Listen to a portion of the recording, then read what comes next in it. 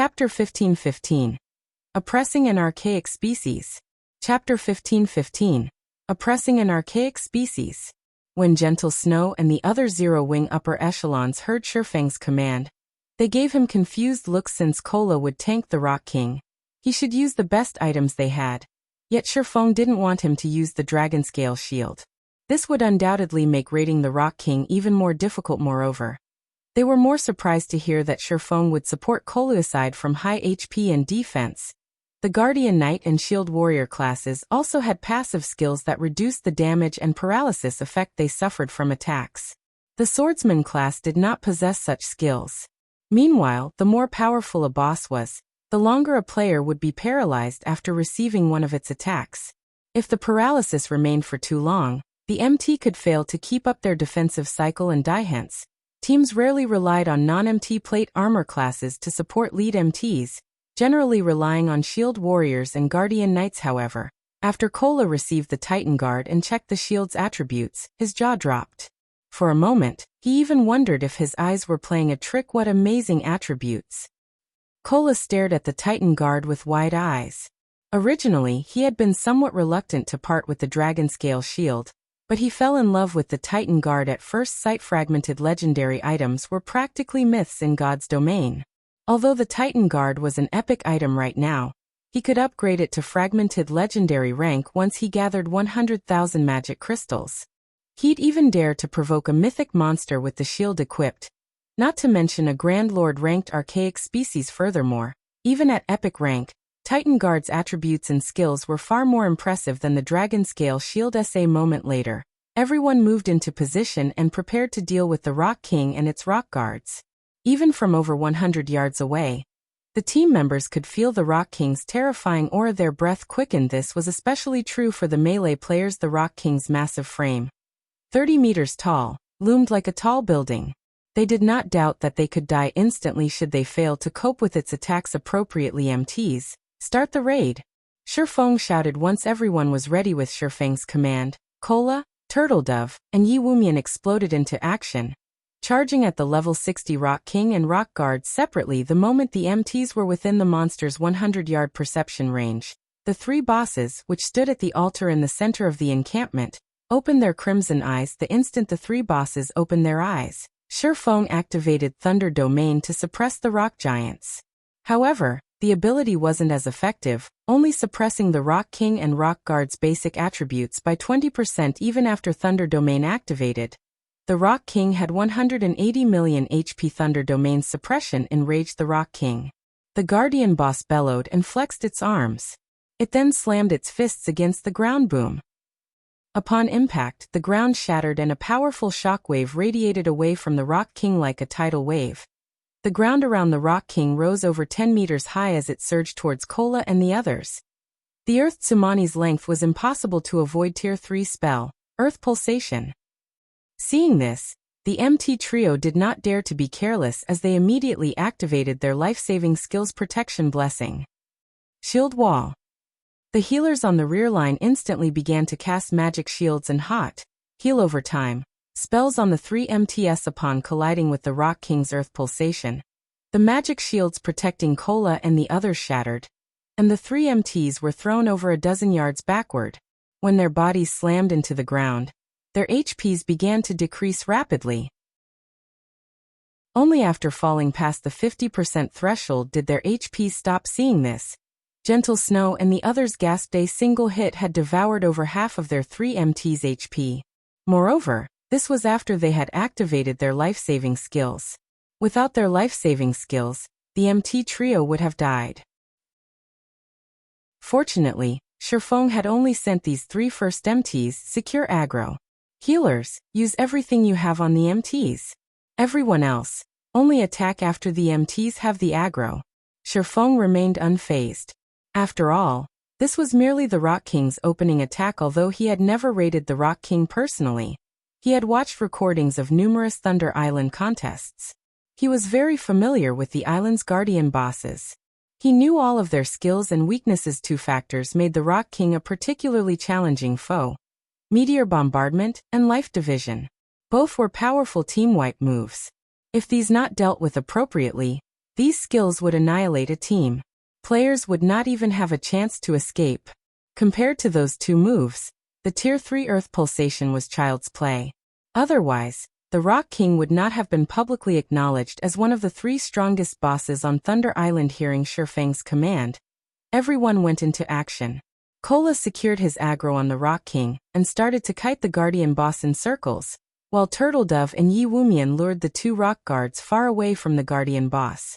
Meanwhile, Solitary 9 and Dark Madness assisted Turtledove and Yi Wumian in kiting the rock guards. However, a Grand Lord was still a Grand Lord at the end of the day. Even if Thunder Domain weakened the Rock King and Rock Guards, their movement speeds and attack speeds were still superior to the Great Lord-ranked Rock Giants. When the 3 bosses attacked the MTs with their palms, it looked as if they were swatting flies. Each of their palms was easily 8 yards across. Despite Cola and the others' promotions to Tier 2, they struggled to dodge the boss's attacks and were hit from time to time. Turtledove and Yi Wumian were somewhat lucky. Due to their life-saving skills still being active, they only received around -8,000 damage when they blocked the Rock Guard's normal attacks. Cola, however, was not as fortunate. When the Rock King slapped him, Cola angled his shield, forcing the Rock King's palm to slide off as he deflected the attack, but he still received over -12,000 damage. Fortunately, Cola's HP had risen to 73,000 after switching to the Titan Guard, which allowed him to nullify an attack every 20 seconds. Thank goodness I switched to the Titan Guard. Otherwise, I wouldn't be able to tank this thing. The more Cola employed the Titan Guard, the more he fell in love with it. In his opinion, the extra HP and damage nullification were secondary. The paralysis reduction effect was the shield's true power. The 30% paralysis reduction allowed him to dodge and block the Rock King's attacks more easily. Without that effect, he wouldn't be able to react in time to block the second attack, even if he blocked the first and reduced its damage. He'd have to receive the full brunt of the Rock King's attacks, and if that happened, he wouldn't be surprised to suffer -30,000 damage with a successful block. The Rock King was no pushover, either. The archaic species bloodline gave the Rock King higher attack speed and reaction speed than the other rock giants. As a result, it could strike Cola twice, worsening the paralysis effect the Guardian Knight suffered when the Rock King's third attack descended. Cola couldn't move into position to deflect the attack in time, having no choice but to block the attack with the full breadth of Titan Guard. Suddenly, a blue flash struck the Rock King's descending palm. Boom. The impact deviated the Rock King's attack trajectory, its palm strike landing half a yard away from Cola Guild leader. Aqua Rose and the others were shocked. Shifang had dealt the blow that deviated the Rock King's attack. Yet despite taking a hit, he had only lost a little over 10,000 HP. He had received less damage than Cola. When the MT deflected an attack, the most impressive aspect of the counterattack was that Shifang didn't show any signs of suffering paralysis.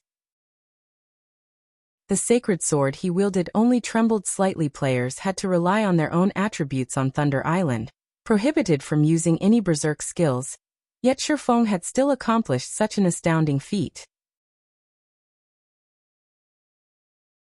Chapter 15-16. Slaying the King. What tremendous strength! Shifang glanced at the vibrating, humming sacred sword in his hand. His teammates were amazed that Shifang had only received a little over -10,000 damage from deflecting the Rock King's attack. However, only Shifang understood how high the damage truly was currently. He was a level 60, Tier 2 Blade Saint. In addition, he had multiple epic weapons and pieces of equipment on top of 3 fragmented legendary items. Although rings and capes provided a much lower boost than weapons, they were still precious fragmented legendary items. Epic items simply couldn't compare. He also had the Aura of Earth, which increased his defense and decreased incoming damage, activated. Yet despite these factors, he still took over -10,000 damage from just redirecting the Rock King's attack. Had he received the Guardian boss's attack head-on, the consequences would have been dire. After Shifang deflected the Rock King's attack, the latter swung its other arm, attacking Cola again. However, since Shifang had bought Cola a moment's peace, he had recovered from the paralysis effect. He immediately turned and leaped backward, his shield angled to deflect the Guardian boss's attack while using the resulting impact to propel himself towards the Rock King. When Cola returned to the ground, he stood next to the Rock King's feet. He then brandished his sword, a streak of golden light smashing into the boss's massive foot tier 2 skill, Divine Strike. Suddenly, a high amount of damage appeared above the Rock King's head, 52 for 97. But Cola wasn't satisfied. The tier 2 Divine Strike was his strongest skill, and Thunder God's power added lightning damage to his attack. Yet he only dealt a little over minus 50,000 damage. If he were fighting any other boss, he would deal over minus 80,000 damage. However, due to this attack, Cola had stabilized his aggro on the boss. Everyone, focus your fire on the Rock King. Shurfeng commanded immediately. The ranged classes launched one attack after another. Unfortunately, most of the damages weren't particularly high. On average, Tier 1 skills only dealt around minus 14,000 damage to the Guardian boss, whereas Tier 1 players' normal damage hovered between 5 and 6,000. Moreover, this was including the bonus damage from Thunder God's power. Just how high is this Rock King's defense? Everyone winced when they saw their meager damage as their damage, and levels currently ranked at the very peak of God's domain. Yet against this boss, their damage was pitiful. The Rock King's current maximum HP was 160 million. It could regenerate 1,600,000 HP every 5 seconds, 320,000 HP every second. Meanwhile, their team only included 35 DPS players. If everyone only dealt an average of minus 10,000 damage per second, they'd barely do any actual damage to the Guardian boss. Fortunately, they had the damage increase from Thunder God's power. Otherwise, they'd have no hope of defeating this Guardian boss. Only now did Zero Wing and Azura's experts understand why the various superpowers had saved the rock giant encampment for last. It wasn't just because of how challenging the ordinary rock giants were to clear out, but because of the difficulty of raiding the Rock King. However, when Aqua Rose and the other Tier 2 ranged players made their move, damages over minus 20,000 began to appear above the monster's head. Some attacks even dealt over minus 40,000 damage after the first wave of ranged attacks. Fire Dance, Shadow Sword, Flying Shadow, Rampant Blade, and Gentle Snow and the other Tier 1 melee players finally assaulted the boss. Tier 2 skill, Successive Shadow Steps. Tier 2 skill, Blade Storm. Tier 1 taboo skill, Frozen River. When the Tier 2 players' numerous skills struck the Rock King, the rest of the team was astonished, 56 for 87. Minus 124,678. Minus 58,037. Minus 42,054. Minus 31,675. Massive amounts of damage appeared above the Rock King's head, one after another, swiftly reducing the Guardian boss's HP. Fire Dance's attacks in particular were absurdly strong. Her normal attacks alone dealt over minus 13,000 damage each, nearly minus 30,000 damage with a critical hit. When she used her skills, she could easily deal over minus 50,000 damage, over minus 100,000 damage if she achieved a critical hit. Fire Dance alone dealt more damage than 5 Tier 1 melee players combined. Big Sis Fire really is too fierce. Even though I'm going all out, I can't deal half as much damage as she can. Blackie's eyes nearly fell from their sockets when he saw the team's damage ranks. Despite both of them being Tier 2 players, there was such a massive gap between them. So, she is one of Zero Wing's upper echelons? Lifeless Thorn was at a loss for words as he looked at Fire Dance's consistent damage cleansing whistle. And the other Azura members were similarly stunned. Back in Cold Wind City, Lifeless Thorn's DPS had ranked at the very top. Now, however, they encountered so many players that far surpassed his DPS.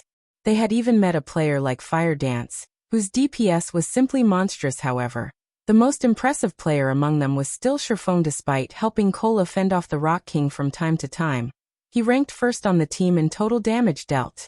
Moreover, there was a massive gap between him and the second-ranked Fire Dance. With a casual swing of his sword, Shurfeng dealt over minus 20,000 damage to the Rock King, over minus 50,000 with a critical hit.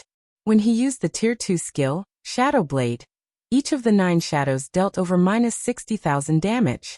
When he used Flame Burst, each of the 15 attacks dealt over minus 200,000 damage. In addition, Shurfeng had the doppelganger he summoned with Phantom Kill. Although the doppelganger only wielded 90% of Shurfeng's attributes, It still dealt about the same amount of damage as Fire Dance. The team continued to chip away at the Rock King's HP.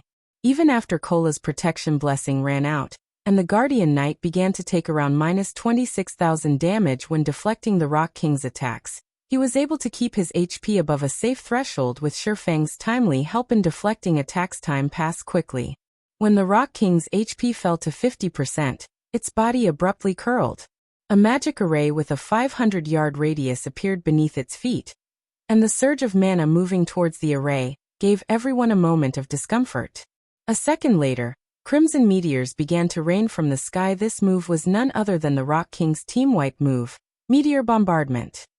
"Everyone, gather to me," Shifang shouted when he saw the descending meteors. Although none of them knew what Shifang intended to do, they did as they were told. Just before the meteors struck the team, Shifang activated the aura of Earth's only activatable skill, Absolute Domain. When activated, the skill gave Shifang immunity to all damage for 10 seconds, and his allies within 50 yards immunity for 5 seconds. Suddenly, a golden glow enveloped the team. Even when the two rock guards bombarded Turtledove and Yi Wumian with attacks, the MTs took no damage as the first wave of flaming meteors crashed into the ground. Towering mushroom clouds rose up around the Rock King. The ground shook as if Armageddon had come. Not even the rock guards were spared as a meteor struck each of them, shattering their bodies into countless fragments. Unfortunately, the rock guards were elemental creatures. Even after they had shattered, they quickly gathered the broken pieces and reconstructed themselves. Only as soon as they reformed, another wave of meteors crashed into them, shattering them once again. Each meteor wave dealt millions of damage to the two Grand Lords. In the end, the rock guards' bodies had been destroyed 9 times throughout Meteor Bombardment's 4-second duration. When the smoke and dust settled, it revealed the utter disaster the rock giant encampment had become. Massive craters littered the encampment. Meanwhile, the Rock King had lost over 10 million HP in its own attack. Seeing this, the players nearly lost their footing. Fortunately, they had been protected by Shifang's Absolute Domain. Otherwise, they would have all died. Good. The meteors have forced the boss into a weakened state. Attack with everything you've got, Shifang commanded when he saw the Rock King, who remained immobile after its spell had ended. Hearing Shifang's command, everyone quickly resumed with their assault, bombarding the Rock King with every skill and spell they had. The weakened Rock King's defense was at an all-time low, doubling everyone's damage. Since the Rock King was immobile, they didn't need to worry about it blocking their attacks either. A series of damages appeared above the Rock King's head, draining its HP like flowing water. In less than a minute, the Rock King's HP fell to 20%, at which point the Guardian boss stood and bellowed in rage. Cracks formed across its body before numerous fragments began to fall off. These fragments then formed Lord-ranked rock giants, the exact same number as the team's players. 50. This sudden change also decreased the Rock King's HP to 10%, but it had entered a defensive state, significantly increasing its defense. Now the team members' attacks dealt less than 20% of what they did originally. This was the Rock King's other team-wipe move, Life Division. If players couldn't defeat the Lord-ranked rock giants in time, these rock giants would be reabsorbed and restore the Rock King's HP. Each rock giant healing the Guardian boss for 1% of its HP. Meanwhile, if the Rock King's HP recovered to 50%, it would use Meteor Bombardment again. The team nearly succumbed to despair at this turn of events. The only thing preventing them from thoroughly falling into despair was the fact that the 50 Lord-ranked rock giants only had 9 million HP each.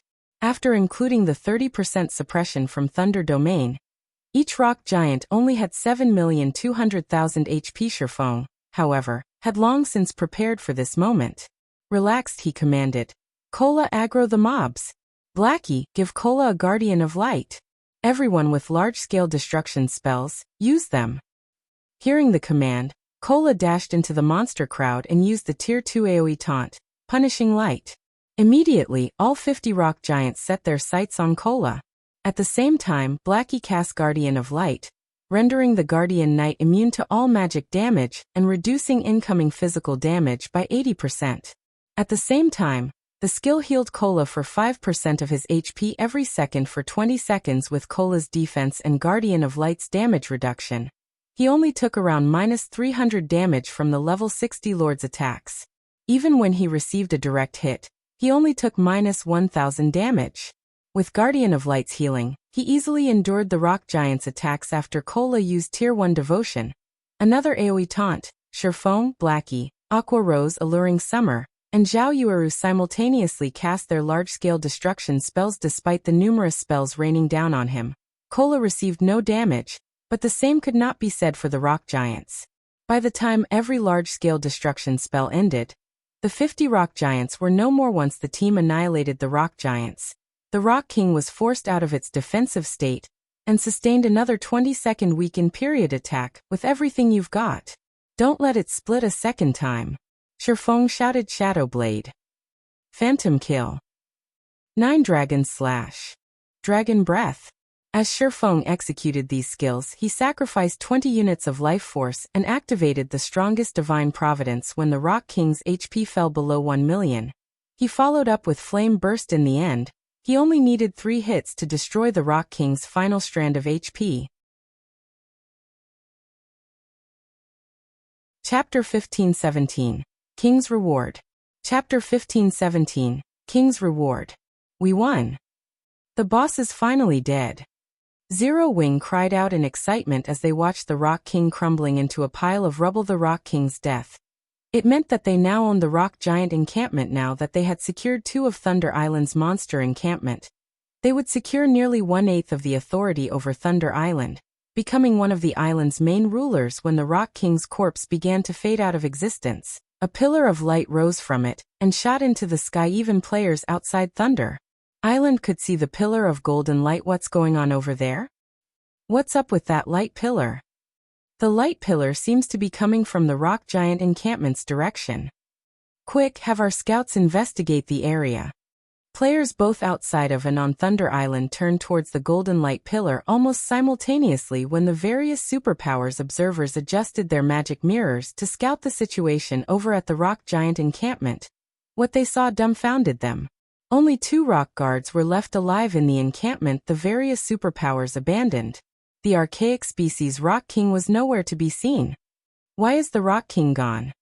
Could they have? Impossible. How can they possibly defeat it with just 50 people?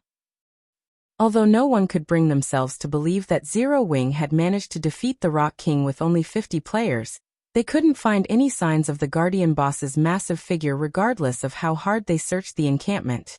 The only noteworthy thing in the encampment was the golden pillar extending from a pile of rubble. With this, they had no choice but to accept the fact that Zero Wing's 50-man team had secured the Rock Giant encampment. The various observers reported what they saw to their superiors on the island. What? How is that possible? Zero Wing managed to secure a second encampment before we did? Just what did they do? Although Zero Wing's clearing speed surprised them, they were still confident that they could claim their second encampment before Zero Wing was anywhere close to defeating the Rock King. Then they would be able to secure their third encampment with little effort. After all, the Guardian boss there couldn't be defeated easily. Especially not with a 50-player team. Not only did Zero Wing manage to clear the monsters in the inner and outer areas, but it defeated the Rock King quickly. This outcome exceeded their expectations. When Phoenix Rain received this shocking news, she too was astonished they actually succeeded. Phoenix Rain looked at the Rock King's remains with an indescribable sense of shock. At this point in the contest, the various superpowers had almost finished claiming their second encampment, and they had far more players than she and Zero Wing. However, these superpowers had many more players that she and Zero Wing did. If not for their lack of manpower and 9 Dragons Emperor's interference early on, they could have secured more than just 2 encampments. In contrast to the reactions of Phoenix Rain's team, 9 Dragons Emperor's players wore grim expressions when they heard the news. How did they defeat the boss so quickly?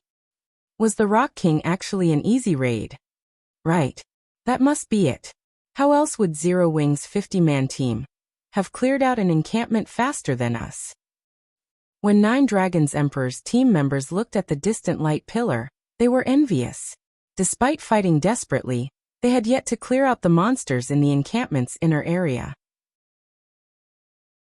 On the other hand, despite starting the raid on the encampment's inner area much later than they did, Zero Wing's team already defeated the Rock King, a Grand Lord ranked archaic species. Damn it. How did things end up like this? Lonely Castle's eyes were bloodshot from rage and envy. Had he known something like this would happen, he would never have agreed to cooperate with Nine Dragons Emperor. Although he wouldn't receive any financial support from Phoenix Rain, he would have obtained a temporary teleportation array on Thunder Island at the very least. With the teleportation array, Firmament would be able to further the development of its naval forces and gain the opportunity to surpass the other first-rate naval guilds. Now that opportunity was gone. Pavilion Master, this will be troublesome. Now that Phoenix Rain has secured 2 monster encampments, the Great Pavilion Master will side with her. Martial Dragon said as he gave the light pillar a grim look. Had Phoenix Rain only secured 1 monster encampment, they could still more or less compete with her, but they'd lose their advantage if she secured 2 encampments. Not only could she convince more large guilds to ally with her, but she would also gain the guild elders' support during the next contest. Phoenix Rain also had a powerful ally like Zero Wing.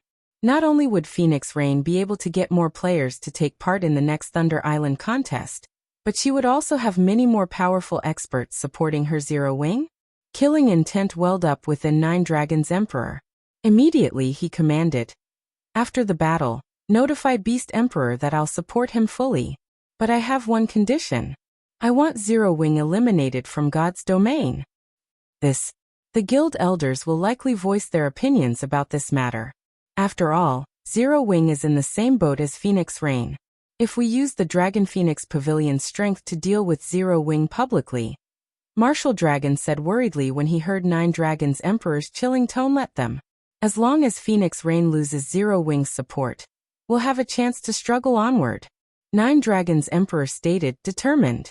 His voice radiated killing intent. He had always treated Zero Wing as one of Phoenix Rain's chess pieces, and had never placed any importance on the guild.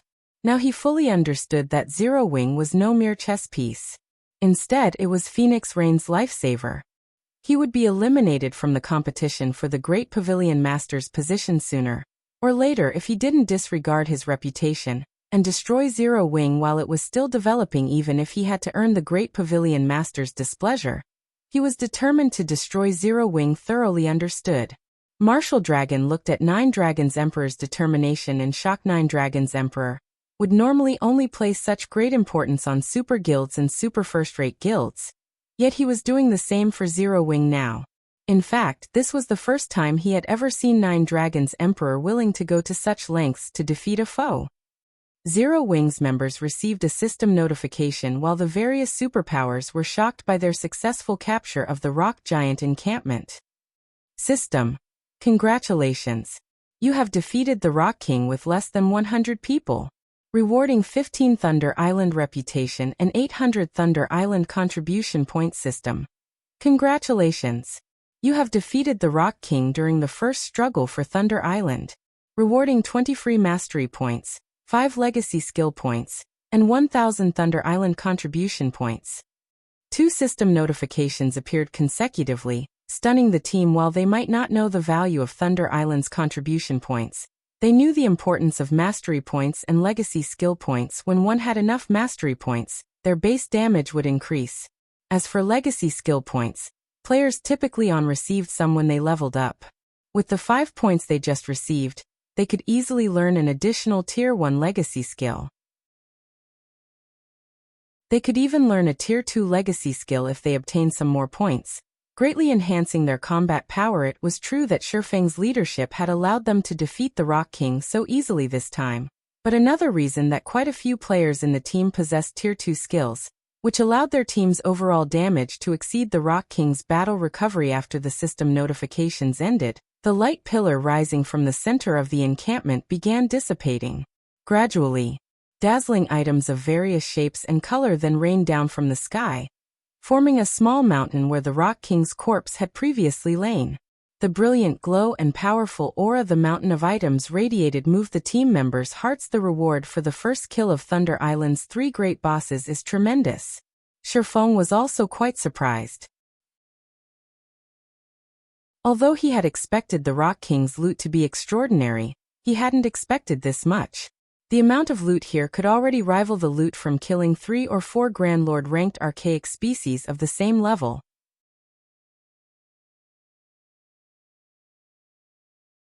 Chapter 1518, Magic Workshop. Chapter 1518, Magic Workshop. The Rock King's loot did not shock only Shifeng and his team.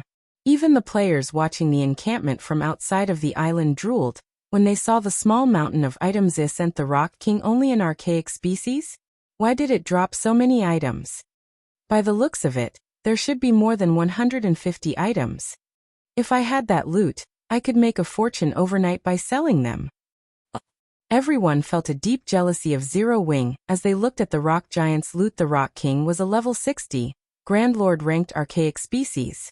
The most common item would drop would be at least level 50 plus fine gold equipment. If one were lucky, it might even drop level 50 plus dark gold equipment. Even super guilds and super first-rate guilds experts would drool over level 50 plus fine gold equipment. Not to mention dark gold equipment. Epic items were simply too rare. Not even superpowers peak experts necessarily had one at a glance. They could spot over 30 weapons and pieces of equipment among the loot. One could just imagine how valuable that miniature mountain was. The various superpowers experts were very close to level 50, and urgently trying to collect level 50 top-tier equipment for the level 50 large-scale team dungeons. Now that Zero Wing had all of these weapons and pieces of equipment, it would gain a definite advantage over other guilds when raiding large-scale team dungeons. Meanwhile, in the rock giant encampment, Shifeng began to organize the loot once he recovered from his shock. He left the remaining 2 rock guards to Turtle Dove, Yi Wumian, and the arriving Tier 2 NPCs. Although the rock guards were specialized Grand Lords, they were no longer a threat to the 2 MTs under the suppression of the encampment's magic array. It was only a matter of time before they fell by the time 2 rock guards died.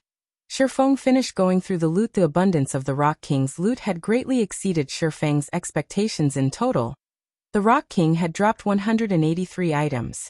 Among them, 55 were super rare materials, 71 were gemstones of various kinds, 24 were magic scrolls, and 32 were weapons and pieces of equipment. The most inferior of the weapons and equipment was level 50 fine gold rank, while the best items were 3 level 55 dark gold weapons. Each of these weapons could easily fetch over 1,000 gold on the market. However, what surprised Shifeng most were the 3 pieces of the Breaker set. A level 55 dark gold set equipment. The Breaker set was an 8-piece set equipment for the Berserker class. Normally, it only dropped in super large-scale team dungeons. Shifeng had never expected the Rock King to drop level 55 dark gold set equipment. Moreover, the Breaker set was a unique dark gold set equipment. If players collected 2 or more pieces of the set's level requirement would decrease by 5 levels. This meant that level 50 players could equip the items. In terms of basic attributes, the individual pieces of the Breaker set were only slightly weaker than level 50 epic equipment. The Guardian boss had also dropped a piece of epic growth type equipment called the Soul Robe. The Soul Robe wasn't restricted to a specific class, although its skills and attributes were suited for healers. When equipped, the robe increased the potency of the wearer's healing spells by 5%.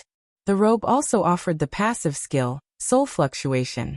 This passive skill would recover the wearer's mana, even when in combat. This skill was akin to an everlasting mana recovery potion during battle. With this skill, a healer could support their allies without worrying about mana. When Shifeng shared the Soul Robe's attribute panel with the team, it earned a round of gasps. During the game's early stages, players didn't place much importance on their mana, but as they reached higher levels, their skills and spells increased in both quantity and quality. As a result, their mana consumption increased as well. The higher tiered a skill or spell was, the more mana it consumed. Hence, if players wanted to raid bosses, the Soul Robe was a must-have item, following which, Shifeng handed the Soul Robe to Violet Cloud. Whether players were up against other players or monsters, a powerful healer on a team was of the utmost importance. Giving the robe to Violet Cloud was undoubtedly the wisest decision. Not only would it improve her healing, but she'd also have an easier time managing her mana. She'd have more leeway when choosing spells and could maximize the team's survivability. However, the last item the Rock King had dropped was the only one that truly attacked Shifeng's attention: the Magic Workshop design. For a moment, Shifeng even wondered if he were hallucinating as he gazed at the thick, dusty tome in his hands. The magic workshop was one of the 3 major buildings players could construct in a guild residence, but only a small number of guilds had ever constructed one for themselves in the past. The first reason was the magic workshop design's low drop rate. Normally, only level 60 plus mythic field bosses had a sliver of a chance of dropping the design. Unfortunately, mythic monsters were exceedingly rare in the fields. The second reason was the construction materials. The main materials to construct the magic workshop were incredibly rare and precious.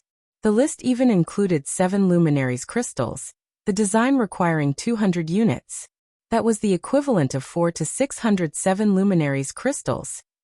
This was why, even after obtaining the design, most guilds had been unwilling to construct the building with that many 7 luminaries crystals. One could set up a relatively large mine space. However, the guilds that had built the magic workshops had proven that the sooner they did so, the more beneficial it would be to the guild's development. The magic workshop had a wide range of use. Chief among them was magic scroll production. The magic scrolls on the market were generally attack, defense, or summoning scrolls. Meanwhile, the magic workshop could produce support scrolls. These scrolls were tierless and similar to players' buff spells and skills only. The buffs didn't increase players' basic attributes, magic resistance, or defense. Instead, the buffs improved aspects of a more intrinsic in nature. For example, players could see farther, hear clearer, and react faster. These buffs allowed players to exhibit more of their own strength, covertly helping them become stronger. It was similar to the difference between a refinement realm expert and an ordinary expert. Even if both players had the same basic attributes, their combat power was vastly different. The support scrolls fell into 2 main categories: individual support and team support. They were extremely useful when exploring the maps and raiding dungeons. Unfortunately, players needed to gather the required materials before paying the magic workshop's NPCs to produce the scrolls for them. But after obtaining the support scrolls, players' leveling speed and survivability would improve significantly. These scrolls' effectiveness depended on the magic workshop's rank. The higher a magic workshop's rank, it would produce a wider variety of and stronger support scrolls. However, it was not easy to upgrade a magic workshop. This was another reason that guilds were recommended to construct the building as soon as possible. In the past, a rumor had floated around stating that the support scrolls from a 7-star magic workshop would grant an ordinary expert the temporary ability to contend with a refinement realm expert on equal footing. However, Shifeng had never seen or heard of any guild successfully upgrading their magic workshop to 7 stars. The highest rank he had seen was a 5-star magic workshop. Even so, a 5-star magic workshop could improve guild members' strength by leaps and bounds. Many of the first-rate guilds that had hesitated to construct their magic workshops after obtaining the design had regretted their decisions. After Shifeng finished examining the magic workshop design, he stored it in his bag, afraid that he would lose it accidentally. After dealing with the rock giant encampment, Shifeng didn't attempt to raid another encampment. He simply guarded the rock giant encampment while waiting for the contest to end. They simply didn't have enough time to raid another encampment, and Thunder God's power was still on cooldown. Without the Thunder God's charm skill to assist them, it would take a very long time for their 50-man team to raid an ordinary monster encampment, not to mention the remaining encampment that had a Grand Lord ranked archaic species as a guardian boss. Meanwhile, the Sacred Temple, which raided its 3rd encampment, encountered an unexpected problem. Halfway through the raid, Miracle attacked the Sacred Temple and stole the encampment, becoming one of the only 2 guilds on Thunder Island to secure 3 monster encampments. Haha. Despite their arrogance, the bastards from the Sacred Temple ended up with only 2 encampments, just like us. Blackie could not help but laugh when he heard this news. The rest of the team nodded and expressed their agreement. The Sacred Temple had looked down on Zero Wing and displayed zero sincerity in their negotiations.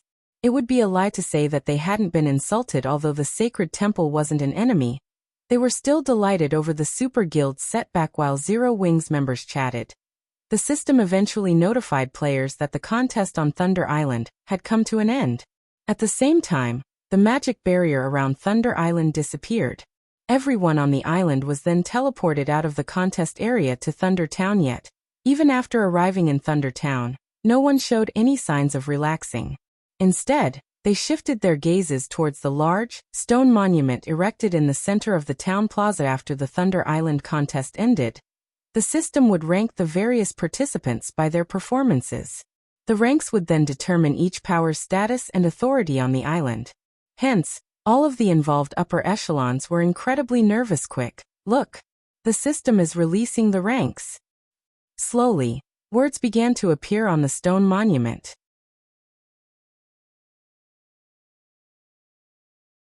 Chapter 15:19. Thunder Island Rankings. I wonder who will get first place?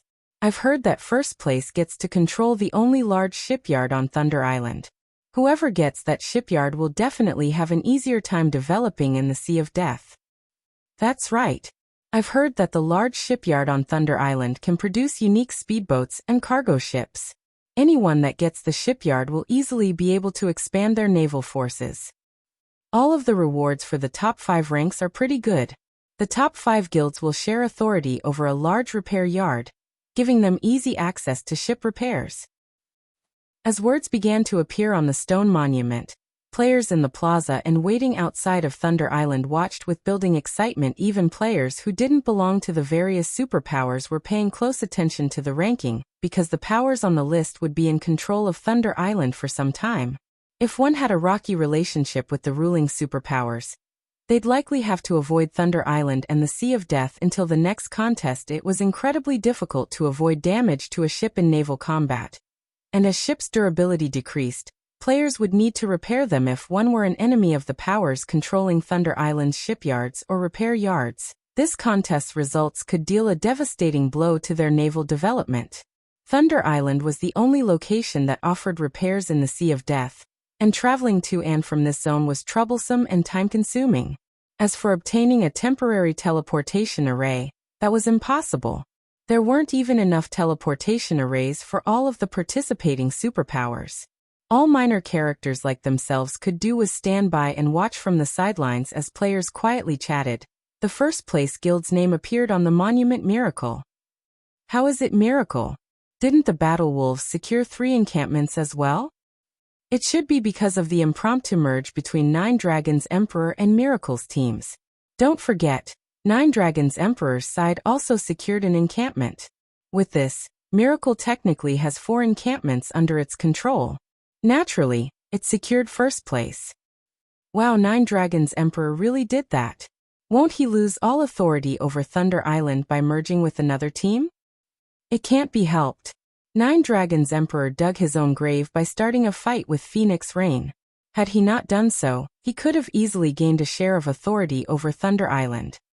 While the watching teams were slightly surprised by Miracle's success, they also sympathized with Nine Dragons Emperor. There was a massive difference between those who had authority over the island and those who did not. With this authority, even controlling a fraction of the island allowed these powers to decide Thunder Island's development model. At the same time, they would have control of a repair yard. Had Nine Dragons Emperor secured a monster encampment under his own name, although he wouldn't have obtained a large repair yard, he could have obtained a smaller repair yard. He wouldn't have to borrow one from another power. With the advent of the first place, the name of the second place guild soon followed. Unsurprisingly, the Battle Wolves secured second place. It was the only other guild that had occupied more than 2 monster encampments. By coming in second place, the Battle Wolves had gained complete control over a medium shipyard, 25% of the shares of a large repair yard, and full control of a small repair yard. The various superpowers were jealous. Like the large shipyard, Thunder Island only had 1 large repair yard. In addition to the large shipyard, first place only received 30% of the large repair yard shares, and a small repair yard. Wonder which guild will come in third? It should be either the Sacred Temple or Nine Heavens Pavilion. After all, both super guilds had occupied quite a number of ancient towers. Even the reward for third place is amazing. Not only will they obtain a small shipyard, but they will also enjoy 20% of the large repair yard shares and a small repair yard. Only the top 3 ranks won't have to share a small repair yard.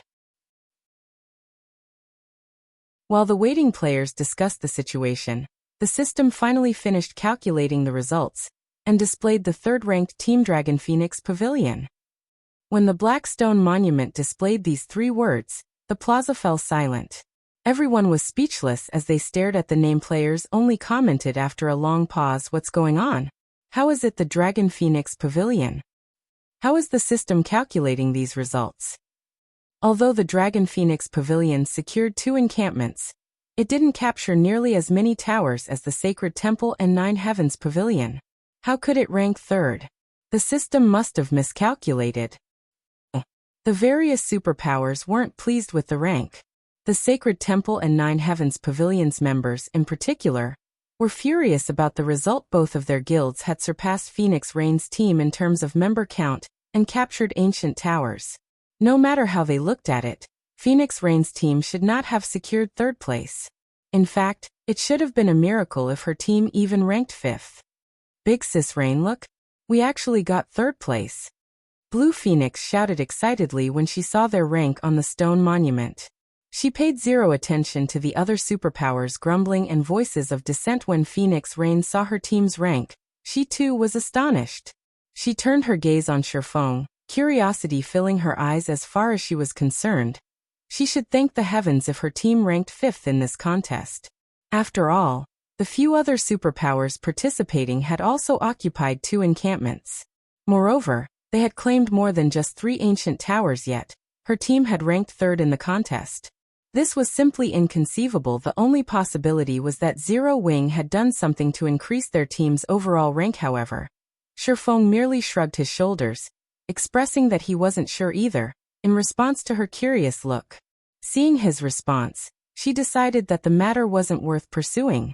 Even so, Phoenix Rain flashed her ally a grateful look. Now that she had secured 3rd place in the Thunder Island contest, she had qualified to compete in future contests.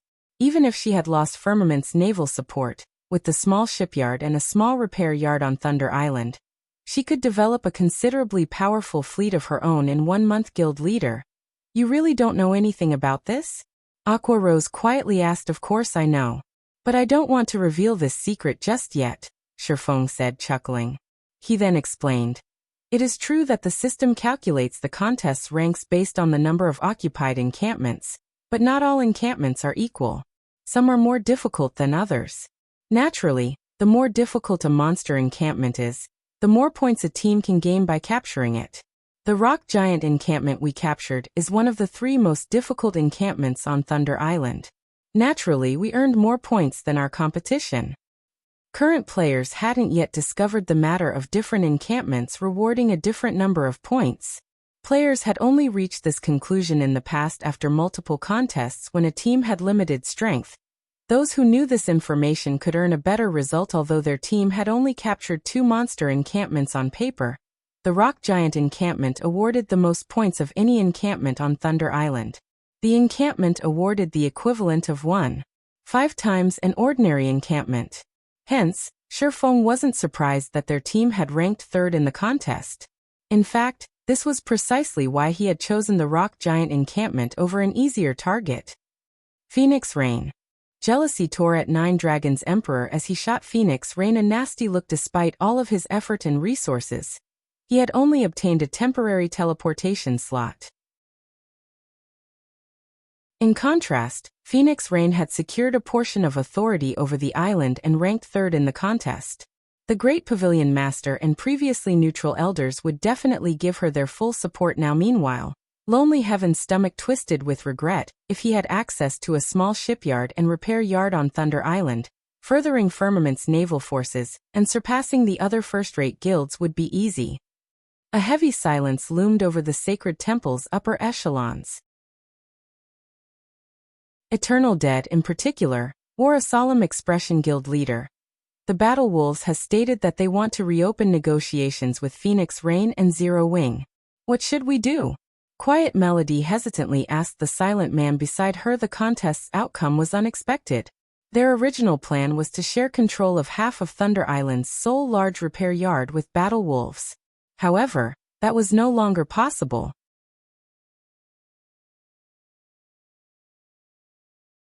Chapter 1520, Change in Positions. Chapter 1520, Change in Positions. The Battle Wolves plan to renegotiate with Phoenix Rain and Zero Wing? A frown appeared on Eternal Dead's solemn face when he heard Quiet Melody's words. I understand. Tell the Battle Wolves that we'll leave negotiations to them. If the Battle Wolves decide to accept Phoenix Rain and Zero Wing's conditions, we won't argue. He had hoped to teach Zero Wing the difference between their guilds, but he never expected this kind of outcome together. Phoenix Rain and Zero Wing had actually outperformed the Sacred Temple now. He had no choice but to lower himself and reopen negotiations with Shifeng understood. Quiet Melody nodded. Eternal Dead's reply didn't particularly surprise her. After all, he had climbed to the guild leader's position with the unanimous support of the previous guild leader and various elders because he always kept the guild's best interest in mind rather. Quiet Melody was curious about Zero Wing. Very few existences in the virtual gaming world were capable of forcing Eternal Dead to admit defeat. It would seem that Zero Wing had become one of them. While everyone was shocked about Phoenix Rain and Zero Wing's rank, the stone monument in the plaza continued to reveal the following ranks in the end. The Sacred Temple ranked 4th in the contest, obtaining 15% of the large repair yard shares and 50% of a small shipyard shares. The Nine Heavens Pavilion came in 5th. At 5th place, the Super Guild acquired the final 10% of the large repair yard shares and 50% of a small shipyard. The crowd paid little attention to the remaining ranks since 6th place and below hadn't earned any shares of Thunder Island's large repair yard. In fact, they weren't even granted any control of a small shipyard. They only gained the right to vote for Thunder Island's development path and temporary teleportation arrays. Meanwhile, after the ranks were announced, news quickly reached the ears of the various naval forces outside of Thunder Island. What? The Phoenix Pavilion was the dark horse in the competition, and even surpassed the Sacred Temple and Nine Heavens Pavilion. I recall that Phoenix Rain had secured 2 monster encampments. She should have 4 temporary teleportation arrays now. Since Firmament betrayed her, and Zero Wing only needs 1, she should have 2 teleportation arrays to spare. If we ally ourselves with Phoenix Rain, we might have a chance of obtaining one of them. Thank goodness we didn't agree to work with Nine Dragons Emperor. We would have lost any hope of befriending Phoenix Rain. The various first and second-rate naval guilds quickly took note of Phoenix Rain's remaining teleportation arrays. Unlike Phoenix Rain, the other superpowers had already reserved their extra temporary teleportation arrays for their allies. Some superpowers had even failed to meet their original goals and acquire enough teleportation arrays. On the other hand, one of Phoenix Rain's partners had betrayed her, so it was entirely possible to ally with her team and obtain one of the arrays. Big Sis Rain, several large guilds with relatively powerful navies have contacted us, stating that they're willing to work under you. However, they have requested a temporary teleportation array in return, Blue Phoenix excitedly announced. In addition, several superpowers have congratulated us, stating that they would find time to negotiate cooperation in the future. The Battle Wolves have also sent a representative to reopen negotiations regarding cooperation on Thunder Island. Although the Dragon Phoenix Pavilion was a super first-rate guild, Phoenix Rain could only mobilize a small portion of the guild's power. Hence, before today, very few naval forces had been willing to ally with her. The various superpowers were of a similar opinion now. However, first- and second-rate naval guilds and superpowers began to pay attention to Phoenix Rain. Even the Battle Wolves wanted to reopen negotiations. Blue Phoenix had never imagined this outcome. Yi Feng, the Battle Wolves have sent an invitation. What is your opinion on the matter? Phoenix Rain asked Shifeng softly, who stood beside her. She was fully aware that Zero Wing was the only reason she enjoyed such treatment. Furthermore, their relationship had long since grown past that of an employer and employee to a partnership. Since the Battle Wolves had taken the initiative to reopen negotiations, she had to seek his opinion on the matter. Let them wait for a bit. We're not in a hurry, Shifeng said, smiling. He was not particularly surprised by the situation. Instead, we should focus on recruiting strong naval forces. Only by doing so can we increase our overall strength quickly. Cooperating with the various superpowers would only benefit them on Thunder Island. On the other hand, by recruiting the naval forces that needed a temporary teleportation array, they could bolster the ships sailing under their banner. With this, Grinding for thunder passes would become much easier. Let the battle wolves wait? Phoenix Rain was taken aback when she saw Shifeng's serene expression. The battle wolves was a bona fide super guild. It had also occupied 3 monster encampments during this contest. Many large guilds would die for the opportunity to cooperate with the battle wolves. Yet Shifeng wanted to reject the super guild's offer. Once we begin operating our small shipyard, we'll have a greater advantage in the negotiations, Shifeng said, nodding. All right then. I'll let them know, Phoenix Rain agreed. Finding no flaws in Shifeng's reasoning to forge iron, one needed a sturdy hammer. Even if they proposed the conditions they deserved, the battle wolves wouldn't necessarily agree. Once they were sufficiently powerful, the battle wolves and sacred temple would offer the appropriate conditions. What? She rejected the offer? She's even told the battle wolves to wait for her answer? What is she trying to do? When he read the report containing Phoenix Rain's reply, Eternal Dead was confused. Has she lost her mind? In his opinion, the fact that he and the battle wolves had even agreed to reopen negotiations was incredibly generous. Yet Phoenix Rain and Zero Wing had rejected the offer. Guild leader. What should we do? Quiet Melody asked. We wait. If they don't come looking for us, we won't seek them out either. I refuse to believe that Phoenix Rain and Zero Wing will sit by and do nothing. Eternal Dead replied seriously. While the various powers chatted about the contest, Phoenix Rain and Shifeng's group ventured to Thunder Island's town hall and selected their small shipyard and small repair yard. They also registered their guilds for the respective temporary teleportation arrays. Guilds that had registered their teleportation arrays could teleport members between Thunder Island and their guild residences for a small fee.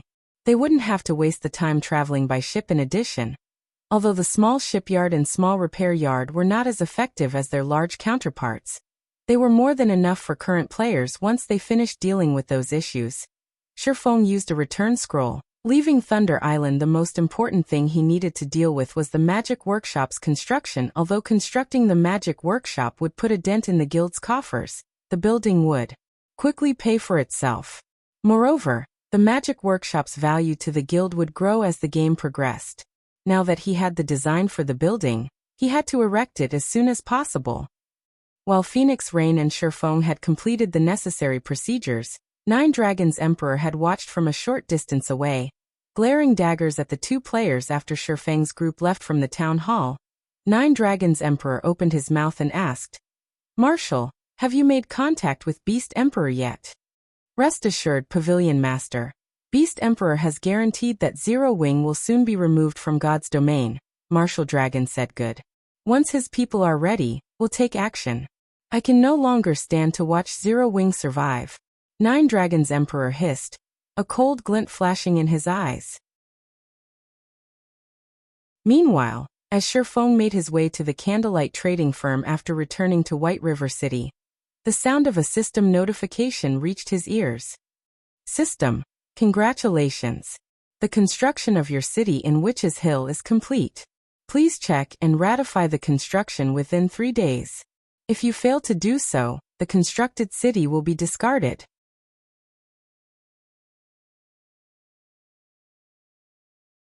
Chapter 1521. Materials of Astronomical Value. Chapter 1521. Materials of Astronomical Value. It's finally finished. Shifeng could not help his elation when he saw the system notification in God's domain. The income from a guild town was limited to its shops and establishments. While the money from these sources might sustain a small guild, it was nowhere near enough to cover a large guild's operation costs. Furthermore, guilds were required to pay exorbitant system management fees. Every month the monthly management fee for a basic town was 5,000 gold. For an intermediate town it was 15,000 gold. And for an advanced town, it was 50,000 gold. If a guild couldn't afford the fee, the system would temporarily freeze the guild's authority over the town. If the guild couldn't pay the fees within 3 months, they'd lose the town. The system would then hold an auction and sell the toe to the highest bidder. Aside from the monthly management fees, the guild was responsible for hiring the various NPCs that operated the town. Hence, when the various large guilds considered constructing a town, they had to consider whether or not they could afford to run. Ida Guild City's expenditures were even higher. The monthly management fee alone could bankrupt an ordinary large guild several times over. A basic city already cost 200,000 gold per month. No ordinary large guild could gather that much in 2 or 3 months, not to mention one. Unless it abandoned the guild's development and pooled all of its money for the city's development naturally. A guild city also had more income sources. Aside from the shops and establishments, a guild was allowed to collect tolls from players entering the city. Guild towns didn't offer this function as long as a guild city attracted a sufficient number of players. The income from the tolls could easily surpass the shops and establishments by several folds. Hence, site selection was extremely important when building a city. If the guild chose poorly, the city would lose the guild more money than it could earn, following which, Shifeng contacted Melancholic Smile and had her collect the materials to construct the magic workshop while he intended to visit Witch's Hill Guild leader. The various large guilds are currently fighting over the materials you've asked for. They're selling for very high prices. Some of the materials only drop from special 100-man Hell Mode team dungeons. It will likely take some time to collect all of these items, Melancholic Smile said. She was astonished when she read the list of materials Shifeng had sent. I'm afraid mana ore is going to be particularly difficult to acquire. Shifeng had only asked for 500 crimson fire rocks, 500 frost stones, 500 logs of purple lightning wood, 5,000 ingots of mana ore, and 100 advanced magic cores, all of which were extremely rare and valuable. Mana ore was particularly rare since it dropped randomly when mining with an incredibly low drop rate. It was also useful in many aspects such as construction, furnishing, forging, alchemy, and engineering. Although Zero Wing frequently purchased mana ore, it only had a stock of a little over 1,300 ingots. As for the advanced magic core, it only dropped from the final bosses in 100-man Hell Mode team dungeons. Although the guild had consistently raided Hell Mode team dungeons, it had only collected a little over a dozen cores. With the amount of money it would cost to purchase the materials Shifeng had requested, they could buy golden lands in multiple NPC cities. Are a lot of guilds collecting mana ore right now? Shifeng asked curiously. If it's too difficult to acquire in Starmoon Kingdom, try Black Dragon Empire or other kingdoms. Although mana ore was very rare, guilds weren't the only ones capable of acquiring the ingots. Many independent players spent their time mining ores in the fields, and a few were bound to get lucky, obtaining a few ingots. With how many independent players there were in the kingdom, it should not be very difficult to collect 1,000 pieces. Among the materials he listed, the mana ore should be the easiest to obtain. The list he had given Melancholic Smile hadn't even included the 7 luminaries crystals. Had he added that to the list, Melancholic Smile would have fainted from shock. Rather than a building, it seemed like he intended to construct a display of pure gold guild leader. The ore is very difficult to acquire. Searching other kingdoms and empires won't change that. The various large guilds have already purchased every ingot on the market, and any new mana ore will be highly contested over. Melancholic Smile said, smiling bitterly. Why? Shifeng asked curiously. As far as Shifeng could remember, while mana ore had been rare and in high demand, guilds hadn't necessarily fought over it. Even in the past, mana ore hadn't been cheap, each ingot selling for 30 to 40 silverets due to the Orc Empire's sudden rise. The Orcs have affected several kingdoms and 2 empires already, and these countries have dispatched their armies to hold the Orcs back. As a result, an exchange system activated on the front lines. So far, many items are available for purchase, including the common mounts, which most guilds have been searching desperately for. There are even bronze mounts available. To purchase these mounts, players have to complete all sorts of large-scale quests and earn contribution points. However, these large-scale quests are extremely difficult. They either required players to reinforce or capture towns. Meanwhile, not only are there a lot of orcs, but their combat standards are also quite high. In addition, when the orcs show up, a strange mist covers the area, driving players' mana into chaos and decreasing their combat power. Players are only able to stabilize their mana with mana charms, a consumable tool that's crafted with mana ore. Aside from that, a lot of ancient ruins have appeared because of the fog. The monsters in these ancient ruins have very high drop rates. There have been rumors that claim that these ruins contain siege tools from ancient times. Hence, the kingdoms and empires' major powers are frantically collecting mana, or in hopes of raiding these ruins and acquiring guild mounts as quickly as possible. This, in turn, has resulted in the mana ore shortage on the market.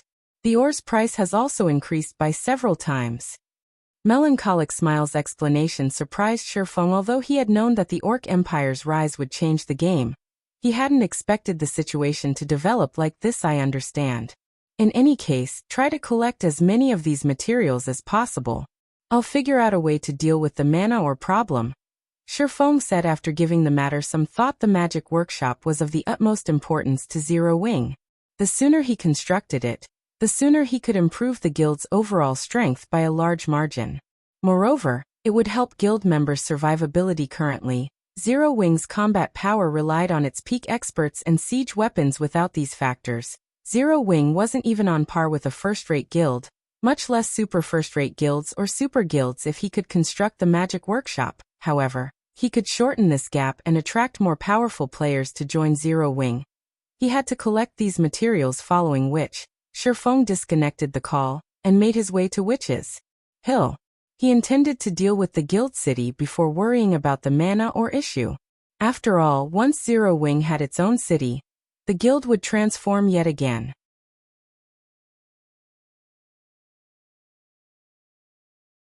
Chapter 1522. Initial appearance of city. After reaching White River City's teleportation hall, Shifeng teleported to Bewildering Forest Town in seconds. Shifeng arrived in another, crowded teleportation hall. Not only was the hall crowded, but he also noticed that all of these players were above level 40. Many wore guild emblems on their chests and grim expressions on their faces. The rest of the players had already formed teams of over 20 players. Shifeng only spotted a few solo players throughout the hall. Why are so many people here? Shifeng watched the players around him curiously. Bewildering Forest Town was one of the more remote towns in Starmoon Kingdom. Moreover, most of the leveling maps around it were below level 30. Although it was the closest NPC town to the Witch's Hill, even with a mount, it would take players over 7 hours to reach the map. Furthermore, Witch's Hill wasn't the most resource-rich map in this level range, and Starmoon Kingdom's largest forest separated Bewildering Forest Town and Witch's Hill. The Maze Forest. The monsters in the Maze Forest were between level 40 and level 50. Although the entire forest was not particularly dangerous, its inner sanctum was a maze. Players who weren't familiar with the terrain could easily lose their way. The only thing that even made grinding in the Maze Forest worthwhile was the Dawnflower. The Dawnflower was a rare material for brewing wine, and the disorienting potion. Currently, however, neither of these items were useful to players. Logically, there should not be that many high-leveled players in Bewildering Forest Town. Starting a 1,000-man expedition to an orc fortress. Players who are interested in the raid can register with me. Selling cheap mana charms. Interested players can come find me. All. As soon as Shifeng left the teleportation hall, he was greeted by the sight of quite a few expedition teams recruiting members. In addition, merchant players stood by the busy street, hawking their wares. Of the numerous times Shifeng had visited the town during his previous life, he had never once seen the town this lively. The orcs have already reached this area. Shifeng was surprised as he watched the various players recruiting for 1,000-man team expeditions. The Orc Empire was southwest of Starmoon Kingdom, but although Bewildering Forest Town was the closest town in the kingdom to the Orc Empire, it didn't border the empire. Moreover, these players weren't mobilizing 100-man teams, but 1,000-man teams. It was rare in God's domain, much less Starmoon Kingdom. Normally, players would only form such large teams when venturing into dangerous regional dungeons. As Shifeng turned away from the crowd, intending to head to a bar to collect some intel, he heard the sound of a regional announcement. Bewildering Forest Town Region System Announcement. An army of orcs has broken through the defensive line of Starmoon Kingdom's 3rd Army and is currently making its way to Bewildering Forest Town. Bewildering Forest Town will enter a defensive state, and garrison quests will activate in Bewildering Forest Town. The orc army's estimated time of arrival is 10 hours. Please make prepare. Crap. Aren't the orcs moving too quickly? They're already heading our way? Ha! This is wonderful. I'll be able to earn even more CPs. Upon hearing the system announcement, a commotion broke out among the players in town. Some were excited for the event, while others were surprised. However, the one thing these players had in common was their anticipation of the orc army's arrival. They were clearly interested in participating in the town's defense. It wasn't long before the teams that had been recruiting for an expedition changed their goal to the town's defense. Members of the various large guilds and adventurer teams immediately contacted their superiors, notifying them of the sudden development. Boss, orcs are going to attack Bewildering Forest Town.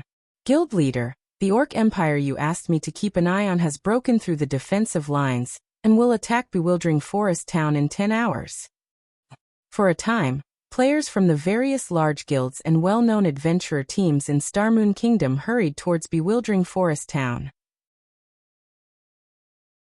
It was clear that these guilds and adventurer teams had long since prepared for this as their members flooded the town. Meanwhile, Shifeng found a seat on the second floor of an open-air bar, and just as he was about to browse Starmoon Kingdom's forums for information, Aqua Rose contacted him. Guild leader, the orc army has started its invasion of Starmoon Kingdom's Bewildering Forest Town. I just received the news, but it seems that many guilds have already dispatched their armies to the town. Should we do so as well? I've heard that if the town is successfully defended, participating players will receive an abundance of CPs, and participating guilds can increase their influence in Starmoon Kingdom. Increase a guild's influence in Starmoon Kingdom? When Shifeng heard Aqua Rose's report, he realized why the various large guilds seemed so prepared and passionate about defending this town. In God's domain, kingdoms and empires wouldn't remain the same forever. As time passed, some would disappear, while others would rise to prominence. Guilds even had the opportunity to take control of some countries. This was how the various superpowers had established their own massive kingdoms and empires during Shifeng's previous life. Players couldn't simply establish kingdoms and empires by constructing numerous towns and cities. They had to take control of an NPC kingdom or empire. The Oceanic Kingdom, Sea's End, was a perfect example, in which players could take control of its NPC cities. Although players wouldn't have as much control of the cities as they would of a guild town, it was enough on God's domain's continent. Guilds that wanted to take control of NPC cities, kingdoms, or empires needed guild influence. Of course, influence wasn't the only thing guilds needed to take control of NPC cities and countries. There were other requirements as well. At this stage of the game, it wasn't possible. Players were simply too weak, unable to take on God's domain's NPCs. However, it was important for a guild to accumulate guild influence as early as possible. Aqua, see to the necessary arrangements immediately. Since the Starmoon Kingdom's large guilds are participating in the event, Zero Wing can't be absent. Shifeng instructed after giving the matter some thought. Although he had several methods to increase Zero Wing's guild influence in Starmoon Kingdom, it was not a bad idea to take advantage of this opportunity. It could save him a lot of time in the future. Guild leader, should we call in Gentle Snow's team as well? Aqua Rose asked. No need. Let them finish their promotions first. Shifeng had high hopes for Gentle Snow's and Zhao Yueru's Tier 2 promotions. After all, both wielded fragmented legendary items and hidden classes. Once the two completed their Tier 2 promotion, their combat power would be extraordinary, following which, Shifeng disconnected the call and departed from Bewildering Forest Town. After finding a secluded location, he summoned the demonic flame tiger and made his way to Witch's Hill. He still had 10 hours before the orc army arrived. It was more than enough time to deal with the guild city and return to command the guild's army in battle with the demonic flame tiger. Shifeng completed his journey to Witch's Hill, which normally required over 7 hours of travel time on a common mount, in less than 4 hours as Shifeng reached the massive waterfall near Witch's Hill. The sight of a towering city rose before him. Unlike Stone Forest Town, soaring, magically strengthened stone walls surrounded the city. Although it wasn't visible to the naked eye, a magic barrier also enveloped the city. Although players could enter a town from any side, players could only enter the city through its main entrance. The construction looks quite nice. Even from afar, Shifeng was satisfied with how his city turned out. His new city was much larger than the basic cities, which were upgraded from advanced towns, that he had seen in the past. After the brief pause, Shifeng made his way towards the city.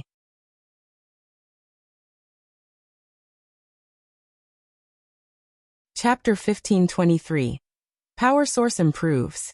Chapter 1523. Power Source Improves. When Shifeng stopped before the city's main entrance, an imposing pair of tightly shut gates greeted him. Pitch-black runes had been carved into the gates, forming multiple magic barriers that protected them. The magic barriers here were much stronger than the barrier his movement-type defensive magic array created, as it could even withstand Tier 4 attacks. As for the magic barrier around the entire city, although it was not as powerful as the one on the gates, it wouldn't have any issue blocking Tier 3 attacks. This city was a perfect guild fortress. It was definitely worth spending all those coins to build this thing. Shifeng could not help his rueful sigh as he observed his surroundings. The city occupied a mountain peak, so the mountain's scenery remained unobstructed. In addition, an impressive waterfall fell by the hillside. Occasionally, Shifeng saw birds of various kinds fly past the mountain and below the city. He felt as if he had just arrived in paradise. Setting aside Witch's Hill's unique circumstances, this grand scenery would attract many lifestyle and entertainment players. During his previous life, Shadow hadn't even had a guild town at this stage of the game, yet his Zero Wing already had its own basic city. Not even super guilds had achieved this feat currently. Only Season's major powers controlled cities. Unlike Season's major powers, however, he had complete control of his city. The city's development path wouldn't limit his options. Meanwhile, when Shifeng arrived, a dozen or so NPC guards came down from their posts along the city walls to open the gates. Esteemed City Lord, we have completed your city's construction. If there are no issues, we may begin the transfer procedures. A middle-aged man with a cross-shaped scar on his face respectfully reported as he came forward to greet Shifeng. The man wore a luxurious suit of armor with a white cape draped over his back. He also carried a longsword embedded with several pieces of 7 luminaries crystal at his waist. Although the man didn't radiate an aura, he was a level 180, Tier 3 Knight Captain. In a minor NPC city, he could even serve as the magistrate. At this stage of the game, he could kill any ordinary player in a single move. I am fine with that. However, before we begin, I'd like to visit the city's core magic array, Shifeng said, nodding. He had previously obtained an evil god crystal after killing a Grand Lord ranked evil demon under the Beast Emperor's command to a guild city. The item's value was astronomical. The evil god crystal could be used as a power source for a city. Although it couldn't compare to a Titan core, the power source was very difficult to come by. It was definitely much stronger than the freebie power source that was included in a city's construction. Esteemed City Lord, please follow me, the Knight Captain Yared said as he led the way for Shifeng. The dozen or so knights previously guarding the gate following close behind. As Shifeng walked through the city, he could easily tell it was many times larger than Stone Forest Town. Not even an advanced town could compare to its grandeur. Despite the city's basic rank, it should easily accommodate over 300,000 permanent residential players. Moreover, this was assuming that he built the city's basic infrastructure. If he used advanced buildings, he could double the city's capacity, at which point the city wouldn't even feel cramped with over 1 million players. In contrast, players would likely walk shoulder to shoulder in an advanced town with a 1 million player population. However, it was due to the city's large size that it required a lot more resources to develop. Take the street Shifeng was currently on, for example. Although the NPCs had already built quite a few essential buildings, Shifeng passed large plots of empty land. He'd have to spend a lot more to fill these gaps. Based on Shifeng's initial estimates, the initial resources to construct the necessary infrastructure would be enough to drive any first-rate guild mad. Not to mention constructing buildings like the battle arena. The buildings in cities were allowed to have far more floors than those in towns. The battle arena in Stone Forest Town, for example, could only have 8 floors. In a basic city, however, a battle arena could have up to 16 floors. Though players had to have enough money to build them under Yored's lead, Shifeng quickly reached the 3rd underground floor of the City Lord's mansion. Esteemed City Lord, this is the city's main control room. Here, you may control the magic arrays all over the city, Yored explained as he gestured to the mammoth ball of water floating in the center of the hall. Numerous golden runes decorated the wide hall's walls, while the water ball in the center felt like an inhaling whale as it absorbed the mana from outside of the city, transferring the mana to the city's various areas. Meanwhile, A black crystal floated within the core of the magic water ball. This black crystal was the power source the system granted when players constructed their own cities. This crystal was the city's lifeblood, created by dozens of high-tiered wizards. It was a better power source than those that formed naturally, or those the gods had created without hesitation.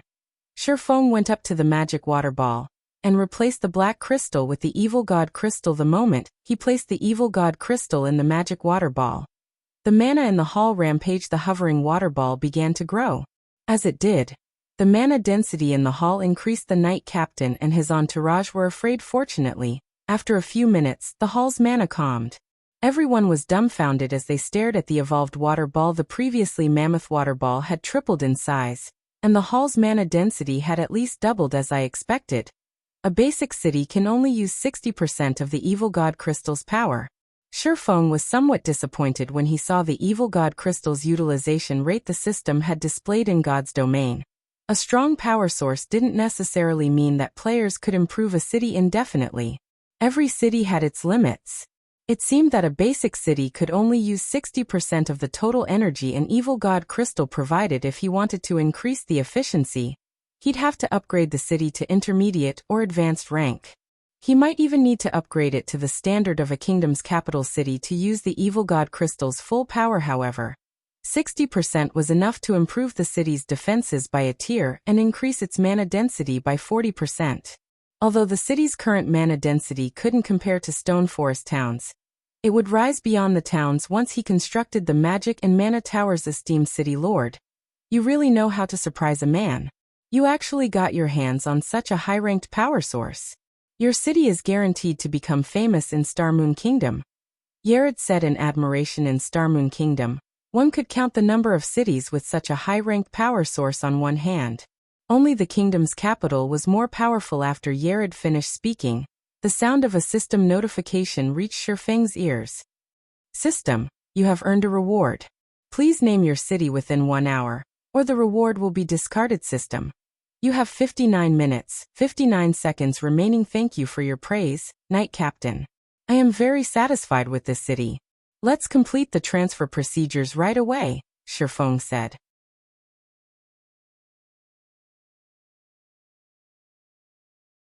Chapter 1524. Zero Wing City. Once Shifeng agreed to start the transfer procedures, the Knight Captain revealed a dazzling, silver token and passed it to Shifeng. The token itself wasn't ornate, but the moment the Knight Captain revealed the item, the hall's mana began to gather around it, forming a magic barrier around the token. The magic barrier would prevent undesignated players from touching it. Esteemed city lord, here is your city lord's token. Once you carve the city's name on the token and we finish the registration, the city can officially open to the public. Knight Captain Yared explained as he admired the item in Shifeng's hand. The token's owner would have absolute control over the city. Not even city magistrates has so much authority. City magistrates were merely representatives the kingdom tasked to manage its cities. Throughout Starmoon Kingdom, only a handful of people controlled their cities and were acknowledged as lords in the kingdom. These NPCs' statuses were so high that even the king had to treat them respectfully. This wasn't the first time Shifeng had obtained a city lord's token. As it rested in his palm, he taped on the magic array around the token. Immediately, a system window appeared before him, asking him for the city's name. Since this is Zero Wing's first city, let's call it Zero Wing City, Shifeng thought as he filled in the name box. By using the guild's name for the city, not only would the public know who the city belonged to, but it would also advertise the guild. This was another benefit of constructing a city from scratch. If a guild obtained their city by upgrading a town, the new city would retain its old name. Hence, first-rate guilds and stronger had usually tried to construct their cities from scratch as proof of their prowess. After Shifeng finished naming Zero Wing City, Yared began the registration process. Congratulations, esteemed city lord. You have now become the first heavens blessed to own your own city in Starmoon Kingdom. The city will now enter a 21-day protection period. During this time, you may hire city guards to protect the city from harassment. You will also be responsible for a 200,000 gold tax each month, Yared explained. Do you wish to hire guards now? Do you have a list for me to choose from? Shifeng asked. A city's defense wasn't like that of a town. The system would only allow players to hire up to Tier 2 NPCs in a town. After all, Tier 3 NPCs could serve as small cities' magistrates. Although he could hire Tier 3 NPC guards in a basic city, he could only hire 5. Moreover, Tier 3 NPCs had different strengths and specialties. To ease the burden of the city's defense, it was necessary to choose the Tier 3 NPC guards carefully. Alright. Here is a list of the Tier 3 guards we can currently provide. Unfortunately, since there are so many Tier 1 and Tier 2 guards to choose from, I am unable to provide a precise list. If you would like a more detailed list of your options, you may hire these guards from the Adventurers Association. Yared explained as he handed Shifeng a list. The list showed the general prices for the Tier 1 and Tier 2 NPC guards, as well as a brief introduction of the various Tier 3 NPC guards available for hire. Hiring 10 level 150 elite guards for 21 days would cost 100 gold, 300 gold for 10 level 150 Tier 1 guards, and 700 gold for 10 level 150 Tier 2 guards. Each of the Tier 3 guards had different prices. There were a total of 37 Tier 3 guards available, and they cost anywhere between 800 and 1,400 gold for 21 days. The cost of hiring one of these NPCs could already rival that of 2 squads of Tier 2 guards even for Zero Wing. The expenditure wasn't easy to shrug off, yet Shifeng had no choice. He hadn't constructed Zero Wing City near any NPC towns or cities, so it could easily come under monster attack. This was especially true at night. For Zero Wing City, which didn't have its defensive constructs yet, powerful guards were a must. Furthermore, Shifeng hadn't expected the rise of the Orc Empire, which had already turned its sights to bewildering Forest Town. The Maze Forest was the only thing standing between the town and Witch's Hill. On the off chance that the Orc army decided to attack Zero Wing City, Tier 1 and Tier 2 NPC guards wouldn't be able to fend off the attack. Only Tier 3 NPCs had enough of an advantage over the orcs, following which, Shifeng chose to hire 5 Tier 3 guards. 1 healer, 2 MTs, and 2 magical classes. Among them, the magical classes were the most expensive, each costing 1,300 gold. Each of these magical class NPCs had 2 Tier 3 large-scale destruction spells, and a Tier 3 curse in their arsenal. IV decided to hire these 5. In addition, I wish to hire 800 elite guards, 150 Tier 1 guards, and 50 Tier 2 guards, Shifeng said, returning the list to Yared after making his decision. If Aqua Rose or Gentle Snow were present, they would have a heart attack over hiring so many guards. The cost of hiring NPC guards was much higher than NPC soldiers, yet Shifeng still chose to hire 1,000 NPC guards at once. But Shifeng knew the necessity of the decision. Cities were much larger than towns, and without enough NPCs, a city would be impossible to defend, and public security wouldn't be maintained. Moreover, as the city's environment was more beneficial than a town's, it didn't cost as much to hire NPC guards. If he hired this many guards in a town, it would drop Zero Wing's finances into the red. This was an advantage that the system provided when players constructed their own city from scratch. Alright. The total cost for the guards you've chosen is 21,000 gold. Once you've made the payment, the Adventurers Association will send them to the city, Yared said without hesitation. Shifeng handed 21,000 gold to the Knight Captain. Fortunately, he had recently posted plenty of rare materials he had obtained from Cold Wind City in Zero Wing's auction house.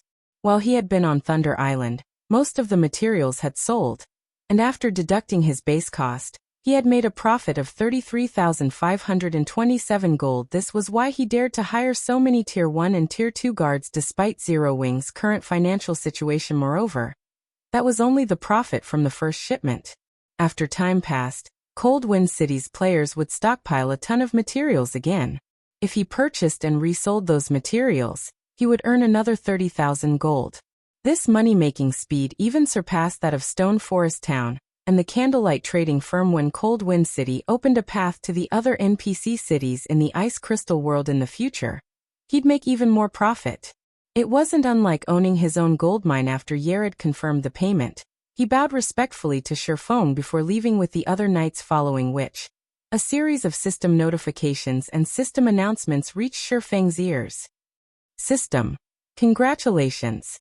You are the first player in Star Moon Kingdom to own a city. rewarding 300 Star Moon Kingdom reputation, and Lord of Star Moon Kingdom title system. Congratulations!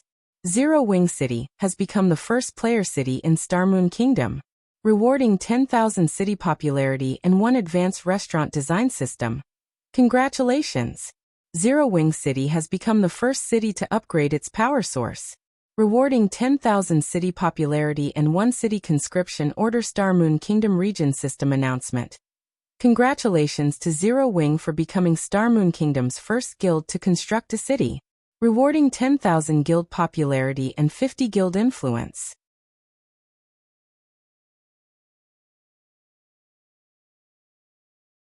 Chapter 1525 Uproar. Chapter 1525 Uproar. The regional announcement repeated for several times, the mechanical voice of the system echoing in the minds of Star Moon Kingdom's players continuously. For a moment, whether they were players currently resting in towns and cities or players out grinding in the fields, they all fell into a daze when they heard this announcement. What's going on? Constructed a city. How is this possible? The various large guilds are still working on getting their towns upgraded to the intermediate rank. Even super guilds have just begun trying to upgrade their towns to the advanced rank. How could there be a guild city already? Did Zero Wing manage to upgrade Stone Forest Town into a city? All hail Zero Wing. That might really be possible. After all, the player population in Stone Forest Town right now is really insane. The population there is not one bit lower than in NPC cities. This is impossible. I'm standing inside Stone Forest Town right now, and nothing about the town has changed whatsoever. Practically everyone on Star Moon Kingdom's official forums was discussing Zero Wing, and the city it built right now. Although the players of God's Domain currently did not have any concrete information about guild cities, they could generally guess how amazing a guild city would be just by looking at the various guild towns currently in the game. Setting aside the various other functions a guild city would possess, just the amount of land it occupied would definitely exceed that of a town by a large margin, which would, in turn, allow it to accommodate more players. However, compared to the fact that Zero Wing was now in possession of a guild city, everyone was much more interested in finding out about the city itself, particularly its location. Currently, mainstream players were starting to outgrow Stone Forest Town. If Zero Wing had built its city at a high-level resource map and replicated the facilities it had in Stone Forest Town in its new city, players would both be able to complete high-level quests without traveling long distances, and easily improve their combat standards inside the city. Killing 2 birds with 1 stone. Zero Wing has a guild city now? This is a good opportunity for our adventurer team. A new city? I wonder where it's located. If its location is good, it might not be a bad idea to buy a shop there and settle down. In the eyes of most independent players, Zero Wing's new city was merely a potential rest area. To the various adventurer teams and merchant players, however, the city was a huge opportunity for them. Currently, both the private houses and shops of Stone Forest Town were becoming increasingly valuable. Many wealthy adventurer teams and merchant players were already regretting their decision not to purchase one for themselves before. At the same time, the various large guilds of Star Moon Kingdom also became busy, holding internal meetings to restructure their future development plans in the kingdom. Zero Wing's acquisition of a guild city might be good news for ordinary players, but there was nothing good about it for large guilds like theirs in God's Domain. Maintaining and protecting a guild town entailed a lot of manpower. Hence, whenever a guild was thinking of conquering a new guild town, said guild would have to expand and recruit new members. Naturally, a guild city would need even more players to maintain and protect a city. Meanwhile, once Zero Wing began increasing its member count, it would also require more resource maps for these new members to develop in. Yet, as players reached higher levels, the resource maps available in Star Moon Kingdom also grew increasingly scarcer. As a result, competition between guilds also intensified. In the future, there would definitely come a time when their guilds would have to compete against Zero Wing. Hence, they naturally had to plan for such situations in advance for a time. Due to this system announcement, Zero Wing once again became the focus of the entire Star Moon Kingdom. Players within the kingdom were practically talking about Zero Wing non-stop. Meanwhile, just as Shifeng was about to make arrangements for Zero Wing City's further development, he suddenly started receiving mails and calls one after another. Guild leader, what did you do? How did we get a new city? Gentle Snow was filled with both curiosity and excitement when she found out about the new guild city, and she could not help but send multiple messages asking Shifeng about the matter. Before this, she was just about to start challenging her Tier 2 promotion. However, she put it off temporarily when she received a report on this sudden development. She knew very clearly that Zero Wing currently had only 2 towns under its control. One of them was Stone Forest Town in Starmoon Kingdom, while the other was Hidden Mist Town in the Black Dragon Empire. Aside from these 2, Zero Wing did not own any other towns yet. Now, the guild had suddenly gained a brand new guild city. Old pal, your guild really knows how to hide its strength. Well, when are you free to sit down for a chat? Yuan Tiexin had also sent Shifeng a message. Judging by his tone, he seemed to be very interested in Zero Wing's guild city. In fact, the Secret Pavilion wasn't the only guild that sent Shifeng a message. Even Phoenix Rain had sent a congratulatory message, as well as expressed her surprise at finding out about this news. Guild leader, you've finally picked up. Right now, our residence at Stone Forest Town is being swarmed by adventurer teams and merchant players. They all wish to partner with Zero Wing. In addition, several companies also want to meet with you to discuss investment opportunities. Aqua Rose said with a bitter smile on her face. Although Aqua Rose had known about the new city, Melancholic Smile was the one tasked with managing all matters relating to the city. Hence, Aqua Rose had not tried prying too deeply into those matters. After all, the amount of money required to construct a city would no doubt be astronomical. In her opinion, it would definitely take some time before they would accumulate enough funds to complete the city's construction. Thus, she had never imagined that the city would be completed so soon. This sudden development had caught her completely off guard. Right now, even people from her family were frantically contacting her and asking about the guild city. Her family hoped to be able to purchase a virtual store once the city was officially open to the public.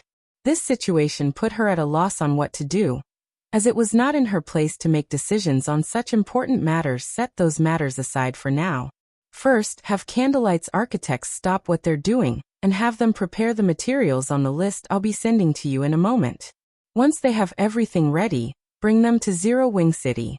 While you're at it, bring some elite members with you as well, to deal with the management work of the city. Shifeng could guess the situation on Aqua Rose's side right now. After all, he was mostly facing the same. However, he had just completed the handover procedures for Zero Wing City. Right now, their priority was to have the necessary infrastructure set up in Zero Wing City. Otherwise, they would simply be inviting ridicule should they open up an empty city to the public. Very well, I'll get to it right away. Aqua Rose nodded. She could not help looking forward to seeing the newly constructed Zero Wing City. After Shifeng finished assigning tasks to Aqua Rose, he quickly made his way to the guild residence in Zero Wing City. Compared to the guild residence in Stone Forest Town, the residence here was much more luxurious. Located in the central district of the city, it took up 1/5 of the available land there.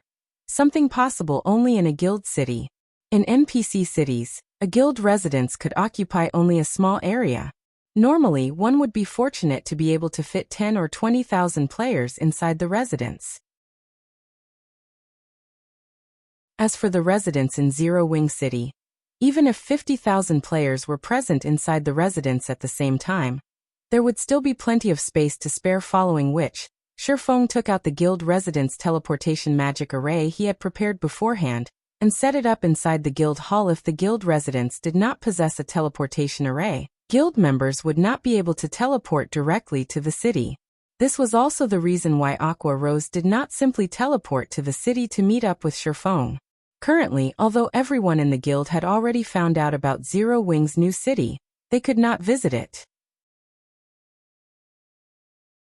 They could only wait until Shifeng was done setting up the teleportation array. Once Shifeng set up the teleportation array, he made a slight adjustment to its permissions, allowing only guild members with a certain level of authority to teleport to the city, to avoid unnecessary trouble that would disrupt the city's construction speed. After he settled the matters that required immediate attention, he sat down in his office to catch his breath. While resting, he opened up his bag and took a look at the advanced restaurant design and city conscription order he received from the system. He had heard about these two items in his previous life. However, he had never personally seen either of them before. He had never thought that he would actually receive these two items just by constructing Zero Wing City. These were truly an unexpected harvest.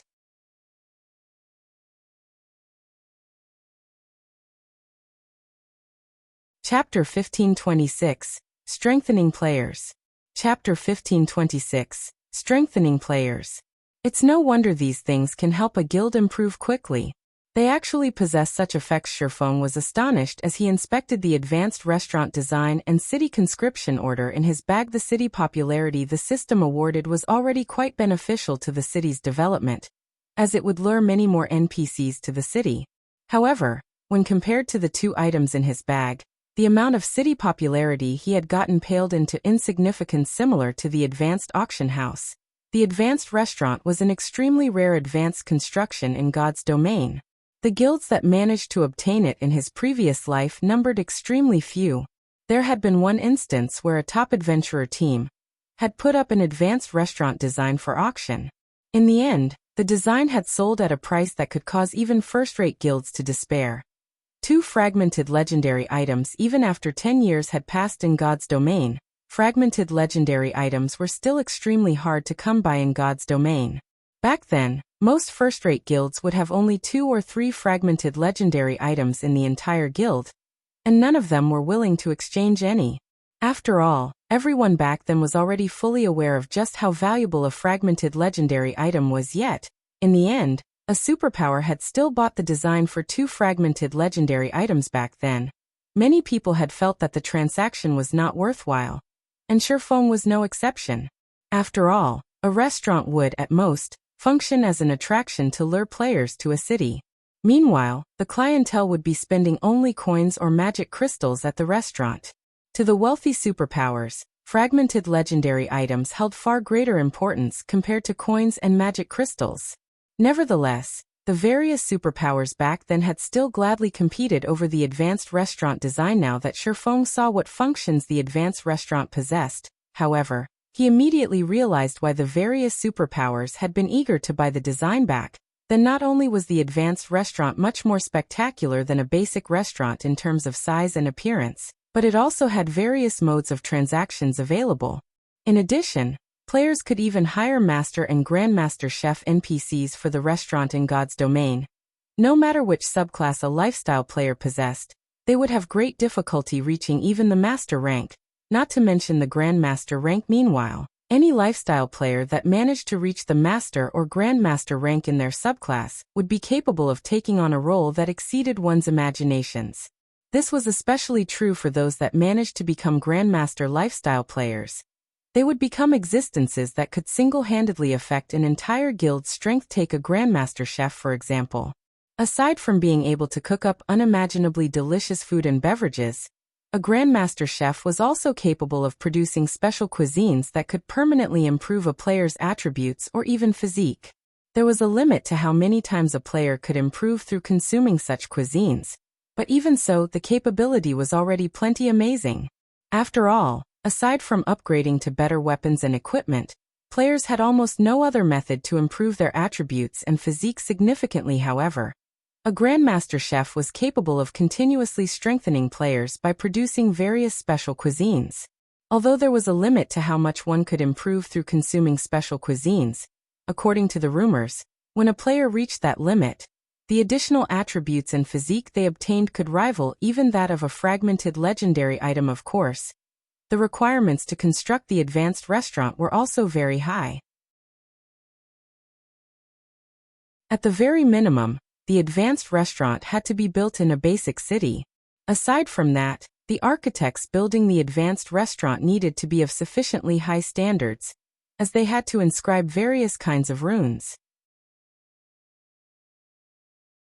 Finally, the advanced restaurant called for many different types of rare materials in its construction, including 1,000 pieces of mana Oregon. By Shifeng's estimates, the total construction cost would be around 10,000 gold. As for the city conscription order, it was also a very valuable item. When used, it allowed a city to recruit a powerful NPC soldier with high growth potential. Meanwhile, the better developed a city was, the greater the city conscription order's effects would become in the past.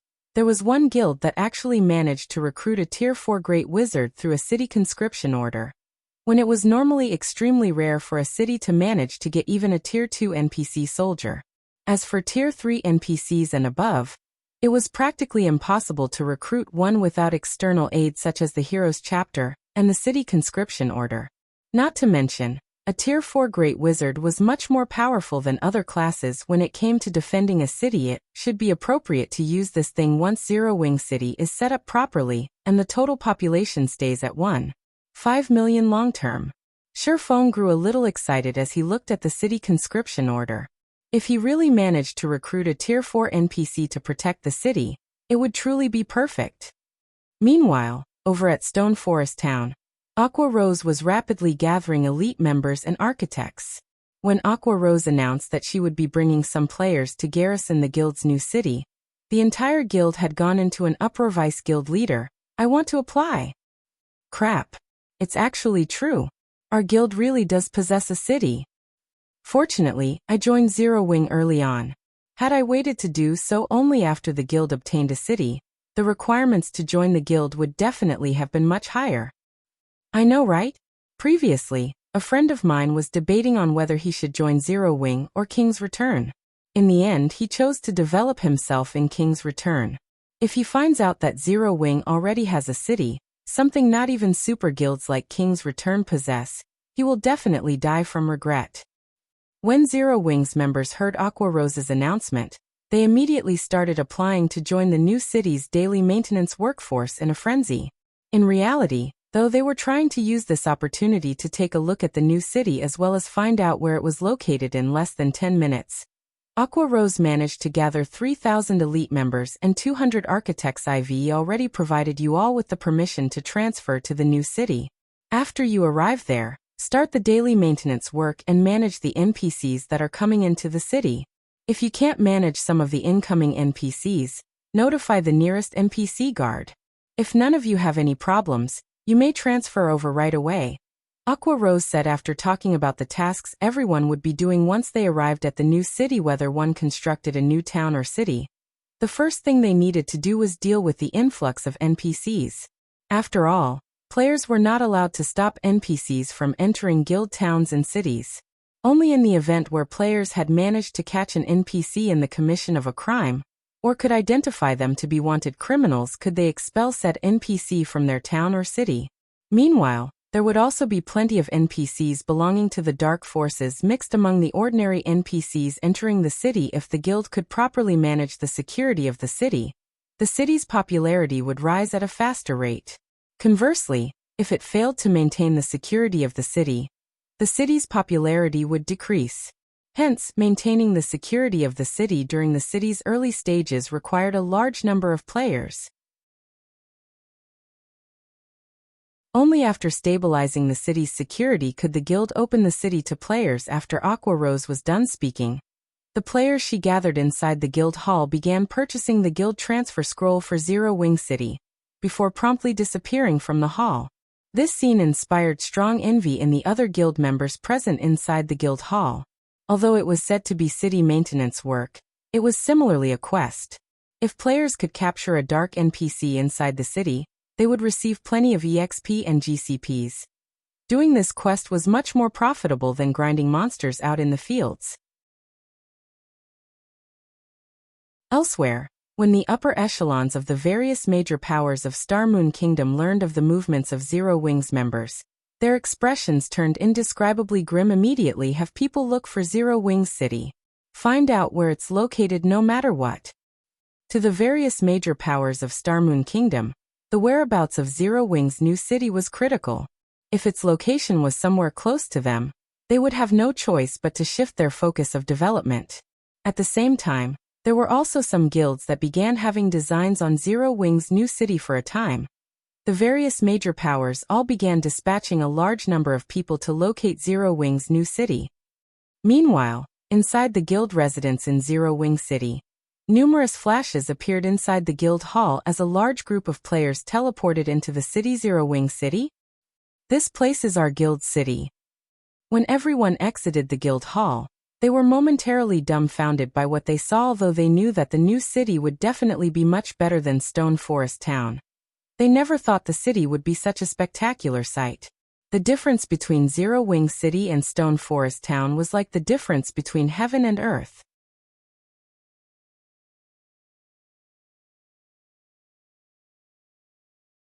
Chapter 1527.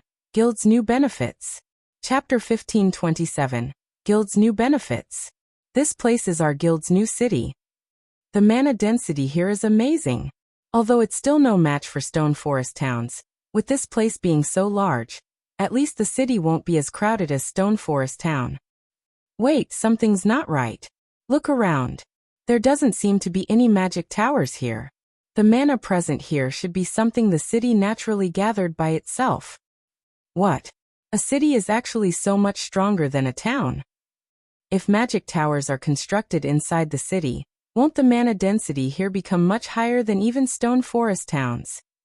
After Zero Wings members exited the guild hall and observed their surroundings, they quickly noticed a marked difference between a guild town and a guild city. This was especially true in the case of mana density. Everyone was already sure that Zero Wing City would become overcrowded with players. Just how much resources did the guild leader invest in building this city? Aqua Rose was indescribably shocked when she looked at the city around her. Although she knew that a guild city would be much better than a guild town, she had never thought the disparity would be to such a degree. With the high mana density in the city would attract not only a large number of expert players to visit, but also lifestyle players. In the future, there would be no need to worry about Zero Wing being unable to recruit capable experts and lifestyle players. After a moment of shock and awe, Aqua Rose had the elite members she brought begin accepting the city's patrol quests. As for herself, she took the 200 architects to meet up with Sherfong at an empty plot of land in the city. Guild leader, I've brought all the available architects in the candlelight trading firm over already. Aqua Rose reported quietly as she looked at Sherfong, who was currently surveying the terrain of the city. They all here. Sherfong muttered to himself as he sent a glance at the architects standing some distance behind Aqua Rose. Nodding in approval, he continued, "Advanced architects, come forward." Immediately, 40-odd players stepped forward nervously. Among them, nearly 30 were male and over a dozen were female. Although the levels of these players ranged between 24 to 35 only, if placed in a first-rate guild, any one of these players would definitely receive VIP treatment in the candlelight trading firm. However, they were merely normal members. After all, the candlelight trading firm already had master lifestyle players at the helm. Compared to them, advanced lifestyle players were insignificant existences. Meanwhile, when these advanced architects looked at Sherfong, who had disguised himself using the demon mask, their eyes were filled with reverence and excitement. After all, the man before them was none other than Black Flame, the guild leader of Zero Wing. At the same time, he was also the #1 expert of Star Moon Kingdom. They might have the qualifications to act proudly in front of the guild leaders of any other guild.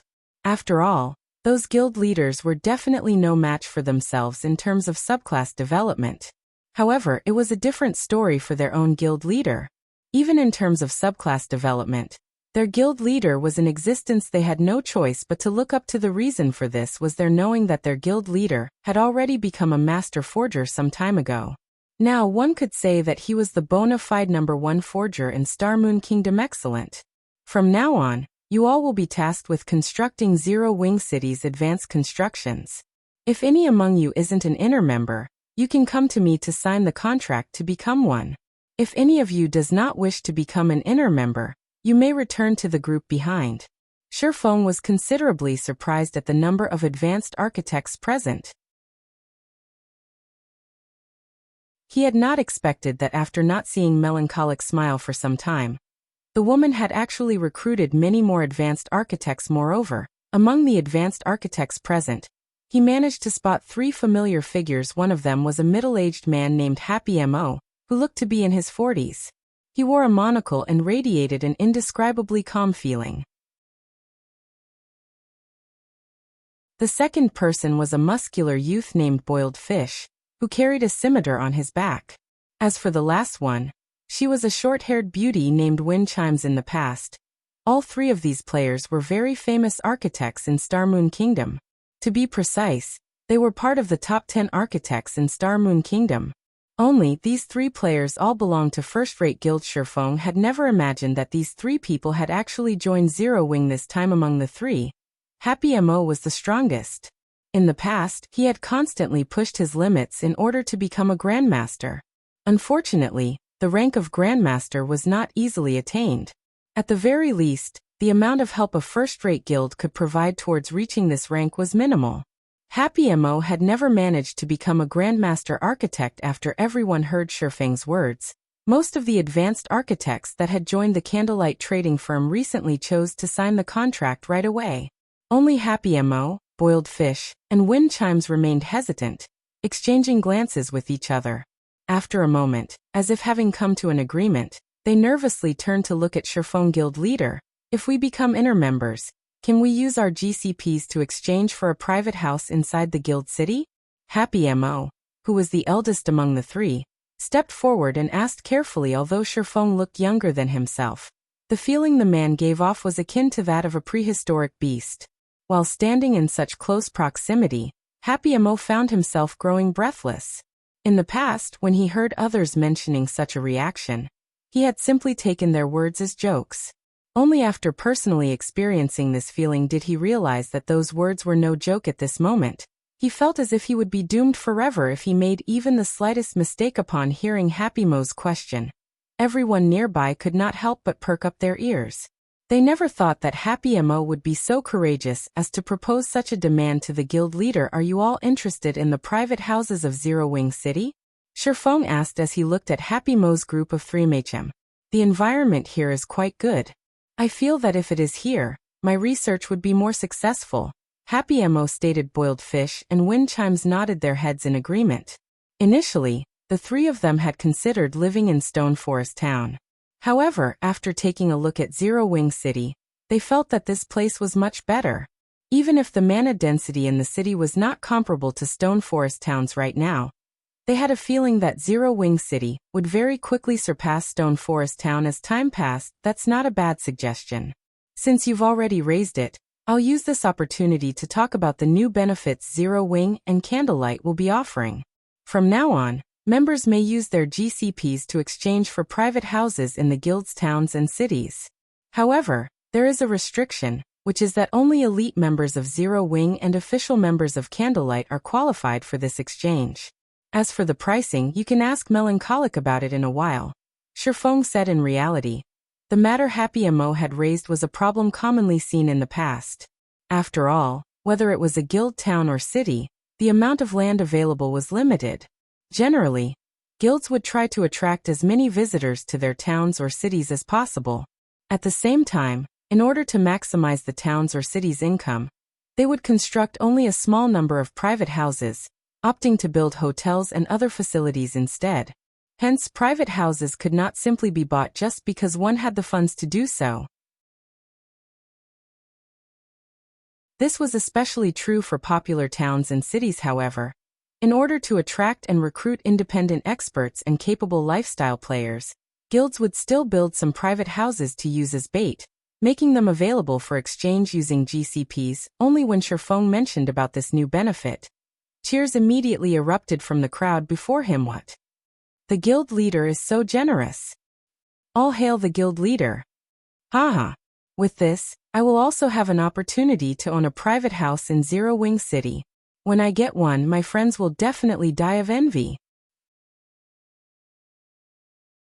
Currently, the various large guilds were all trying to earn as much money as possible from their guild towns to further develop themselves. Hence, they would only construct a few private houses for show. It was simply impossible for guilds to offer these private houses as a guild benefit. As for the private houses in popular guild towns, even guild upper echelons might not be able to get their hands on one yet. Now lifestyle players like themselves actually had the opportunity to exchange for private houses in Star Moon Kingdom's #1 town and #1 city. They felt as if they were dreaming right now. Although they also knew that the price would not be low, at the very least, they had a chance. a much greater chance of obtaining one than if they were an outsider. If news of this matter were to spread, it would no doubt cause a commotion in the entire Star Moon Kingdom. Even the neighboring kingdoms and empires might be affected. Shifeng faked a cough to silence the excited crowd before him. He then said, "All right, now that that's dealt with, once you sign the contracts, you all will start researching this item together," and took out a thick book from his bag. This book was none other than the Four Towers of Elements design, which he had obtained from the fallen Ark.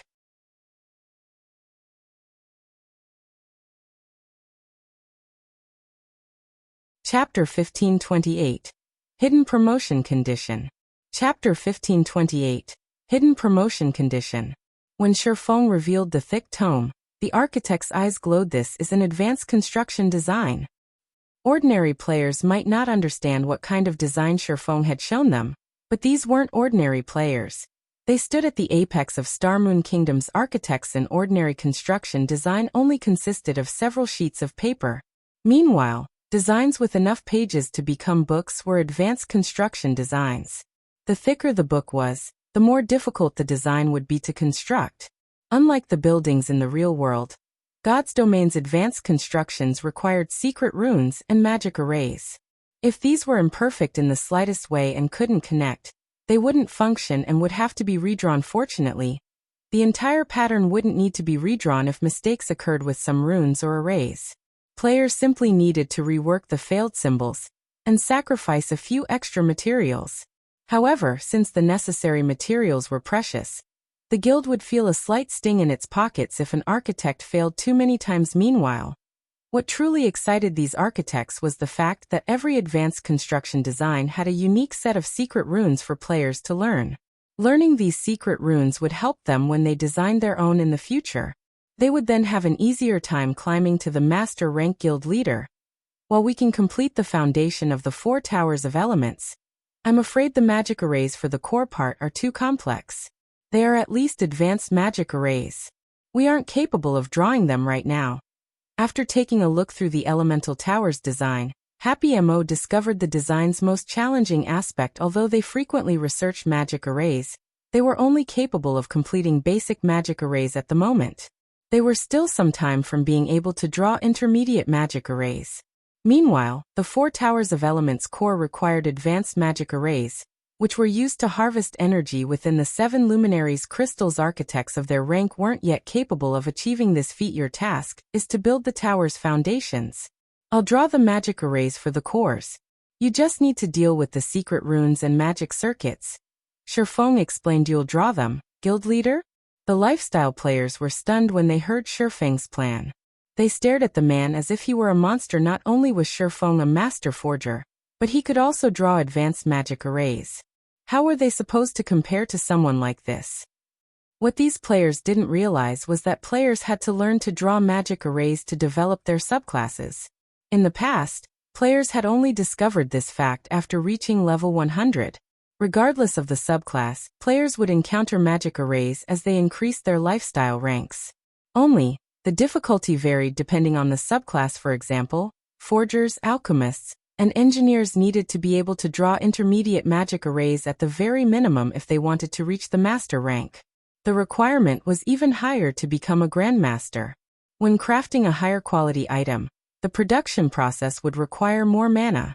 Without a magic array to help guide the mana to the item, the production process would fail. Because of this, the various large guilds fought over the rare magic array designs, particularly the high-ranked ones. This was also why powerful lifestyle players preferred to join powerful guilds. As an individual, not only was it difficult to obtain high-quality materials in large quantities, but it was also extremely difficult to collect a large variety of magic array designs. Such a task required sufficient strength and a large number of players. This was the reason that the various kingdoms and empires restricted the circulation of magic array designs. Aside from the Four Towers of Elements design, Shifeng had also revealed the advanced restaurant design and instructed the advanced architects to research it together. With this, they could improve their secret rune standards far more quickly and complete the Four Towers of Elements with more precision. Seeing this, the other architects present could not help their envy. Now they were even more eager to reach advanced rank. After all, there was a massive difference between the amount of GCPs they could obtain from constructing an advanced construction and a basic construction. Moreover, Shifeng had stated that as long as they qualified and had enough GCPs, they could purchase a private house in Zero Wing City, following which every architect went into action while the advanced architects focused on the 4 towers of elements. The other architects focused on the hotels, bars, private houses, shops, the battle arena, and other basic constructions.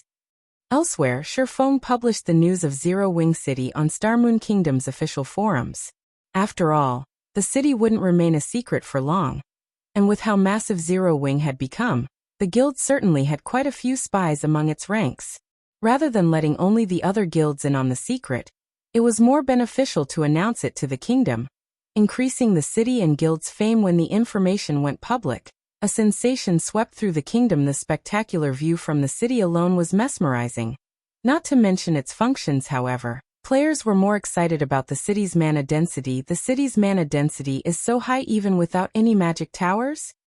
With this, Zero Wing will definitely rise in God's domain. Once Zero Wing finishes constructing magic towers, the city's mana density will be even higher than in Stone Forest Town. But why is Zero Wing City constructed in Witch's Hill? Although the average levels of the area's maps are quite high, their resources are average at best. They chose a far better location for Stone Forest Town. Zero Wing might have other reasons. Just look at Witch's Hill. It has the high-level resource map, Shadow Forest, and the Hell Mode regional dungeon Mournful Ruins. When players reach level 60, Witch's Hill will be a prime leveling spot. I wonder when Zero Wing will open its city to the public. That's right. When is Zero Wing going to open the city? It would be great if our adventurer team can garrison in Zero Wing City. Hopefully, the private houses won't be too expensive. Although Shifeng had only released a small amount of information, it was enough to stir players' interest. When the various large guilds saw Shifeng's post, some celebrated, while others wept. Those who celebrated were the guilds whom the city couldn't threaten right now. After all, God's Domain's mainstream players were still some distance from level 40. It would still be some time before mainstream players would head to level 50 to 70 areas like Witch's Hill to develop. Once players reach level 50, Zero Wing City would become a disaster. Gather more manpower immediately. We need to earn as many contribution points as possible during Bewildering Forest Town's defense. For a time, the various large guilds assembled and dispatched their forces to Bewildering Forest Town. If their guilds wished to develop quickly, they had to deal with their lack of mounts as quickly as possible. Bewildering Forest Town's defense was the best opportunity to do so. As a result, more players flooded to the already crowded town. Among the new arrivals, the lowest level was level 40, while the majority were level 42 and 43 as one large guild after another arrived with its forces in Bewildering Forest Town. Many of the independent players, who were there to earn some contribution points, were amazed. Expert players, which were normally difficult to encounter, swarmed the town. Their equipment was simply blinding. Normally, players in full level 40 dark gold equipment attracted a lot of attention, but now, these players were a dime a dozen. In fact, they barely attracted any attention. Many of the players who had come to Bewildering Forest Town wore full sets of level 45 dark gold equipment, but some even wielded weapons and equipment that radiated the epic rank glow effect. Among the various large guilds that had arrived, one guild stood out. Upon this guild's arrival, the other guilds in the teleportation hall opened a path for its members. Not only were these guild members' levels quite high, but the other guilds' upper echelons also drooled over their equipment. In addition, every one of these players sat comfortably atop their mounts, with the majority riding pitch-black warhorses. These players also wore a black cape draped over their shoulders. As they moved, they looked like a well-trained army. The several dozen players leading this group even rode bronze rank and above mounts. Compared to these players, the other guild's members look like hoodlums. What guild is that? It's so amazing. Have you never been to a neutral map outside of Star Moon Kingdom? You don't know about Heaven's Burial? Heaven's Burial. How is this possible? I remember that Heaven's Burial suffered a devastating defeat when it tried to compete with Zero Wing for the position of #1 guild. How does it have so many high-level members? They even have mounts. You must have never been to a neutral map before then. After Zero Wing defeated the guild, Heaven's Burial shifted its focus. Now it thrives in neutral maps. Have you heard of Bonwin Town? I've heard of it. I think it's one of the 3 Orc towns players captured after the Orc Empire's rise. Let me tell you then. Heaven's Burial is the guild that captured Bonwin Town. Because of that, a large corporation decided to invest in the guild. Heaven's Burial used those investments to recruit a large number of experts and well-known workshops from other kingdoms and empires. Now the guild's strength has reached a new level. If Heaven's Burial clashed with Zero Wing in the fields now, it might have a chance of victory. As the crowd discussed Heaven's Burial, another series of flashes illuminated bewildering Forest Town's teleportation hall. Unlike Heaven's Burial's members, however, none of these players rode mounts. But despite standing there quietly, the crowd couldn't help but turn towards them. Look. Zero Wing's members are here.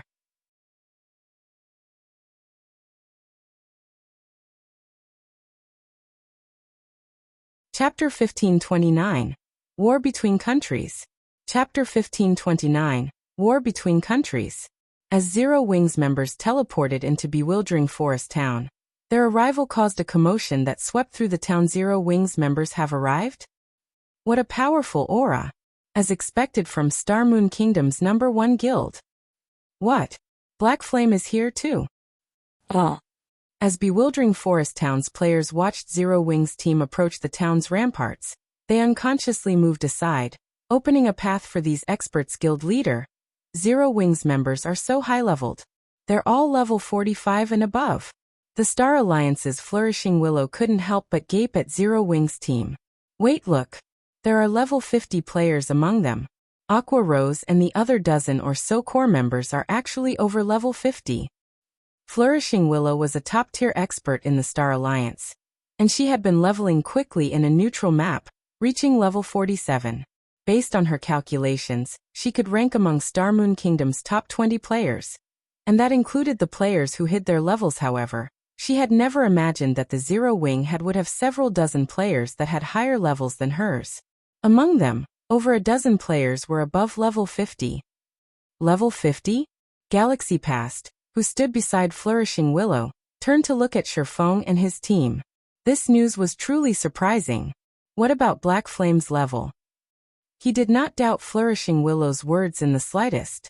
Although Zero Wing's members wore black cloaks and hid their levels, Flourishing Willow had learned a super rare identification skill that could see through a black cloak's concealment. Level 50 was a significant threshold for players.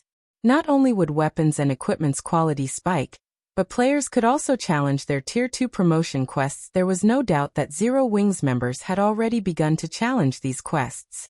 Given enough time, they could even start raiding level 50, 100-man Hell Mode team dungeons and super large-scale team dungeons.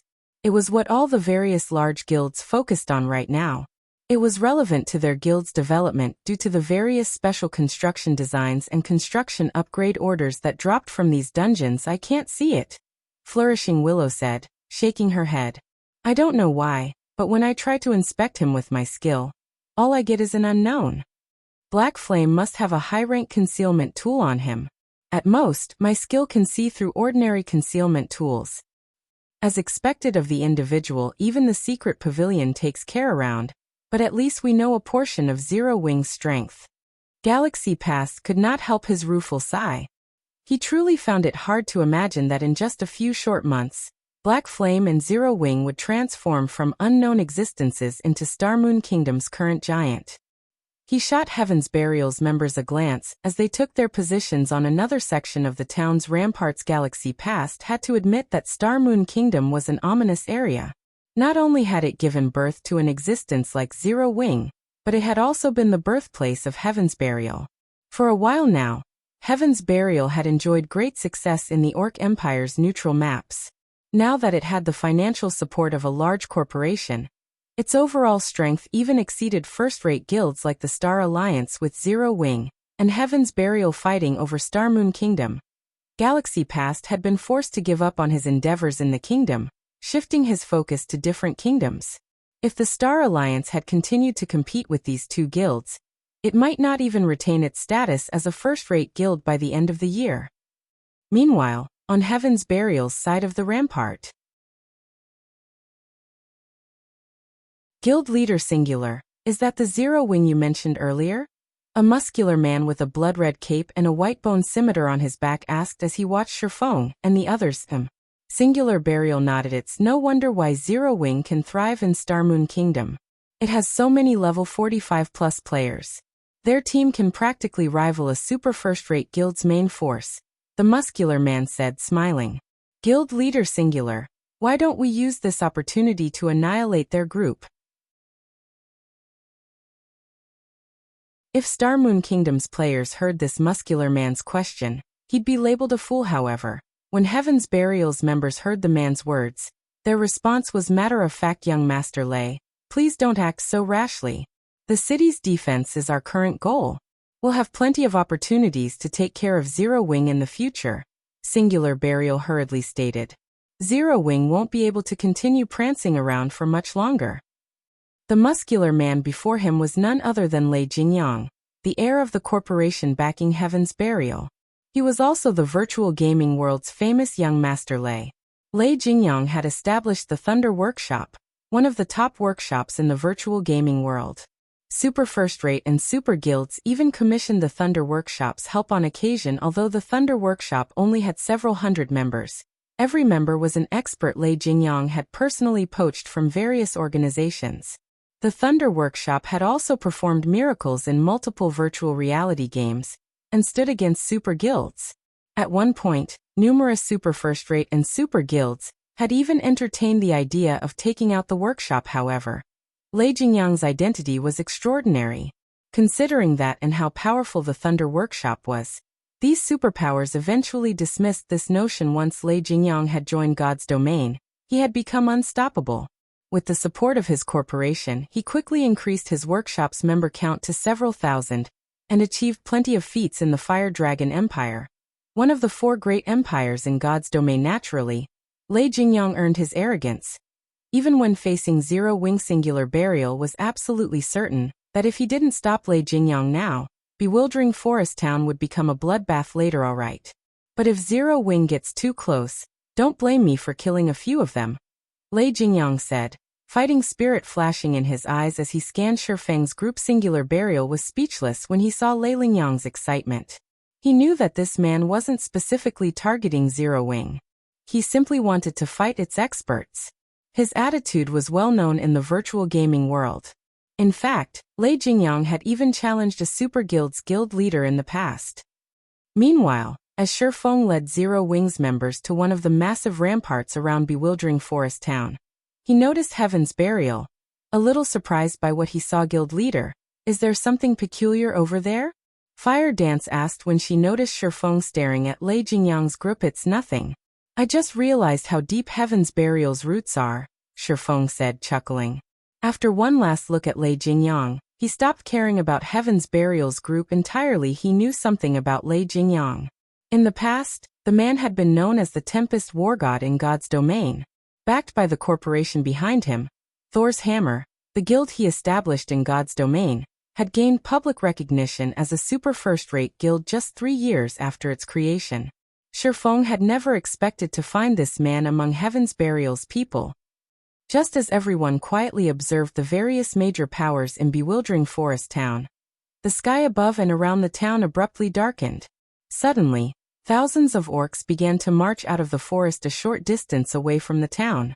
For a moment, the combined bloodlust the orcs radiated caused the players standing on the town's ramparts to shudder involuntarily. Moreover, these orcs were all above level 40, with the highest at level 65. There was no lack of Grand Lord-ranked orcs amidst the army, either. What is this? The scene stupefied every player watching. In this moment, the players on the ramparts finally understood what war truly meant. Even Zero Wing's members, who had taken part in multiple siege wars, could not help their shock. The siege wars they had experienced were a joke compared to the force they were about to face. In the face of this orc army, even 500,000 evil beasts would be child's play. Unlike the evil beast army, these orcs moved in well-organized rows. Even from afar, one could see the clear division between the orcs' frontliners, healers, and ranged attackers. More importantly, the orcs dragged siege weapons such as catapults and battering rams with them. At a glance, there were easily over 100 catapults lining up at the edge of the forest. Such a force even surprised Aqua Rose and Zero Wing's other main force members, who had experienced hundreds of fierce battles. This was nothing like the monster siege they had imagined before. The defending players could wrap their minds around the situation. Sounds of war horns rang out from the forest. Immediately, the orcs began to surge from the forest's edge fervently. Every one of them had gained a status buff.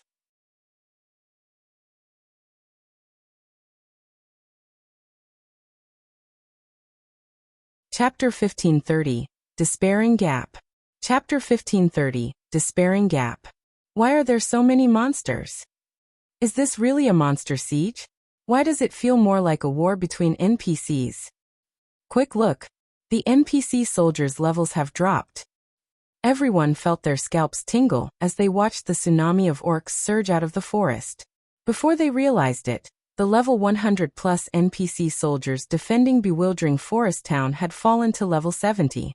Even the guard captains fell to level 75. Seeing this, everyone felt a chill grip their hearts. Level 70+ NPCs would only have a small advantage over the level 60+ orcs.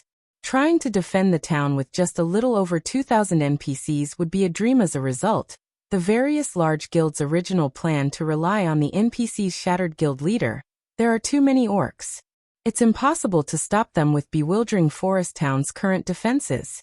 Should we retreat? Flourishing Willow's expression darkened after she inspected the orc army with her identification skill. The weakest of these orcs was a level 40 special elite. There were also a large number of Great Lord ranked orc warriors and Grand Lord ranked orc captains.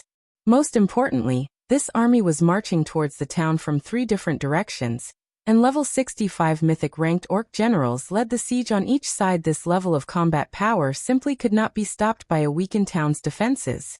The only defensive structures the town had were arrow towers, which were far weaker than catapults. In such a situation, trying to stop several million orcs with 300,000+ elite players was a joke. Let's wait and see. If victory is impossible, we'll retreat. Even Galaxy Past felt the building pressure. He had assumed that this battle would devolve into a struggle for boss kills, but just defending the town against the low-ranking orcs would be a miracle, much less trying to compete for the mythic bosses. Whoever tried to fight the bosses while surrounded by so many orcs would be begging for death. The other guilds also adopted a wait-and-see attitude. Suddenly, over 100 massive fireballs began to rain down on bewildering Forest Town. Crap. Dodge the attacks. The various guilds' upper echelons shouted, their expressions darkening when they saw the fireballs. The fireballs had come from the distant catapults. If players were struck by the catapults' attacks, there would only be one outcome: death. Although players tried to move out of the attack's trajectory, over 300,000 players had gathered in bewildering Forest Town. The town was so cramped that even normal movement was difficult. As a result, these players could only watch as the massive fireballs descended. Boom, boom, boom. A series of explosions echoed throughout bewildering Forest Town before the fireballs struck the town. The town's defensive magic array stopped and scattered the attack. However, as a result of the explosions, the barrier shook violently and began to crack. Fortunately, due to its supply of mana, it recovered quickly. Everyone in the town breathed a sigh of relief. Had the 100+ fireballs landed, the consequences would have been unimaginable. However, as the magic barrier dealt with the fireballs, the orcs and their battering rams reached the edge of the barrier outside of the town's ramparts. They attacked. As a considerably fortified town, magic runes strengthened the town's ramparts, and these walls could take more punishment than the magic barrier. However, the orcs' battering rams specialized in breaking down walls and gates. Sure enough, the battering rams' magical pikes pierced the magic barrier and struck the wall around the town, leaving multiple marks. Everyone, focus on the orcs' battering rams. Do not let them break through the town's magic arrays and walls. The various upper echelons shouted, reacting immediately. Players launched their attacks from atop the town's walls, raining down countless arrows and spells on the orcs below. However, as if some barrier protected the battering rams and reduced incoming damage, the attacks only dealt several hundred damage. Very few players dealt over -1,000 damage. This amount of damage barely affected the special elite ranked orcs, who had several 100,000 HP, much less the chieftain, lord and great lord ranked orcs, whose HPs were in the millions. Even when the players launched large-scale destruction spells and AoEs, the effects weren't ideal. At most, these attacks removed some of the special elites. The chieftains and above were still alive and kicking even after the bombardment. As a result, the magic barrier's energy reserve steadily decreased. Although the orcs' attacks were within the range of the defensive magic array's endurance, the large number of orc attacks quickly depleted the magic barrier's energy reserves.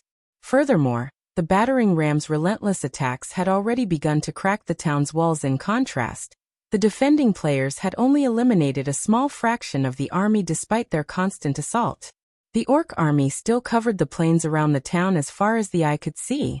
The catapult's constant bombardment also illuminated the night sky above bewildering forest town. Young Master Lei, at this rate, it is only a matter of time before the orcs break through the town's defensive magic array and ramparts. Once the orcs enter the town's teleportation arrays will shut down. I suggest that we retreat, Singular Burial said, frowning as he watched the orcs below the ramparts. It is impossible for current players to complete this defensive quest. Just the orc warriors and captains before them were discouraging, let alone the mythic-ranked orc generals who were slowing approaching. Aside from their numbers, the orcs had a buff that reduced all incoming damage.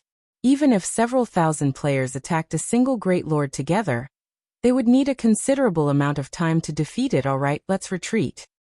When Lei Jingyang noticed that the various large guilds had begun to flee, he shook his head helplessly. He might be a battle maniac, but he was no fool. He could tell that the main god system had never had any intention of letting players succeed in this defensive battle. Otherwise, the system wouldn't have weakened the level 100 plus NPC soldiers. Continuing this fight would be futile. Guild leader, Heaven's Burial has begun to retreat. Flourishing Willow reported. It seems that this war is lost. Let's leave as well, Galaxy Pass said. As Galaxy Pass gave the command to retreat, however, something caught his attention. Surprisingly, even after the various large guilds had begun to flee, Zero Wings members continued their zealous assault against the attacking orcs and battering rams.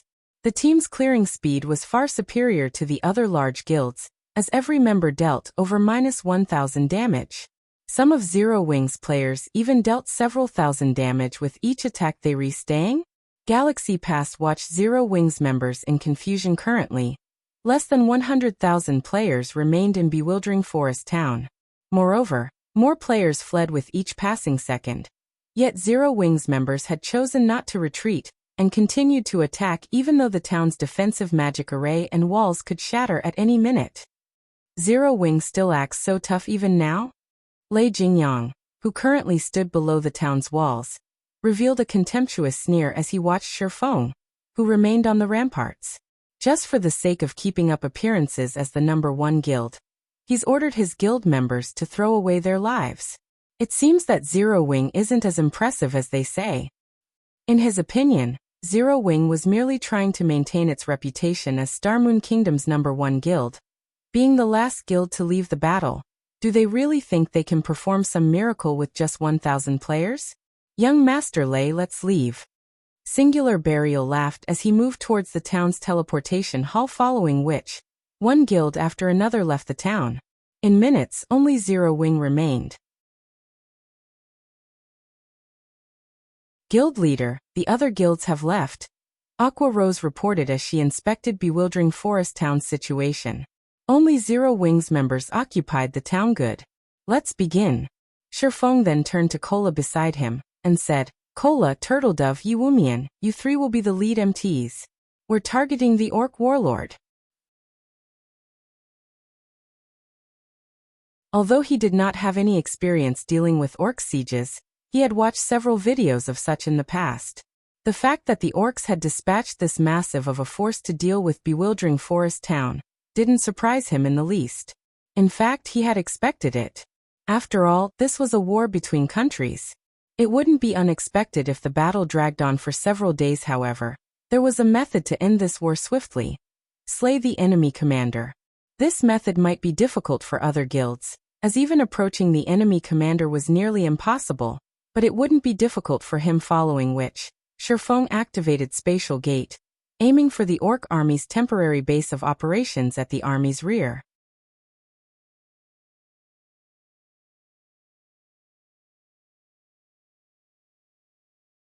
Chapter 1531, Kingdom Upheaval.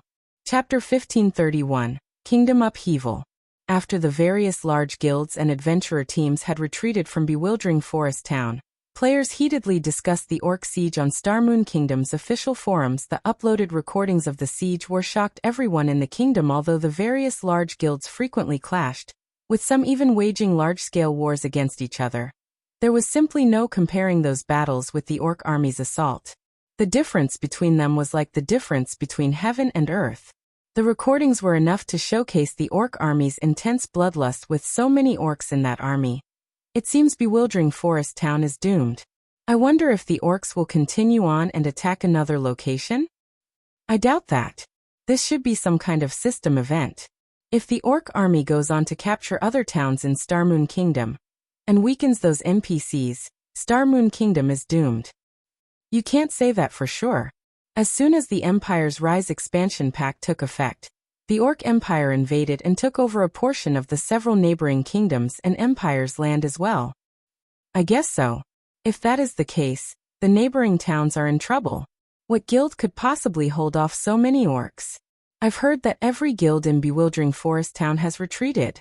Not even a 300,000-plus elite army can stop the orcs now. No, that's not entirely true. I've heard that Zero Wing is still fighting in bewildering forest town right now. Zero Wing? Don't get your hopes up. Zero Wing's only sent 1,000 players to the town. They're simply trying to put on an act. There aren't even enough of them to serve as a snack for the orcs. Who knows? They might have retreated by now. No. Based on what I've just heard from Zero Wing's members, the team is still there. Moreover, the players Zero Wing dispatched are members of its main force. Maybe they're trying to grind EXP? After all, there are plenty of orcs there. A single large-scale destruction spell could easily damage over 100 orcs. Also, among those orcs, even the weakest is a level 40 special elite. From what I've heard, they seem to give a lot of EXP. The only problem is the buff they have that reduces the majority of the damage they receive. Some players were excited about the orc siege, while others were anxious. On the one hand, the orc invasion meant more opportunities to earn contribution points. However, to the players operating around the towns close to bewildering forest town, the town's fall meant that their towns could be the next target.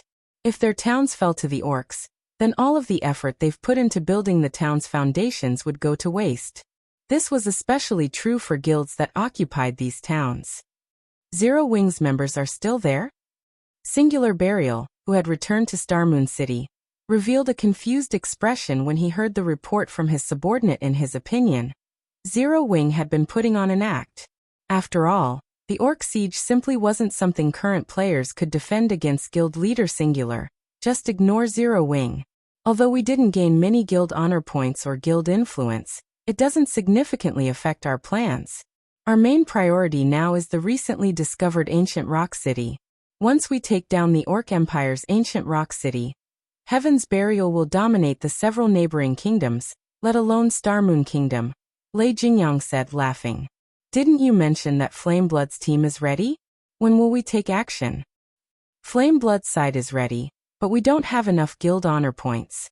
With the amount we have, we can only hire 5,000 mercenaries. Had we successfully defended bewildering forest town, we might have been able to hire 8,000 mercenaries. It would have been enough to guarantee our success in capturing Ancient Rock City, Singular Burial said. Sighing, due to the Orc Empire's rise, the Empire had taken over neutral maps in its neighboring kingdom. Moreover, several ancient towns and cities, which had belonged to the Orc Empire in the past, had re-emerged, including ancient Rock City. All of the Orc Empire's towns and cities could be captured. Although players couldn't gain complete control of these towns and cities after capturing them, they could modify and develop them. Moreover, due to the Orc Empire, the various large guilds and independent players were all grinding for guild honor points and contribution points, so that they could purchase mounts and other rare items. Meanwhile, ancient Rock City's location in the Orc Empire's inner region was a good place to grind for these points. The city was also near several ancient ruins. If they could capture the city, players from the neighboring kingdoms would flock to the city and use it as a temporary base. With the potential wealth and resources ancient Rock City could generate, Heaven's Burial could become the #1 guild in the neighboring kingdoms. In comparison, Starmoon Kingdom's Zero Wing City would be a joke that should be enough. We can't give Beast Emperor 20% of the profits for nothing. That old fellow should put some effort into the siege as well, Lei Jingyang said. In reality, Lei Jingyang disliked Beast Emperor. The old man only knew how to move around like a sneaky rat. However, Lei Jingyang had to admit that Beast Emperor commanded incredibly formidable combat power. He had also secretly taken control of several large guilds. He even had the support of several major corporations. Recently, he had gained the support of the Dragon Phoenix Pavilion's 9 Dragon Emperor, as well. Although their goals in God's domain didn't necessarily align, they wouldn't clash, either. Alright then. I'll notify Flame Blood. But I've heard that Beast Emperor's situation has reached a critical point. He might not necessarily come to help. Singular Burial nodded. Although he had allied himself with Beast Emperor, they focused on their own matters. Had Beast Emperor given him full support, he wouldn't have had so much trouble gathering contribution points in the first place. Back in Bewildering Forest Town, Zero Wings members surged through the spatial tear Sherfong had created by activating Spatial Gate. In seconds, they appeared before the entrance of a temporary camp in the middle of a forest guild leader. When Aqua Rose emerged from the Spatial Gate, she noticed that the orcs inside the massive camp were level 60+. In addition, they were all chieftain rank or above. At a glance, she counted well over 1,000 orcs. 4 Grand Lord ranked orc captains guarded the camp's entrance. Meanwhile, a massive orc in pitch-black armor with a saber at his waist sat in the large tent in the center of the camp. When Zero Wings members saw the orc statistics, their minds blanked. Orc Warlord, humanoid creature mythic. Level 66. HP 400. 000. 000/400. 000. Aside from the Orc Warlord's 400 million HP, it had a total of 5 HP bars. This meant that the Orc Warlord's combat standards could rival that of a 5th-floor trial tower expert rather than a preemptive strike. They were throwing themselves into death's embrace. The orcs in the base camp quickly noticed the arrival of Zero Wings members. They roared and sounded their war horns, notifying the distant orc army that they had been ambushed and needed reinforcements. The 4 orc captains guarding the base camp unsheathed their weapons and attacked alongside the other orcs. Meanwhile, the Orc Warlord slowly made its way towards Sherfong and his companions, gazing at the players as if they were pests. Cola. You 3 get ready to tank the monsters. Everyone, defensive formations. The welcoming party didn't particularly surprise Sherfong. This was the orc army's main headquarters. It was only natural that it was well fortified.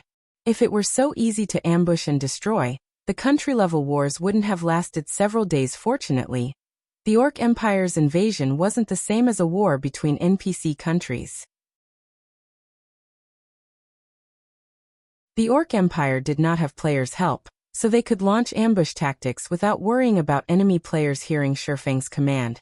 The MT trio gritted their teeth and pulled the approaching monsters aggro very quickly. Cola, Turtledove, and Yi Wumian each took on an orc captain, while Solitary 9 and Dark Madness took on the last orc captain. However, since the MTs also had to dodge attacks from the lower-ranked orcs, they struggled to dodge the orc captain's attacks. Unlike the savage orcs on Thunder Island, these orcs were skilled and organized as they split into groups of frontliners, ranged attackers, and healers. The orcs also had an overwhelming advantage in terms of total damage output. Although Zero Wings members could deal over -10,000 damage with each attack, Every orc here had millions of HP. The orc healers in the rear could also heal their allies for tens of thousands of HP with each healing spell guild leader. The orc warlord is coming, Kola anxiously announced as he watched the mythic boss approach. For a moment, he wondered if they had bit off more than they could chew this time hearing Kola's announcement. Everyone on the team promptly turned to look at the orc warlord. Immediately, they felt a stifling sensation as a heavy pressure weighed down on them.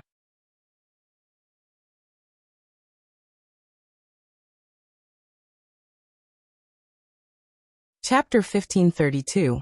Might of a Tier 4 Existence. Chapter 1532. Might of a Tier 4 Existence. As the orc warlord moved closer to the team, everyone felt the pressure increase. It felt as if an invisible domain had enveloped the area suddenly. Zero Wings players felt as if something had wrapped around them, binding them and making their movements sluggish. This orc warlord is capable of using a domain. The sudden development surprised Sherphone domain skills were Tier 4 Existence's signature moves. They were extremely effective in group battles. Normally, Tier 4 monsters rarely possessed a domain skill, but monsters that did were players' nightmares. The gap in attributes between players and monsters was already vast. If players' attributes were suppressed even further, they would be massacred. Although the orc warlord's domain skill was not particularly strong, and it only decreased their movement and attack speeds by around 30%. In a battle that permitted no mistakes, the slightest reduction to their combat power could result in a fatality. Sure enough, Kola and the other MTs began to lose HP far more quickly after the orc warlord activated its domain. The attacks that they had no issue blocking and dodging became impossible to deal with. In the end, they were only able to maintain their HP around the 50% threshold. The other melee players faced a similar situation, their HPs decreasing so quickly that the healers couldn't keep up. At this rate, it was only a matter of time before players began to die. Violet, use Holy Prayer. Everyone, gather the orcs. Ranged players, focus on the orcs that split away from the group. Don't let them fight on separate fronts. Sherphone commanded. The orcs' HPs were already significantly higher than theirs. With the monster's superior healing, the team would be overwhelmed if they tried to fight the orcs separately. Violet Cloud immediately released the Tier 2 spell, Holy Prayer, which she had prepared ahead of time. A brilliant radiance tore through the dusky sky and shone down on Zero Wings members. The spell instantly healed all allies within a 50-yard radius of Violet Cloud for over 3,000 HP per second. At the same time, all allies within range received the Holy Protection buff, removing all debuffs and decreasing incoming damage by 20%. Meanwhile, Holy Prayer had a 1-minute duration and 20-minute cooldown when this spell descended on the team. These players were immediately freed from the orc warlord's domain skill. Not only did it become easier to deal with the orcs' attacks, but their HPs also recovered at a visible rate. What a powerful healing spell! Aqua Rose exclaimed in surprise when she saw the team steadily gain the upper hand over the orcs. While a 20% damage reduction might not seem like much, the buff was strikingly effective for the melee players tanking on the front line. Moreover, as the pressure on the healers lifted, they could focus on healing the MTs. The other melee players lost their fear of insufficient healing as they herded the orcs into a single group. Guild leader, we've gathered most of them. Fire Dance shouted after pushing the last few great lords into the group. Good. When Sherphone saw that his allies had cornered the majority of the orcs at the base camp's entrance, he used the Aura of Time's forbidden domain. Suddenly, black mist covered 500 yards around Sherphone, enveloping every orc in the base camp. In turn, the orcs could no longer use skills or spells. Everyone, attack with everything you've got. Sherphone shouted. Although the forbidden domain was not as useful against monsters as it was against players, Zero Wings team could use large-scale destruction spells to their maximum potential as long as it stopped the orcs from healing. However, as everyone prepared to cast their large-scale destruction spells and AoEs, the orc warlord in the camp released a furious bellow. It then unsheathed the saber from its waist and swung the weapon in a downward arc before anyone could react.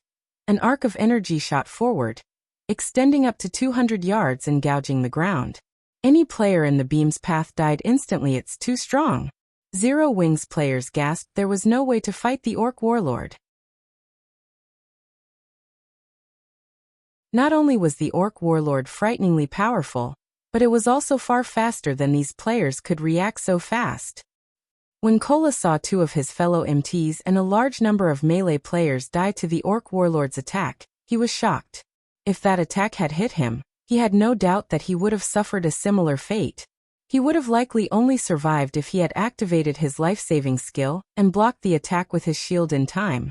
However, the Orc Warlord's attack speed was too high. It took everything he had just to keep up with the mythic boss's saber with his eyes after the Orc Warlord's ranged attack. It dashed towards the base camp's entrance, leaving behind an Afterimage Guild leader.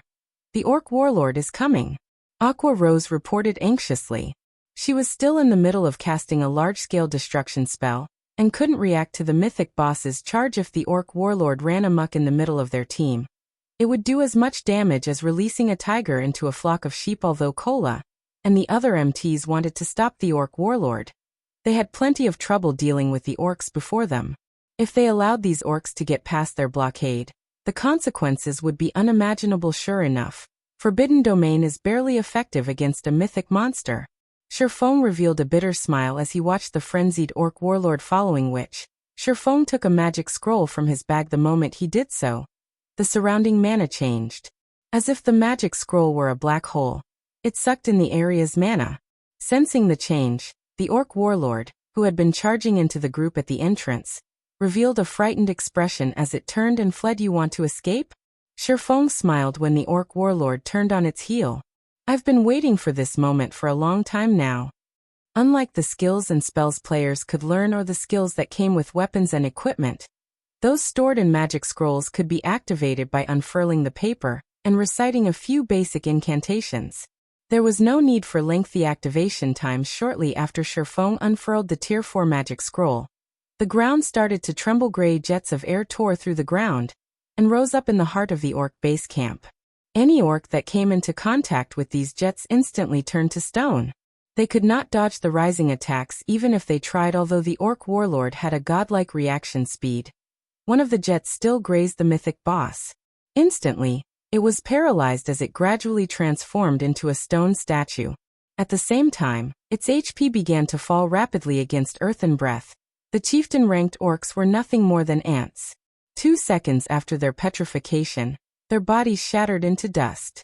The Lord-ranked orcs only managed to last 5 seconds before following their weaker companions into oblivion by the time Earthen Breath's 10-second duration ended. All chieftain, lord, and high lord-ranked orcs in the base camp were dead. Although the great lords had survived, they had less than half of their HPs remaining. The Grand Lord-ranked orc captains had only lost 20% of their HPs, but they were heavily injured. Not only had their combat power drastically decreased, but their defense had also fallen. As for the Orc Warlord, like the orc captains, it had only lost around 5% of its HP, but it was in a miserable state, and its combat power had significantly weakened. Zero Wings members were dumbfounded. Sherfang's aim with Earthen Breath had been impressively accurate. The spell's AoE stopped just short of 5 yards from Kola and the other MTs, who blocked the base camp's entrance with just a single Tier 4 large-scale destruction spell. He had turned the tide of battle. Only now did they understand why Sherfone dared to assault the orc army's base camp after Earthen Breath ended. Less than 30 orcs remained. Among them, over 20 were injured great lords with less than half of their HP remaining. With their 1,000-man team, and without the other orcs' harassment, they could easily deal with the surviving Grand Lords, and Great Lords used this opportunity to clear out the orc warriors. Kola, distract the Orc Warlord. Solitary, help take care of Kola's orc captain. Sherfone commanded as he spent 5,000 magic crystals to activate the Ring of Gospel's world projection. When world projection activated, it dispelled the Orc Warlord's domain skill and suppressed all enemies within a 3,000-yard radius, reducing their physiques by 30% and basic attributes by 20%. This was not Thunder Island. Due to the island's restrictions, he hadn't been able to use the variety of tools in his possession. Moreover, he was afraid of the Orc Warlord. If he had encountered it normally, he would have put as much distance between himself and the monster as possible. But after the contest on Thunder Island, he had gained a few cards that could give him a chance against the mythic orc.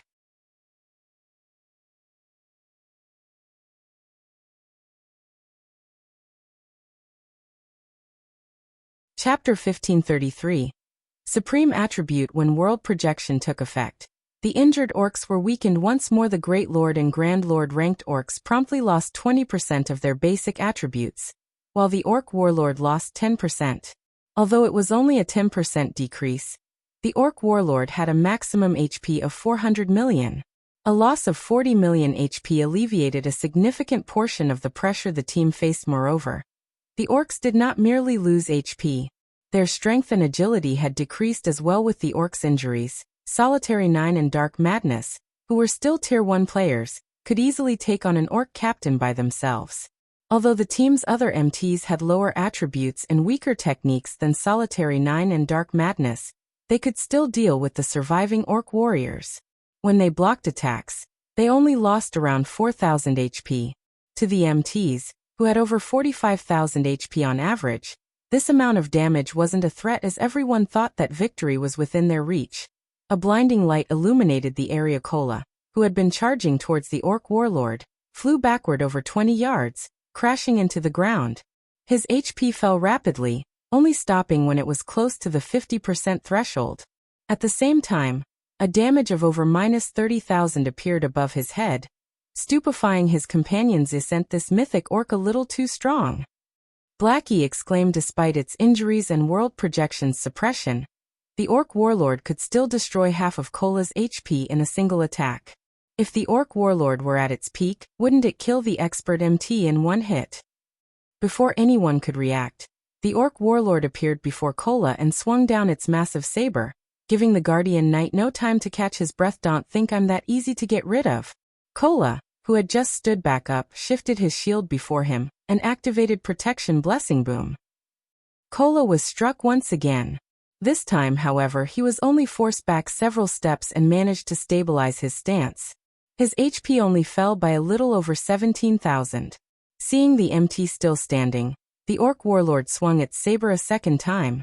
Just before the weapon struck Kola, however, a pale, golden glow enveloped the Guardian Knight. This was none other than Violet Cloud's Tier 2 healing spell, Advanced Heal. Instantly, Kola received over 24,000 HP, providing enough to endure another blow. Guild leader, we can't continue the raid like this. The Orc Warlord's damage and speed are too high. Even if Kola activates his life-saving skill, he won't be able to hold on for very long. Aqua Rose expressed her concern as she watched Kola, whose life hung on by a thread. The Orc Warlord could already deal over -17,000 damage with a normal attack. When it used a skill, it would devour nearly 40,000 of Kola's HP. If not for Protection Blessing, Kola would have died. Even Lifeless Thorn and the other Azura members, who had raided a mythic boss before, paled when they saw the Orc Warlord's frightening damage. They had been excited to take on another mythic boss, but after meeting this one, they were reminded of how powerful such monsters were. Their victory over the Titan Warrior had been a miracle. Moreover, the Orc Warlord was different from the Titan Warrior. The Titan Warrior had been a mechanical life form, so its reactions had been slower. In return, though, its defense and magic resistance had been extraordinary. On the other hand, the Orc Warlord was a creature of flesh and blood. Although it did not have a specific strength like the Titan Warrior, it didn't have any apparent weaknesses. A mythic boss with no weaknesses was not a foe for current players. It might be possible to defeat one with an army of tens of thousands, but it was beyond a 1,000-man team. The Titan Guard's effects are really impressive. In contrast, Shifeng nodded in satisfaction as he watched Kola's HP rise and fall. Immediately, he took out the Bible of Darkness and summoned a Tier 3 demon. He wouldn't have dared to provoke a mythic boss on Thunder Island, but he had plenty of tools he could use here. He was fully aware of how terrifying the Orc Warlord was. He had simply sent Kola to intercept the boss alone to see how far the Guardian Knight could go with the Titan Guard. The results had exceeded his expectations. If any other Tier 2 metric tons stood in Kola's place, one of the Orc Warlord's normal attacks would likely kill them instantly. Even if they survived, they wouldn't have much HP left. In the next moment, a level 75, Tier 3 Red Demon emerged from the gates before Shifeng. Due to Demon Ruler's buff, the Red Demon's maximum HP rose to 27,000. Kola, Coordinate with the red demon to distract the orc warlord. Everyone else, clear out the other orcs. Shifeng commanded with the red demon splitting the orc warlord's damage. The pressure Cola faced decreased significantly. The healers also had an easier time keeping Cola's MT above a safe threshold. The rest of the team, in response to Shifeng's command, kept their guard up as they bombarded the rest of the orcs. Although the orc warriors were great lords, their injuries and the suppression dropped their overall combat power to below a grand lords of the same level. Even a team of Zero Wings elite members could deal with them now in less than 10 minutes. All surviving orc warriors died, and the 4 orc captains were little more than flickering candlelight in the wind. It was only a matter of time before they fell as well, however. When the orc captains were nearly dead, the sound of a war horn echoed throughout the forest. What? There are reinforcements. Blackie's expression darkened when he noticed a small orc army emerge from the nearby forest. Although there weren't as many incoming orcs as there were in the army sieging bewildering forest town, there were several thousand. A level 65 orc general lead the small force. Orc general, humanoid creature mythic.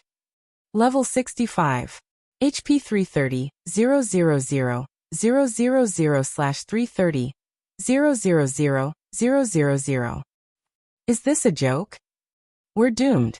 How is there another mythic boss? Everyone was speechless when they saw the approaching orc general. The orc warlord was enough of a problem, yet now they had to deal with a mythic-ranked orc general. They had lost any hope of victory now. Guild leader, let's retreat. If the orc reinforcements reach us, I'm afraid that we won't be able to escape. Aqua Rose urgently suggested. No. Their timing is perfect. Magic Array team, on my mark. Shifeng stated as he shook his head.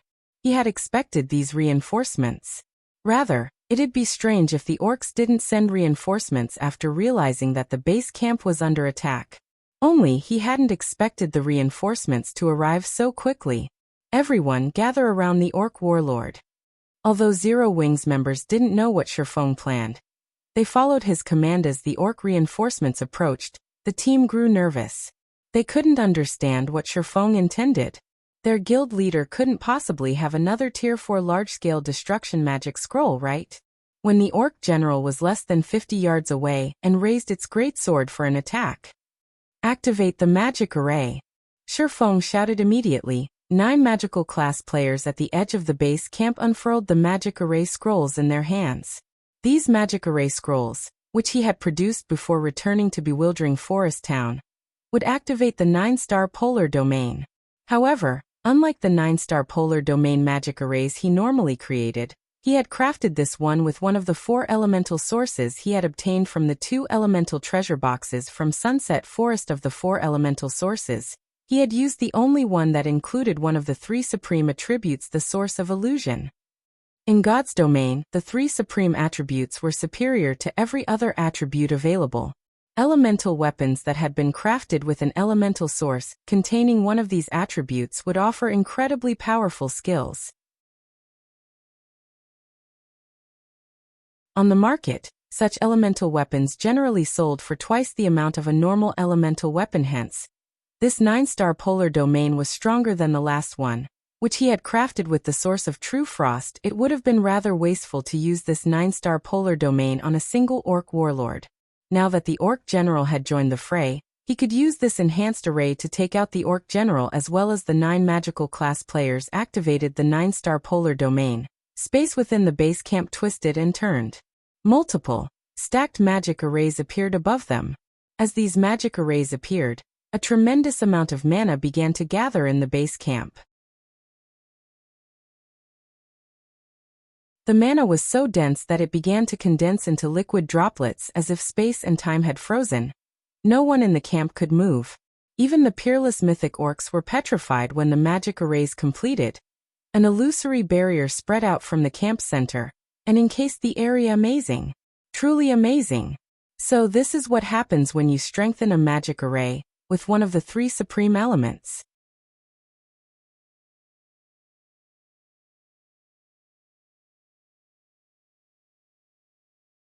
Chapter 1534.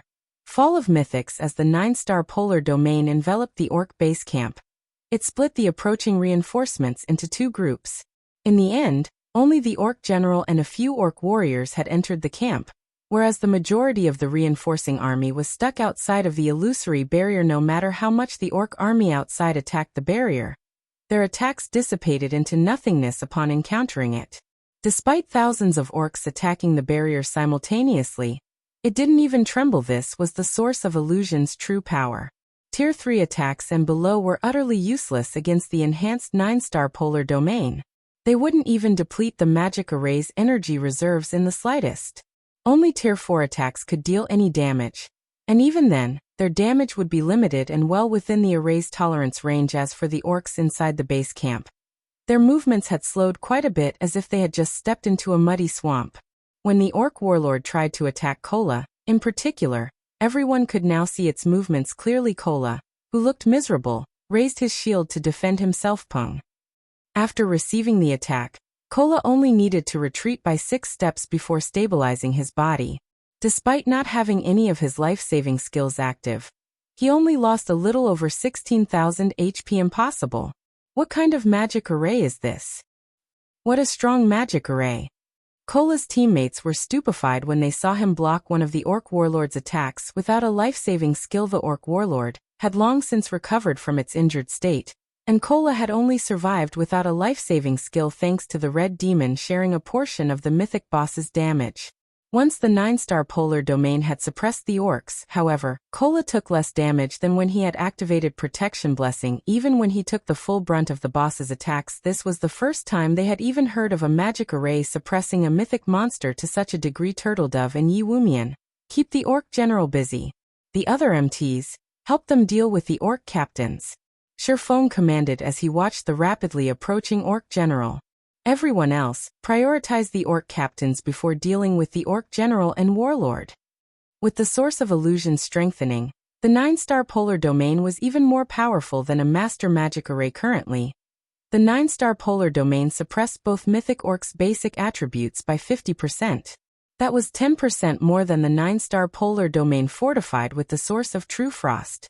Not even ordinary master magic arrays were capable of such a feat. With world projection working alongside the array, the 2 mythic orcs only had 40% of their original attributes.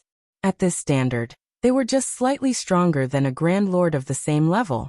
Tier 2 MTs like Turtledove and Yi Wumian shouldn't have any issues tanking one of the 2 bosses. As for the Grand Lord ranked orc captains, their combat power fell below that of a Great Lord of the same level when subjected to the twofold suppression. They were just slightly stronger than High Lords of the same level. Tier 1 MTs were more than capable of tanking them. Guild leader, where did you get this magic array? It's marvelously effective. Aqua Rose could not help but exclaim when she saw Turtledove and Yi Wumian block the orc general's attacks without much trouble. Normally, the various large guilds took the long way around when they found a mythic monster. Unless they used siege weapons and sacrificed a large number of players, they had no hope of defeating a mythic monster at this stage of the game yet. Their 1,000-man team was holding its ground against 2 mythic orcs simultaneously.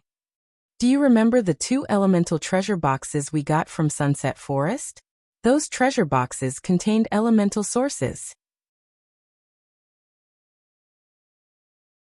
Not only can these elemental sources be used to refine weapons and equipment, but they can also serve as a power source for magic arrays, enhancing the final product. I used one of those elemental sources to strengthen the 9-star polar domain magic array. Shifeng explained truthfully. But keep this matter to yourself. We don't want this secret getting out. The elemental source's uses were still a secret to God's domain's players. They were also extremely rare. By telling Aqua Rose, he could have her take note of them and avoid mistakenly discarding any she came across, assuming they were useless. So, that's the case. After this battle, I'll collect as many elemental sources as possible. This way, we can challenge several of the unshakable mythic bosses we've found thus far. Aqua Rose's eyes sparkled with excitement. Mythic bosses had appeared in several of Star Moon Kingdom's high-resource maps, and none of the guilds had dared to challenge them thus far. As fate would have it, these mythic bosses happened to be guarding ancient ruins entrances. Now that they had elemental sources, they had a way to enter the ruins. Hearing Aqua Rose's response, Nervous sweat beaded on Shifeng's forehead. Elemental sources were no less rare than epic items. Not even mythic monsters dropped them. He had only obtained 2 elemental treasure boxes, due to securing the first clear of a Grade 1 historical site. Even if they obtained the first clear for a lower-ranked historical site, they were unlikely to obtain another. Moreover, they needed more than just an elemental source to face mythic bosses. The Ring of Gospel's world projection was also necessary. However, each cost 5,000 magic crystals. This method of raiding mythic field bosses was far too extravagant. Time passed quickly. With the support of the 9-star polar domain, Zero Wings members only needed a moment to clear out everything except for the Orc General and Warlord. After dealing with the low-ranked orcs, the players' experience bars rose significantly. In contrast, however, their loot was pitiful.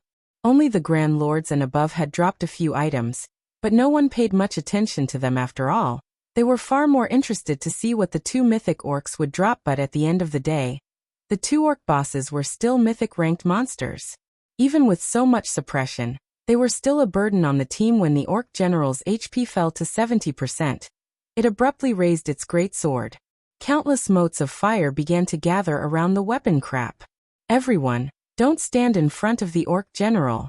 Shifeng shouted. Unfortunately, his warning came too late. Before his teammates had the chance to move out of the way, the Orc General swung its greatsword forward. Scorching fire then rained down from above. Tier 4 skill. Infernal Prison. Any player the flames struck instantly turned into a smoldering pile of ash. Not even the Tier 1 MTs, who had activated their life-saving skills, had survived the attack in a single move. The Orc General had killed over 100 players immediately after the Orc General's attack. The Orc Warlord, who only had 50% of its HP remaining, followed up by thrusting its saber into the ground. In response, blades of light randomly shot up from the dirt 50 yards around the boss. Due to the random attack pattern, many players failed to defend themselves in time. Anyone the blades of light hit died instantly. In the blink of an eye, another 200+ players had fallen. Everyone be careful of the boss's attacks. Do not try to take them head-on. Shifeng warned his companions. Despite the attribute suppression, a mythic monster's skills were incredibly lethal to players. Fortunately, the 2 mythic orcs were physical melee types, not magical classes. Otherwise, they could easily annihilate the Zero Wing team with 1 or 2 Tier 4 spells regardless of the suppression. Due to Shifeng's warning, everyone kept a closer eye on the mythic orcs' movements. If the boss's movements changed in the slightest, they'd immediately distance themselves from the monsters. Even so, the mythic orcs' massive AoEs continued to claim lives. 45%. 40%, 30%, 686 players, 632 players, 574 players. When both bosses' HP fell to 20%, they entered a berserk state. Seeing this, Shifeng and the others activated their berserk skills. As the mythic orcs' HPs fell, their attacks became more frenzied. Despite activating their berserk skills, the team still suffered casualties. Even the red demon rapidly lost HP. Come on. Only have 5% more. Shifeng's heart grew cold when he saw how many players remained standing. The Orc Warlord still had 5% of its HP, while the Orc General had 8%. However, they only had 300 members of the team remaining.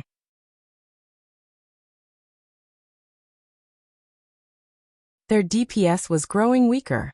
As for his personal guards, Shifeng wanted to avoid summoning them unless absolutely necessary. As the 2 mythic bosses continued to throw out all kinds of AoE skills, not even his personal guard's survival was guaranteed. If they died, Shifeng would have to go to great lengths to resurrect them. When the Orc Warlord's HP fell to 3%, and the Orc General's fell to 5%, the 200 remaining players desperately activated one Tier 1 and Tier 2 magic scroll after another. However, at the rate they dealt damage, there was no doubt that these orc bosses would have the last laugh. It seems that I have no other choice. Realizing the hopelessness of the situation, Shifeng gritted his teeth and reluctantly pulled a magic scroll from his bag. This was the last of the 2 Tier 4 magic scrolls the Rock King had dropped, while Earthen Breath was a large-scale destruction spell. The Shadows of Purgatory he currently held was a Tier 4 domain skill. Although it only had a short, 30-second duration, it would be miraculously effective in a large-scale battle, but Shifeng couldn't care less as he unfurled the scroll and activated it. At the same time, he sacrificed 200 units of life force and activated Divine Providence. When Shadows of Purgatory activated, darkness fell over the orc base camp. Over a dozen shadowy tendrils rose from the ground, striking at the two mythic orcs. The mythic orcs had long since entered a full berserk state, their skin having turned crimson. Their defenses had also reached a frightening level. Even a casual attack from one of these orcs could send Kola, who had activated his berserk skill, flying over a dozen yards away. Yet, when these mythic bosses attacked the shadowy tendrils, it seemed as if their weapons struck an indestructible wall. Not only could the shadowy tendrils repel the orcs' attacks, but they could also pierce the boss's armor, thrusting into their bodies as the tendrils dealt hundreds of thousands of damage. Although the mythic orcs had focused on defending themselves after Shifeng activated Shadows of Purgatory, of the dozen or so shadowy tendrils Shifeng controlled, he always landed one or two direct hits during each attack cycle. As the two orcs defended themselves, the residual energy in their attacks surged towards the surrounding players. It took everything Zero Wings members had to defend against these residual attacks. They had nothing left to launch attacks of their own. If they dropped their guard in the slightest, they'd die instantly. 3%, 2%, 1%. Die. Shifeng abandoned all defense as he activated Void Shield and launched an all-out assault against the mythic orcs.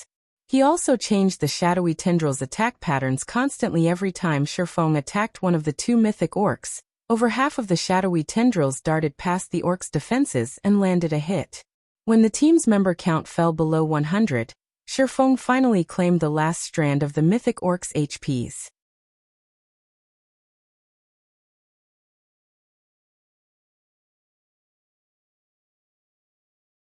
Chapter 1535. Kingdom Alarmed Success. We won! The surviving team members cheered joyously as the orc warlord and orc general froze and collapsed. It had an intense battle. Although the mythic orcs hadn't had much HP remaining, they would have likely fallen to the boss's attacks if Shifeng hadn't used another Tier 4 magic scroll near the end of the battle. The melee players hadn't even been able to approach the orcs to attack near the end of the battle, and the orcs' rapid attacks blocked most, if not all, of the ranged players' attacks. They were finally dead. Shifeng breathed a sigh of relief. Although he had activated Void Shield to cover his lack of defense in the end, the mythic orcs' attacks were too powerful. They had only needed a few short seconds to deplete the Void Shield's energy by more than half. Had he not activated Void Shield, the two mythic orcs would have diced him into mincemeat before he had a chance to strike. Meanwhile, the surviving players' experience bars rose rapidly after the orc warlord and orc general fell.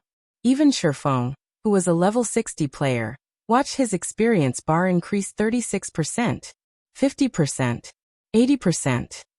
In the blink of an eye, he rose from level 60 to level 61. Eventually, his experience bar settled at 7% of level 61. The rest of the survivors watched their experience bars increase by a larger margin. On average, every survivor leveled up at least twice. The players below level 50 leveled up 3 times. The insane amount of EXP the two mythic bosses' deaths had awarded stupefied Zero Wings players. The two orcs had also dropped a large pile of loot. At a glance, they had easily dropped over 100 items.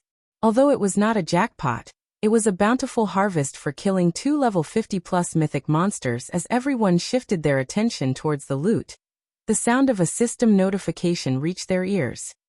Starmoon Kingdom Region System Announcement. Congratulations to Zero Wing for killing the Orc Warlord and stopping the Orc Army's invasion on Bewildering Forest Town. Rewarding 30,000 guild popularity, 100 guild influence in Starmoon Kingdom, and 50,000 guild honor points. The system announcement repeated 3 times, echoing in every player's ears in Starmoon Kingdom. What? Didn't they say that the Orc Army in Bewildering Forest Town was unstoppable? How did Zero Wing defeat it? This is impossible. I just came back from Bewildering Forest Town. There were millions of orcs assaulting the town. The army even had siege weapons and mythic bosses. Zero Wing must have cheated somehow. A commotion erupted over the system announcement. No one could believe it was true. They had all witnessed the hellish scene in bewildering forest town. Even if they gathered every elite player in Star Moon Kingdom, they might fail to defend the town, let alone Zero Wing's small team. The orc army wasn't a force current players had hope of stopping, yet Zero Wing had succeeded. The system announcement had to be a joke. What's going on? What has Zero Wing been doing? Galaxy Past, who rested in Star Moon City, was dazed when he saw the announcement. Nobody had a clearer understanding of the situation in Bewildering Forest Town than him. By the time he had left, Bewildering Forest Town had held on by a thread. The walls and magic array protecting the town had been about to collapse. Yet shortly after the Star Alliance had withdrawn, Zero Wing had defeated the orc army. That was an army of several million orcs they were talking about. Even slaughtering several million defenseless pigs would take more time than it took for Zero Wing to defeat the army. Furthermore, the orc army had been led by 3 mythic-ranked orc generals.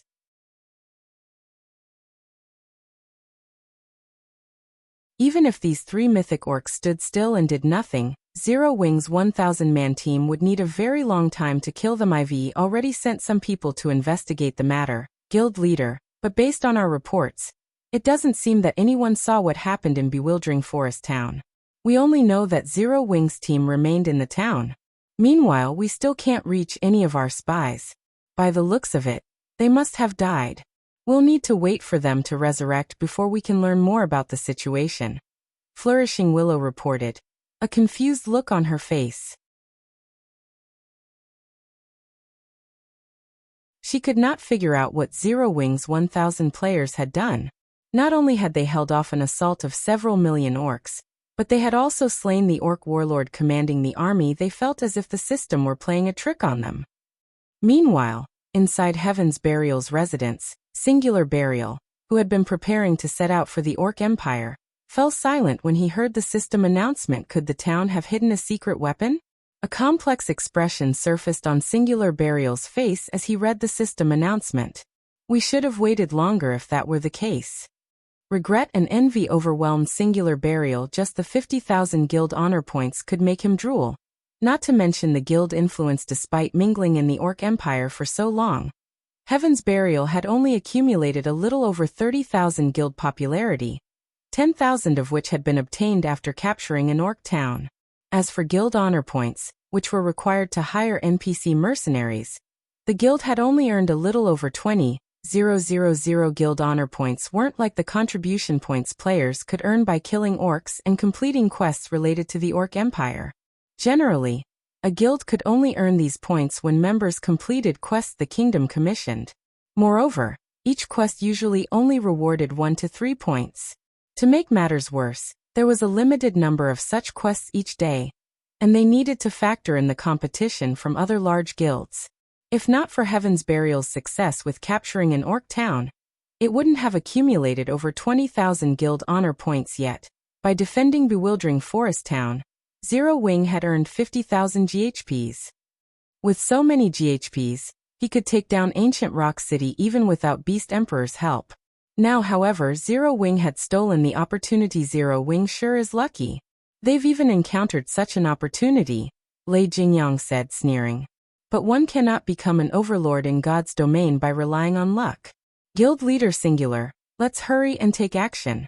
Once we capture Ancient Rock City, Heaven's Burial will dominate the several neighboring kingdoms. Although Lei Jingyang envied Zero Wing's fortune, he was confident that Zero Wing couldn't make up for the difference between their side strengths with luck. All right.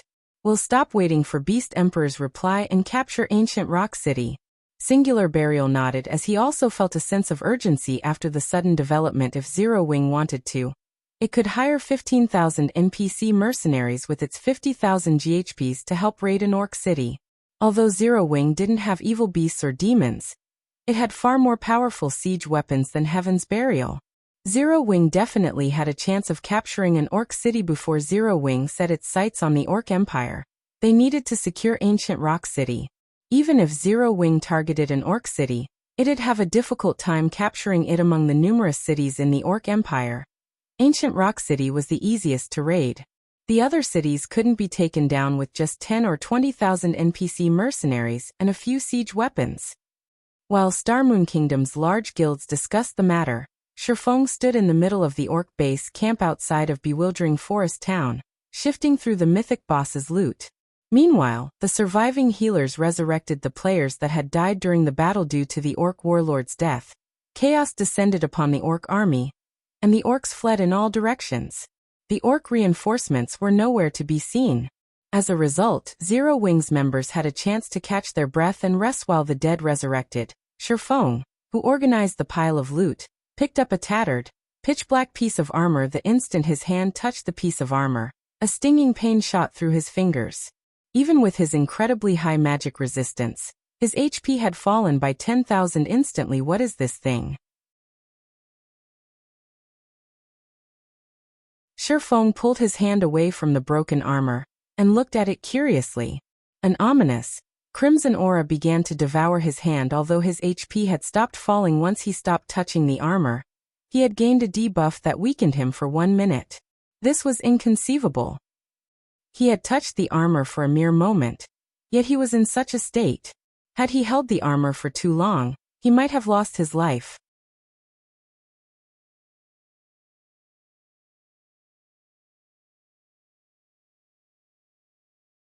Chapter 1536. Legendary set equipment. The players standing close to Shifeng noticed the sudden drop to their commander's HP. Guild leader, is something wrong? Violet Cloud asked curiously as she watched his HP. Barth battle was already over, and there were no enemies around them. Yet Shifeng had suddenly lost a large chunk of his HP. It would be difficult not to notice something so strange. It's nothing. I just took some damage from an item, Shifeng said as he waved off her concern with a hand. Ordinary players might be in danger if they suddenly lost 10,000 HP. But it wasn't a problem for him. The issue was the disintegrated debuff. Not only did the debuff place him in a weakened state, reducing his basic attributes by 50%, but it also made him feel somewhat weary. It felt as if the debuff sapped away his concentration damage from an item. Violet Cloud and the others' curiosity grew. This was the first time they had heard of a dropped item hurting a player. They turned their attention towards the piece of broken armor on the ground. Even after examining it for some time, they didn't see anything unusual. The piece of broken armor didn't radiate any frightening mana or pressure. Shifeng chuckled at their response. God's domain had many strange, mysterious items. Not every item could be judged by the mana or pressure it radiated. In fact, some items appeared harmless, yet were actually fatal to players. Shifeng had no doubt that this piece of pitch-black armor was one such item. Despite storing a frightening amount of power, it showed none of it on the surface, leaving the item where it was. Shifeng lightly tapped a finger on the armor to open its attribute panel. Even with the slightest touch, Shifeng lost another 10,000 HP. This time, however, as he had only touched the piece of armor for a fraction of a second, only a small bit of crimson aura wrapped around his finger. Fortunately, the disintegrated debuff only lasted 10 seconds. Impossible. What kind of item is that? Everyone gaped when Shifeng lost another 10,000 HP. After poking the black armor, they couldn't bring themselves to believe that God's domain had such a deadly item. Unknown? Shifeng frowned. Normally, players could, more or less, inspect an item's introductory text even if they hadn't picked it up yet. However, all he got from the armor's attribute panel was the word unknown. This meant that players would have to pick up the item and appraise it to check its attribute panel. Unfortunately, picking up the piece of black armor and storing it in his bag was too dangerous. He had already lost so much HP after his brief contact with the item. If he held onto the piece of armor for too long, he'd likely die before he could store it in his bag. What a troublesome item. Shifeng sighed. Immediately, he activated the aura of Earth's absolute domain, making himself immune to all damage for 10 seconds. Following which, he snatched the piece of armor and stuffed it into his spatial bag, completing the process with lightning speed. Although absolute domain prevented him from taking damage, it did nothing to stop the crimson aura from contaminating his body. By the time Shifeng stored the piece of pitch-black armor, the crimson aura had tainted his entire body. System. You have obtained the disintegration armor. The madness aura is contaminating your body, reducing your basic attributes by 50% and weakening your mind. The disintegration armor can only be stored in your bag space, will drop upon death, and cannot be traded. This is the rumored disintegration armor? Shifeng stared at the pitch-black armor inside his bag in shock. For a moment, he completely forgot about the weariness the armor had caused him. The disintegration armor was one piece of the disintegration set, a famous legendary set equipment in God's domain. Like the disintegration axe, the set had been created by the Orc Empire's founding emperor. Due to the disintegration axe and disintegration set, the Orc Empire had wielded unparalleled power. They were why the Orcs had reigned chaos over God's domain's continent. However, both the disintegration axe and the set had been destroyed with the founding emperor's death.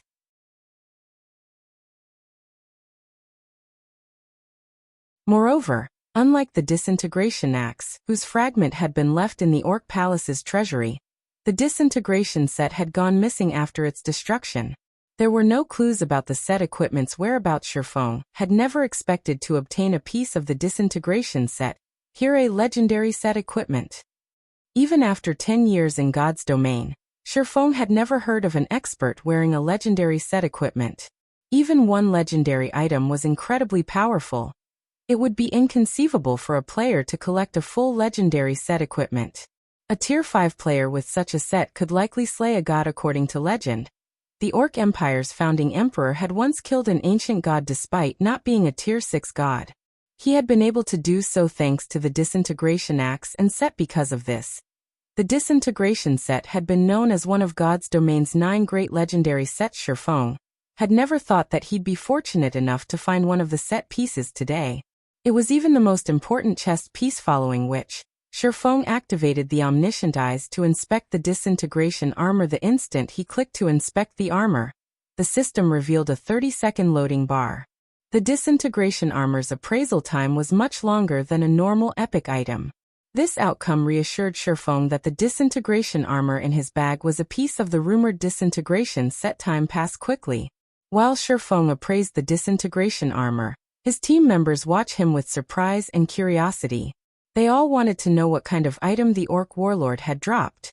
The instant Shifeng had stored the pitch-black chest piece, his attributes had fallen tremendously. If an ordinary expert had suffered such a massive decrease, they'd be crippled. Once the appraisal completed, the disintegration armor's attribute panel appeared before Shifeng. Destroyed disintegration armor. One piece of the legendary set equipment the Orc Empire's founding emperor had crafted. The wearer of this armor will gain even greater strength than that of Titans. They will also fall into an endless cycle of madness. However, the disintegration armor had been damaged beyond repair during the Great War, and now leaks the disintegration power within. The disintegration power will taint any player that carries this item. What? It's broken beyond repair? Shifeng was speechless. He had thought he had gotten lucky and obtained a piece of fragmented legendary equipment. If that were the case, he could gradually restore the item to legendary rank. He hadn't expected the item to be beyond repair. Not only couldn't he use the disintegration armor, but he couldn't repair it either. It was no more than a broken piece of scrap metal. But before Shifeng closed the attribute panel, a series of system notifications bombarded his ears. System. Congratulations. You have obtained the legendary quest, Recast the Disintegration Armor. Quest content. Due to the spreading disintegration power, orcs have begun to mutate. To prevent the spreading disintegration power, you need to recast the disintegration armor. Rewards unknown system.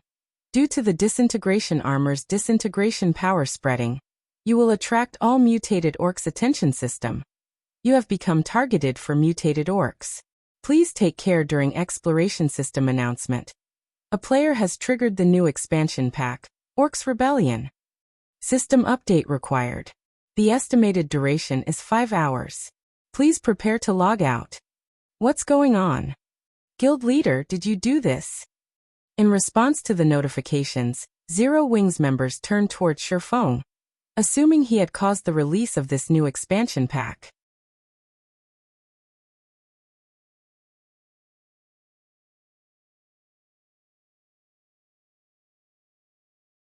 Chapter 1537, Bountiful Loot. Chapter 1537, Bountiful Loot. Looking at the system notifications, Shifeng fell into deep thought, although he knew that it wouldn't be so easy to obtain the disintegration set, which had once been used by one of God's domain's legendary figures. He hadn't expected it to be this difficult. Repairing the armor was one thing, but it was a different story if he had to recast it. That was no different than asking him to forge a new disintegration armor, a legendary set equipment. Moreover, as long as he carried the disintegration armor on him, mutated orcs would randomly attack out in the fields. This would doubtlessly slow his progress. Most importantly, he was stuck in a perpetual disintegrated state, his basic attributes severely weakened. It also drained his concentration. If he did not find a solution quickly, it would severely impact his leveling and questing efficiency. It seems that I'll have to pay Celiora a visit. Shifeng sighed helplessly. Celiora was the only Grandmaster Forger he was familiar with. As for Master Forgers, they weren't capable of recasting an item of the disintegration armor's caliber. After all, the disintegration set was top tier even among legendary set equipment. As Shifeng got his team members to settle down, preparing to log off and rest, he noticed an additional skill in his skill window. I actually received a unique skill as a reward? Shifeng could not help his surprise as he opened his skill window without realizing it. He had gained a unique skill called Disintegration Field, a domain skill that could only be used when affected by the disintegrated debuff. Disintegration Field disintegrates all skills and spells within a 50-yard radius. Skills and spells at Tier 2 and below will be nullified, while skills and spells above Tier 2 will be weakened by 50%.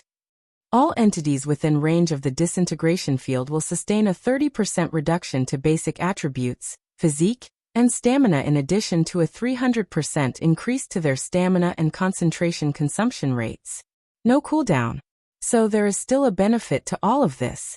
Shifeng was astonished as he read the disintegration field's description. Generally, only Tier 4 domain skills and above lacked limitations such as cooldown and duration. In terms of suppression, disintegration field was even more effective than world projection. All players in range would have to endure a drastic increase to their stamina and concentration.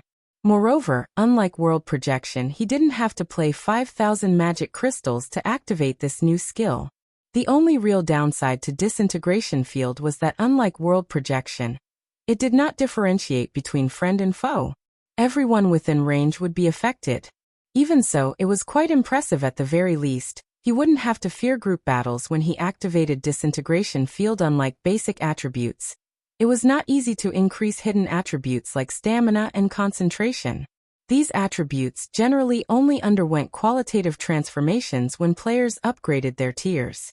Without stamina and concentration, players wouldn't be able to fight. Even if they had full HP, they would be sheep for the slaughter. Following which, Shifeng collected the remaining loot the Orc Warlord and General had dropped. Among the 100+ items dropped, most of the items were subpar. Aside from the disintegration armor, the best item dropped was merely an epic ranked cloth armor hat named Eye of Disaster. It was a top-tier item for magical class players. When equipped, not only did the Eye of Disaster increase the wearer's spellcasting range by 20%, but it also increased spell completion rates by 2%. Shifeng didn't assign the Eye of Disaster to anyone specific on the team. Instead, he added it to the guild's core warehouse, setting it up for internal auction starting with a 50,000 GCP starting bid. Currently, 1 GCP in Zero Wing was worth 32 copper coins. Hence, the Eye of Disaster's starting bid was only 1,600 gold, which was quite cheap. There were also around 24 pieces of level 50 and 55 fine gold and dark gold equipment. Among them, 8 were dark gold rank. All of these items were top-tier weapons and pieces of equipment, which even the various large guilds would fight over.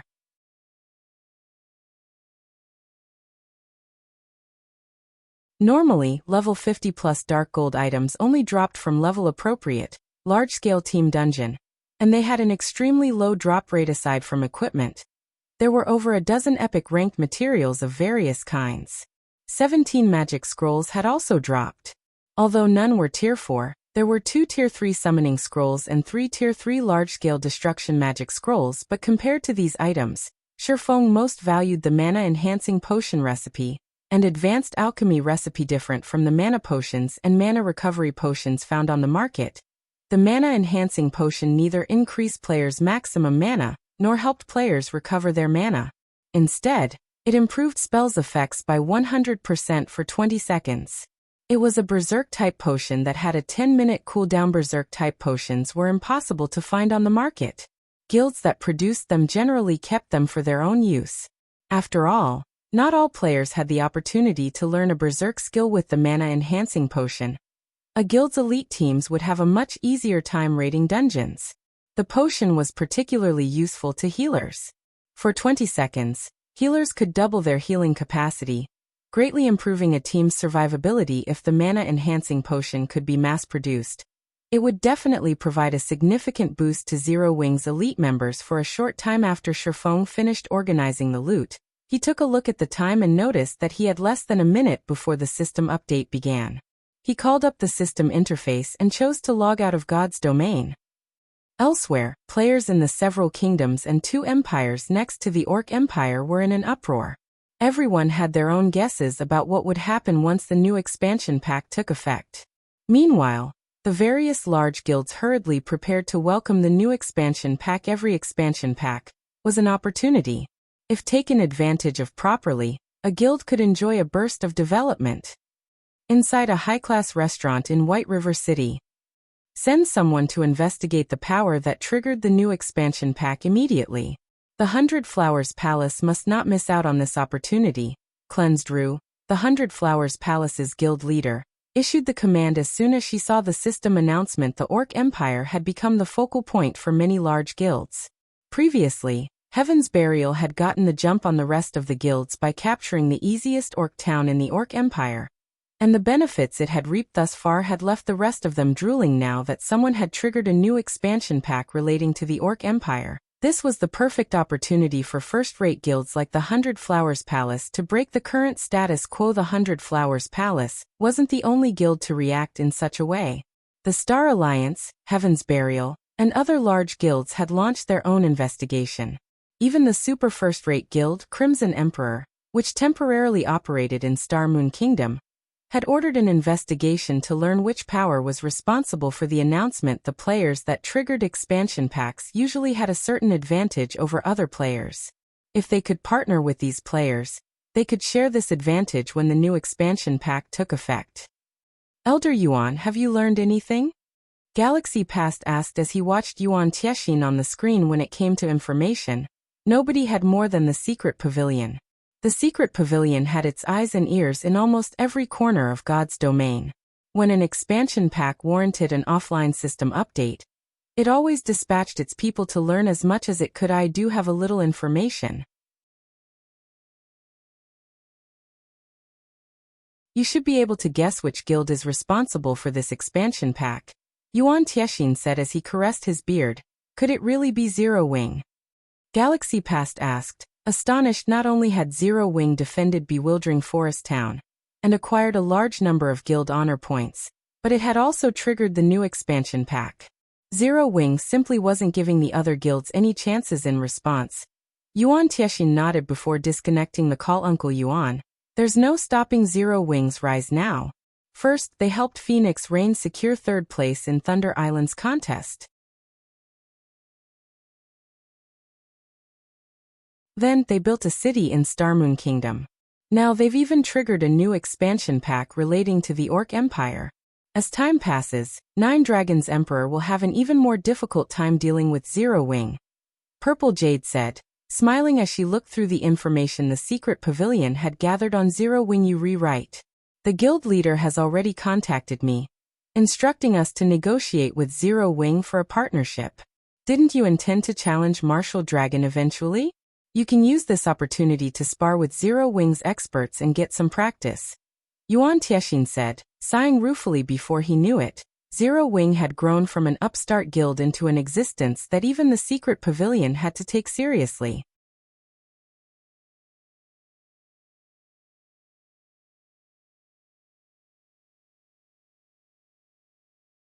Chapter 1538. Zero Wing in the Spotlight. Chapter 1538. Zero Wing in the Spotlight. As God's Domain's system update began, players were forcefully logged out of the game. When the system update began, Night had already arrived in God's domain. This meant that it was currently daytime in the real world. Hence, the system update did not particularly affect the working-class players. On the contrary, they were excited. Meanwhile, inside one of the White Tiger Dojo's secret training rooms, the lid of a virtual gaming cabin abruptly opened. A man with a stalwart body then climbed out of the cabin. As he left his cabin, he was greeted by the sight of a white-clad, middle-aged man on a sofa before him. Despite the lack of movement, the middle-aged man projected a natural dignity and power. This middle-aged man was none other than Jiang Tianyuan, one of the White Tiger Dojo's branch hall masters. Hall master, why are you here? The stalwart man asked curiously when he saw Jiang Tianyuan. For some unknown reason, the main branch is placing more focus on God's domain, hoping that the various branch dojos will produce results. Tianji, you've played God's domain for a considerable amount of time now. Tell me about your situation in the game. Jiang Tianyuan calmly demanded as he sipped his tea. Currently, I'm developing smoothly in the Purple Thorns Kingdom. I've already established a guild and annexed several others. We've also taken ownership of over 10 shops in NPC cities that have player populations exceeding 500,000. Tianji replied. Only my guild's foundation is shaky. With our current number of experts, we have no way to contend with the various large guilds. I will need more time before we can do so. Haven't you hired first-rate guild experts to train our apprentices? Are those experts not enough? Jiang Tianyuan couldn't help his frown as he listened to this report. Although we have the help of a first-rate guild, the first batch of apprentices only began their training a short time ago. Very few have reached the trial tower's 5th floor thus far. Moreover, with the difference in levels, none of the apprentices can contribute to the guild's overall combat power yet, Fang Tianji said, smiling bitterly. He had sorely underestimated God's domain. God's domain was clearly different from past virtual reality games. Not only was the game extremely realistic, but the complexity of its techniques and combination moves were beyond his expectations. They weren't easy to grasp within a short time. Otherwise, the large guilds with hundreds of thousands of members wouldn't have so few experts. Although the White Tiger Dojo's apprentices had solid foundations, that was all. These foundations merely provided a better starting point than ordinary players, and gave the apprentices a higher chance of becoming experts. Only the truly talented apprentices could improve quickly and reach the trial tower's 5th floor. However, since they had joined the game so late, they were far behind the mainstream players in levels. Even though the main god system had made some adjustments, allowing new players to level slightly faster, and they had the help of high-level players, it would be a considerable amount of time before they caught up. How about this? Visit the Big Dipper Dojo personally and attempt to persuade them again. We can renegotiate on the conditions, Jiang Tianyuan said after giving the matter some thought. Initially, Jiang Tianyuan had asked for Zero Wing's help as a passing thought. He hadn't really viewed the matter as important. However, he hadn't expected Zero Wing to be so capable in God's domain. Understood. I'll see to it right away. Fang Tianji nodded. When Fang Tianji had joined God's domain, he hadn't known much about the game's internal situation. He had only realized how impressive Zero Wing truly was after fighting in the game for some time. At the very least, the current first-rate guilds had no chance against Zero Wing. The guild even had the sacred training ground for experts. Stone Forest Town, the first-rate guild they had allied with, frequently brought them to Stone Forest Town. And Fang Tianji had to admit that the battle arena was amazing. If ordinary players trained there, they would develop far faster than training in the Divine Colosseum's trial tower.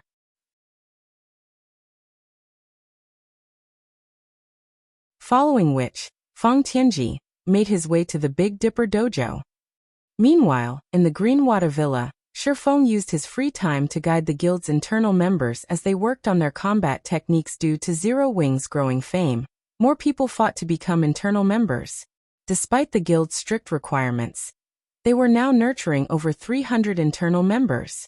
Even the massive Greenwater Villa felt a little cramped due to so many people living and training in it. Guild leader, the weakest of our new recruits can now reach the trial tower's 4th floor, and quite a few have already reached the 5th floor. Among the various internal members, Yu Zipping is improving the fastest. It's no wonder why you had such a high opinion of him. He has already reached the 5th floor's late stage. I doubt that it'll be long before he reaches the 6th floor, Blackie reported as he watched Yu Zipping and the others, who were currently training in the main hall. It's a pity that we can only recruit a small number of internal members right now. If we can recruit a few more, we could build an army of experts very quickly. Zero Wing shone like the midday sun in Star Moon Kingdom. If they could sustain 1,000 internal members, they could quickly train a 1,000-man expert team. Even without relying on the guild's main force, they could easily raid team dungeons. They could also establish another branch guild first-rate. Guilds maintain their status for so long due to the high number and sufficient strength of the experts they nurtured. After joining God's domain, these first-rate guilds could afford to develop in multiple countries at once, competing for resources in multiple locations. In contrast, Zero Wing wasn't strong enough to do so, yet I am afraid we'll have to wait for matters on Gentle Snow's side to settle down first. However, unless those companies find another interested party, it shouldn't be long before the negotiations conclude. After all, it is costly to maintain a training ground of that size. Shifeng's head ached over this issue. He had never thought that he'd have to endure such a day. Rather than a guild limiting their training ground's development, their training ground limited Zero Wing's development. As Shifeng discussed the new training ground with Blackie, Liang Jing contacted him. Head instructor Shi. A man named Yuan Tiexin is looking for you. Should I have him wait in the reception room? Liang Jing asked Yuan Tiexin. Shifeng was a little confused. I understand. Have him wait in reception room 1 for me. I'll head there now. All right. Liang Jing nodded. She then led Yuan Tiexin and his entourage to reception room 1. In the Big Dipper Dojo's lobby, the arrival of Yuan Tiexin's group had caused a small commotion. However, this commotion wasn't due to the crowd recognizing Yuan Tiexin, but because of his 2 bodyguards. Both bodyguards wore black suits with a silver shield logo embossed on the left breast. This was none other than the Guardian Group's logo, a world-class bodyguard company. Moreover, both were 3-star bodyguards. Normally, it should be impossible to find such high-rank bodyguards in Jinhai City, as not even the city's most powerful corporations qualified to hire them. Yet these 2 had come here. Big Bro Tianji, don't tell me you're really here to speak with that Shifeng? The last time I came here, his behavior had been incredibly arrogant. He showed the White Tiger Dojo no respect. Is a partnership with him really necessary for a game? He truly could not understand why Jiang Tianyuan repeatedly sought cooperation from a gaming guild. The White Tiger Dojo was one of the country's top dojos. They could easily convince any gaming guild to cooperate with a word. Yet Feng Tianji, one of the dojo's instructors, had paid a personal visit to negotiate with Zero Wing. It was inconceivable enough. The hall master and I have our reasons. Feng Tianji's displeasure grew as he listened to Xie. By chance, he noticed Yuan Tiexin's group enter a reception room, and shock gripped his heart. Huh. That is the secret pavilion's Yuan Tiexin? Why is he here? After joining God's domain, he had investigated the game's major powers thoroughly. Naturally, he had memorized the faces of people like Yuan Tiexin, an upper echelon of a transcendental power like the secret pavilion.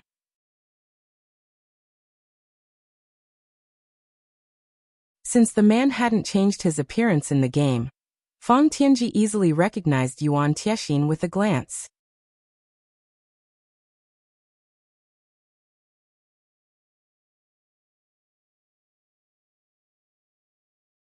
Chapter 1539, Super First-Rate Guild.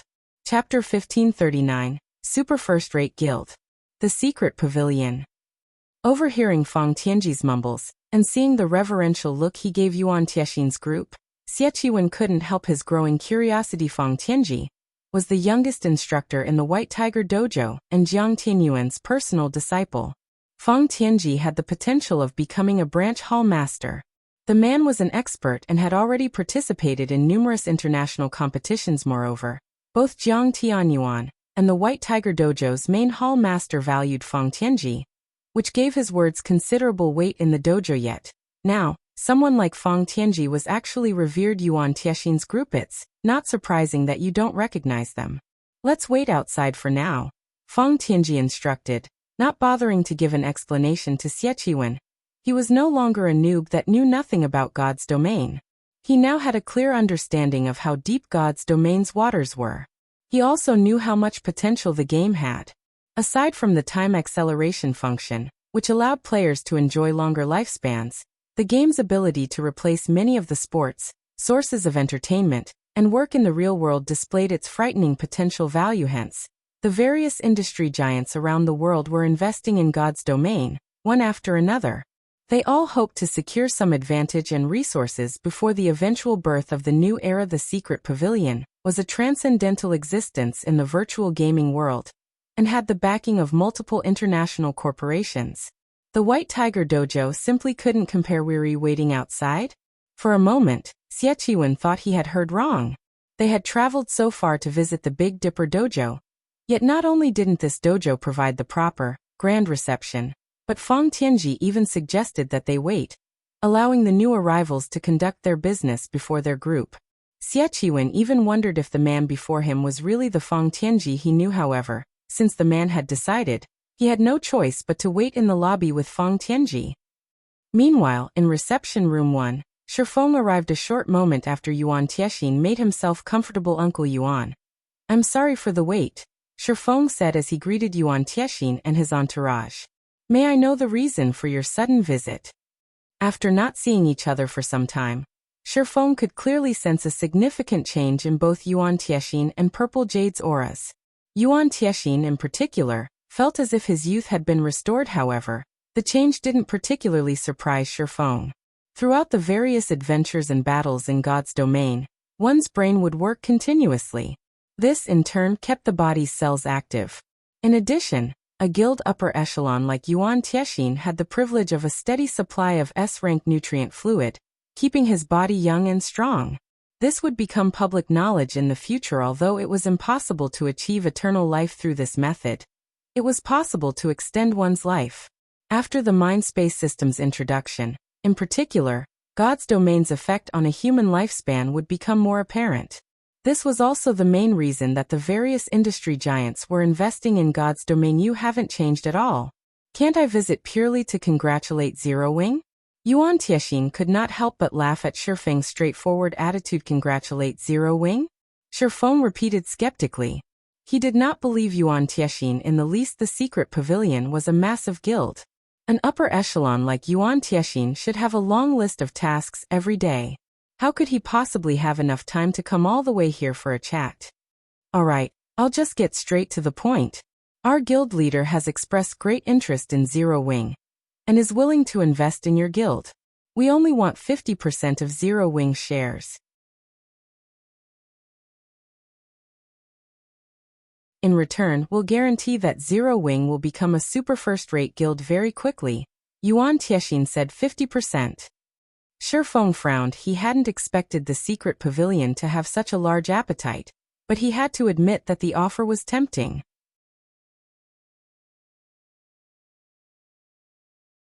If the Secret Pavilion made such an offer to a first-rate guild, it would likely jump at the chance. Every first-rate guild in the virtual gaming world dreamed of becoming a super first-rate guild, although only one rank separated the two. The difference was like that between heaven and earth. I haven't finished. Aside from receiving capital from the Secret Pavilion, Zero Wing will receive 2% of the Secret Pavilion's shares. This way, Zero Wing will not have to concern itself about the right to speak with the Secret Pavilion. As for guild leader Black Flame, he will become one of the Secret Pavilion's elders, Yuan Tiexin said, chuckling as he saw through Shifeng's hesitation. The guild leader is willing to offer 2% of the guild's shares? Purple Jade was stunned. Although she had accompanied Yuan Tiexin to negotiate with several first-rate guilds, they had never offered such generous terms. With 2% of the Secret Pavilion's shares, one would be a major shareholder. The Secret Pavilion was a colossal existence.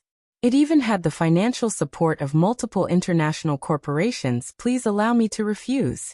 Shifeng shook his head and rejected the offer without hesitation. Both Yuan Tiexin and Purple Jade were dumbfounded. Our guild leader has only offered Zero Wing a portion of the guild's shares thus far. Will you not consider the offer? Or report this to your guild leader?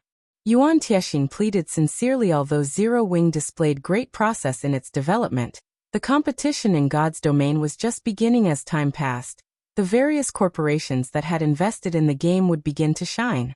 Based on the secret pavilion's information, several unknown guilds and first-rate guilds have begun to show frightening progress. Meanwhile, these guilds had just as many and just as powerful experts as Zero Wing. Moreover, unlike Zero Wing, these guilds had the support of major corporations. Their development speed would only grow. There is no need. Our guild leader has already made his decision, Shifeng said as he shook his head. If Zero Wing had the support of the secret pavilion, it could become a giant in the virtual gaming world in a short time. However, Shifeng firmly believed that Zero Wing could do so without the secret pavilion's help. It would just take a little more time. I understand. Yuan Tiexin sighed. He felt that Zero Wing was a little overconfident. Becoming a giant in the virtual gaming world wasn't easy. He then said, "Since that is the case, we won't force the matter. I'll move on to the next matter then. The secret pavilion is interested in one of the Orc Empire's cities, and would like Zero Wing's help. Once the task is complete, we will provide 10 black cards and 2 plots of high potential land in the Apocalypse Empire's main cities. We'll also provide some information, which could determine Zero Wing's survival." Information that relates to Zero Wing's survival? Shifeng could not help his growing curiosity. I am not trying to scare you. Whether you believe it or not is entirely up to you. Are you interested in this exchange? Yuan Tiexin asked with a smile. If Zero Wing agrees, it may have enough time to prepare, avoiding too many losses. In reality, Yuan Tiexin had been shocked when he had received this news. He had never thought that things would have developed to such severity. Allow me to refuse, Shifeng said again, shaking his head. Although I don't have a particularly clear understanding of the Orc Empire's situation, I know that capturing its cities is very difficult. Since you have asked for Zero Wing's help, you must be aiming for our guild honor points. 10 black cards and 2 plots of land are not enough. How much do you want then? Shifeng's greed astonished Purple Jade. Shifeng smiled in response, raising 2 fingers as he said, I want 20% of the Orc City's profits. This is Zero Wing's bottom line.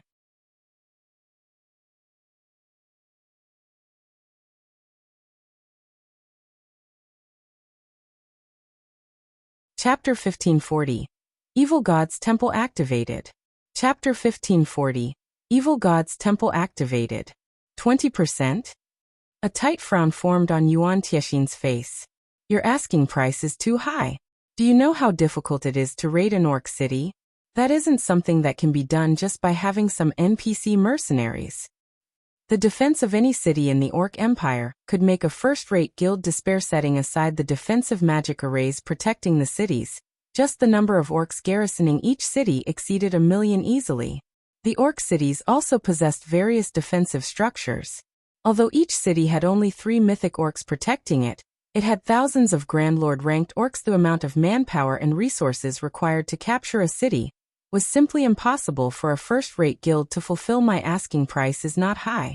Moreover, I feel that Zero Wing is worth this price.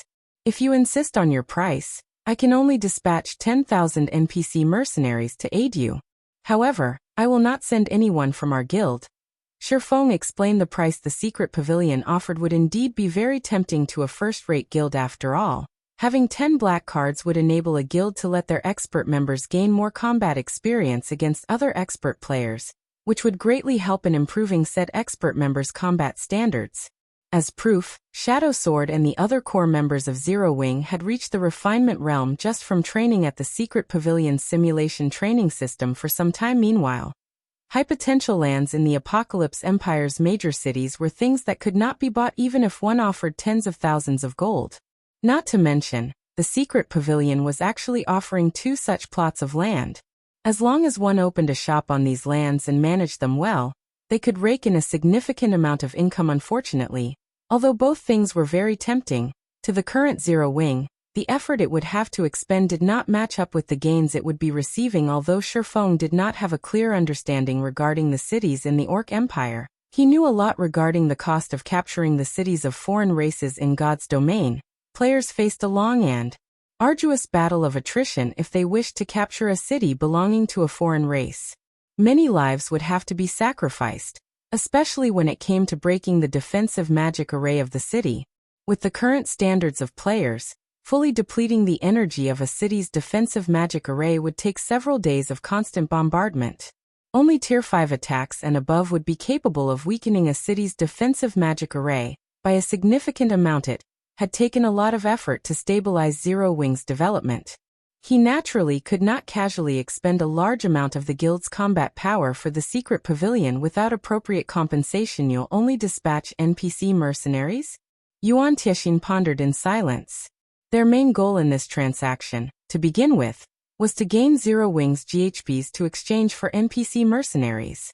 If they had enough mercenaries, they could distract the mythic orcs and grand lords inside the city.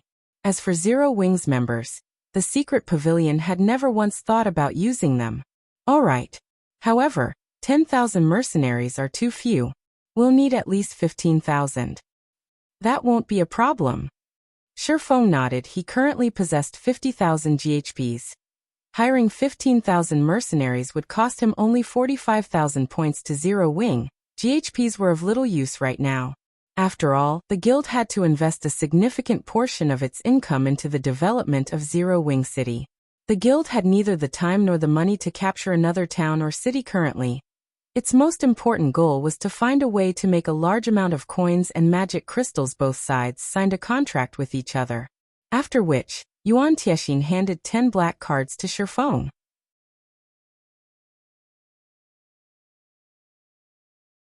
As for the 2 plots of land, Shifeng chose to have both plots located in the Apocalypse Empire's Moon Bay City. Although the Apocalypse Empire shared an extensive portion of its borders with the sea, the cities located close to the sea numbered only 4.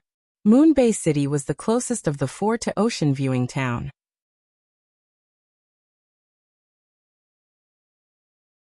In the future, if need be, he could also use the lands in Moon Bay City as a temporary warehouse. This here is the information I mentioned before. It is best if you all start making preparations soon. When the time comes, not only will the several kingdoms neighboring the Orc Empire be affected, but even the Black Dragon Empire will receive heavy damage. Originally, I had planned on having Jade spar with your guild's experts a little, but now that the contents of our transaction have changed, we have to return and make the corresponding changes, Yuan Tiexian said as he passed an envelope to Shifeng. He then let out a sigh before leaving together with Purple Jade and his bodyguards affecting several kingdoms. Shifeng could not help but tear open the envelope curiously. After fishing out the paper inside and reading its contents, he immediately sneered and said, "Nine Dragons Emperor really is daring. Is he not afraid of digging his own grave as well?" The message was short and to the point. It merely stated that Nine Dragons Emperor had assisted Beast Emperor in holding a sacrificial ceremony, and had already activated the evil god's temple in the Black Dragon Empire, which was simply a disaster to the majority of the players in the empire. The evil god's temple located in an empire was entirely different from one located in a kingdom. Its activation not only gave Beast Emperor a huge boost in status, but he would also be able to use the sacrificial altar, which was available only in the evil god's temple and empires, allowing the evil beasts and evil demons under his control to fight against each other. Meanwhile, the victors in the sacrificial altar would devour the losers and have their growth potentials improved.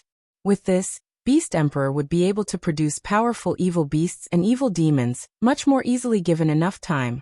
Beast Emperor would even be capable of destroying an entire empire. This was also the reason why the activation of the evil god's temple had nearly led to the destruction of an empire in the past. Currently, Beast Emperor was already operating in the Black Dragon Empire and the surrounding kingdoms, continuously killing players and expanding his strength according to the secret pavilion's investigations.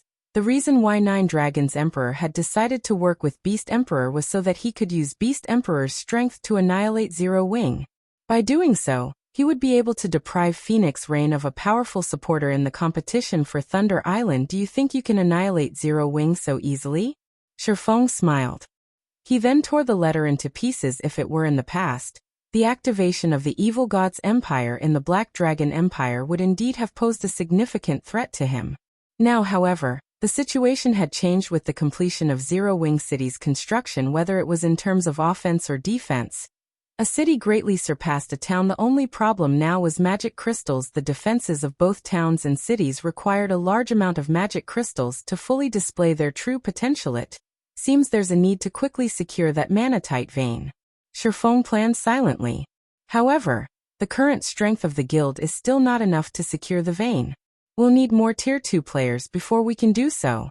I'll have to think of a way to help more people get through their Tier 2 promotions. Karna Island, where the manatite vein was located, was very dangerous for Tier 1 players. Only Tier 2 players could possibly serve as combat power there. However, passing the promotion for Tier 2 was easier said than done. Currently, although many players in Zero Wing's main force had already reached level 50, their chances of clearing the hard mode promotion quest remain dismal.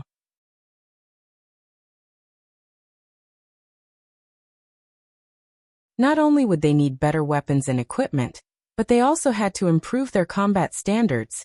Head instructor, representatives from the White Tiger Dojo have come to negotiate cooperation with you again. Should I invite them in now? Liang Jing asked as she entered the reception room again. Shifeng frowned as he thought about the White Tiger Dojo's commission. They really are bothersome. Head instructor, the White Tiger Dojo has come looking for you multiple times already.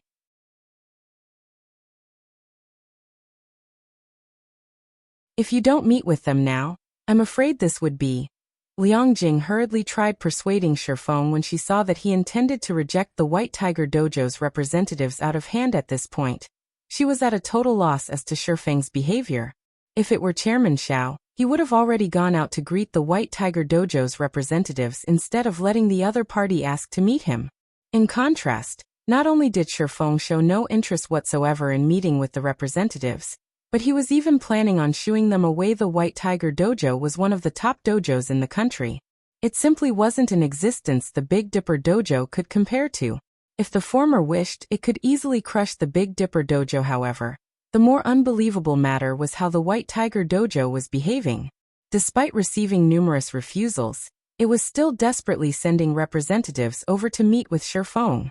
Most likely, if she told this matter to someone else, nobody would believe a word she spoke. All right then. Let them come in.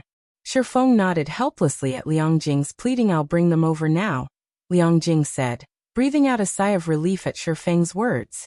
If she were to send the White Tiger Dojo away again, Chairman Xiao would definitely have a stroke. You're tuning in to the Li Mei's Wuxia Whispers YouTube channel. We're so grateful for your support, and don't forget to subscribe to join us on this incredible journey through captivating stories.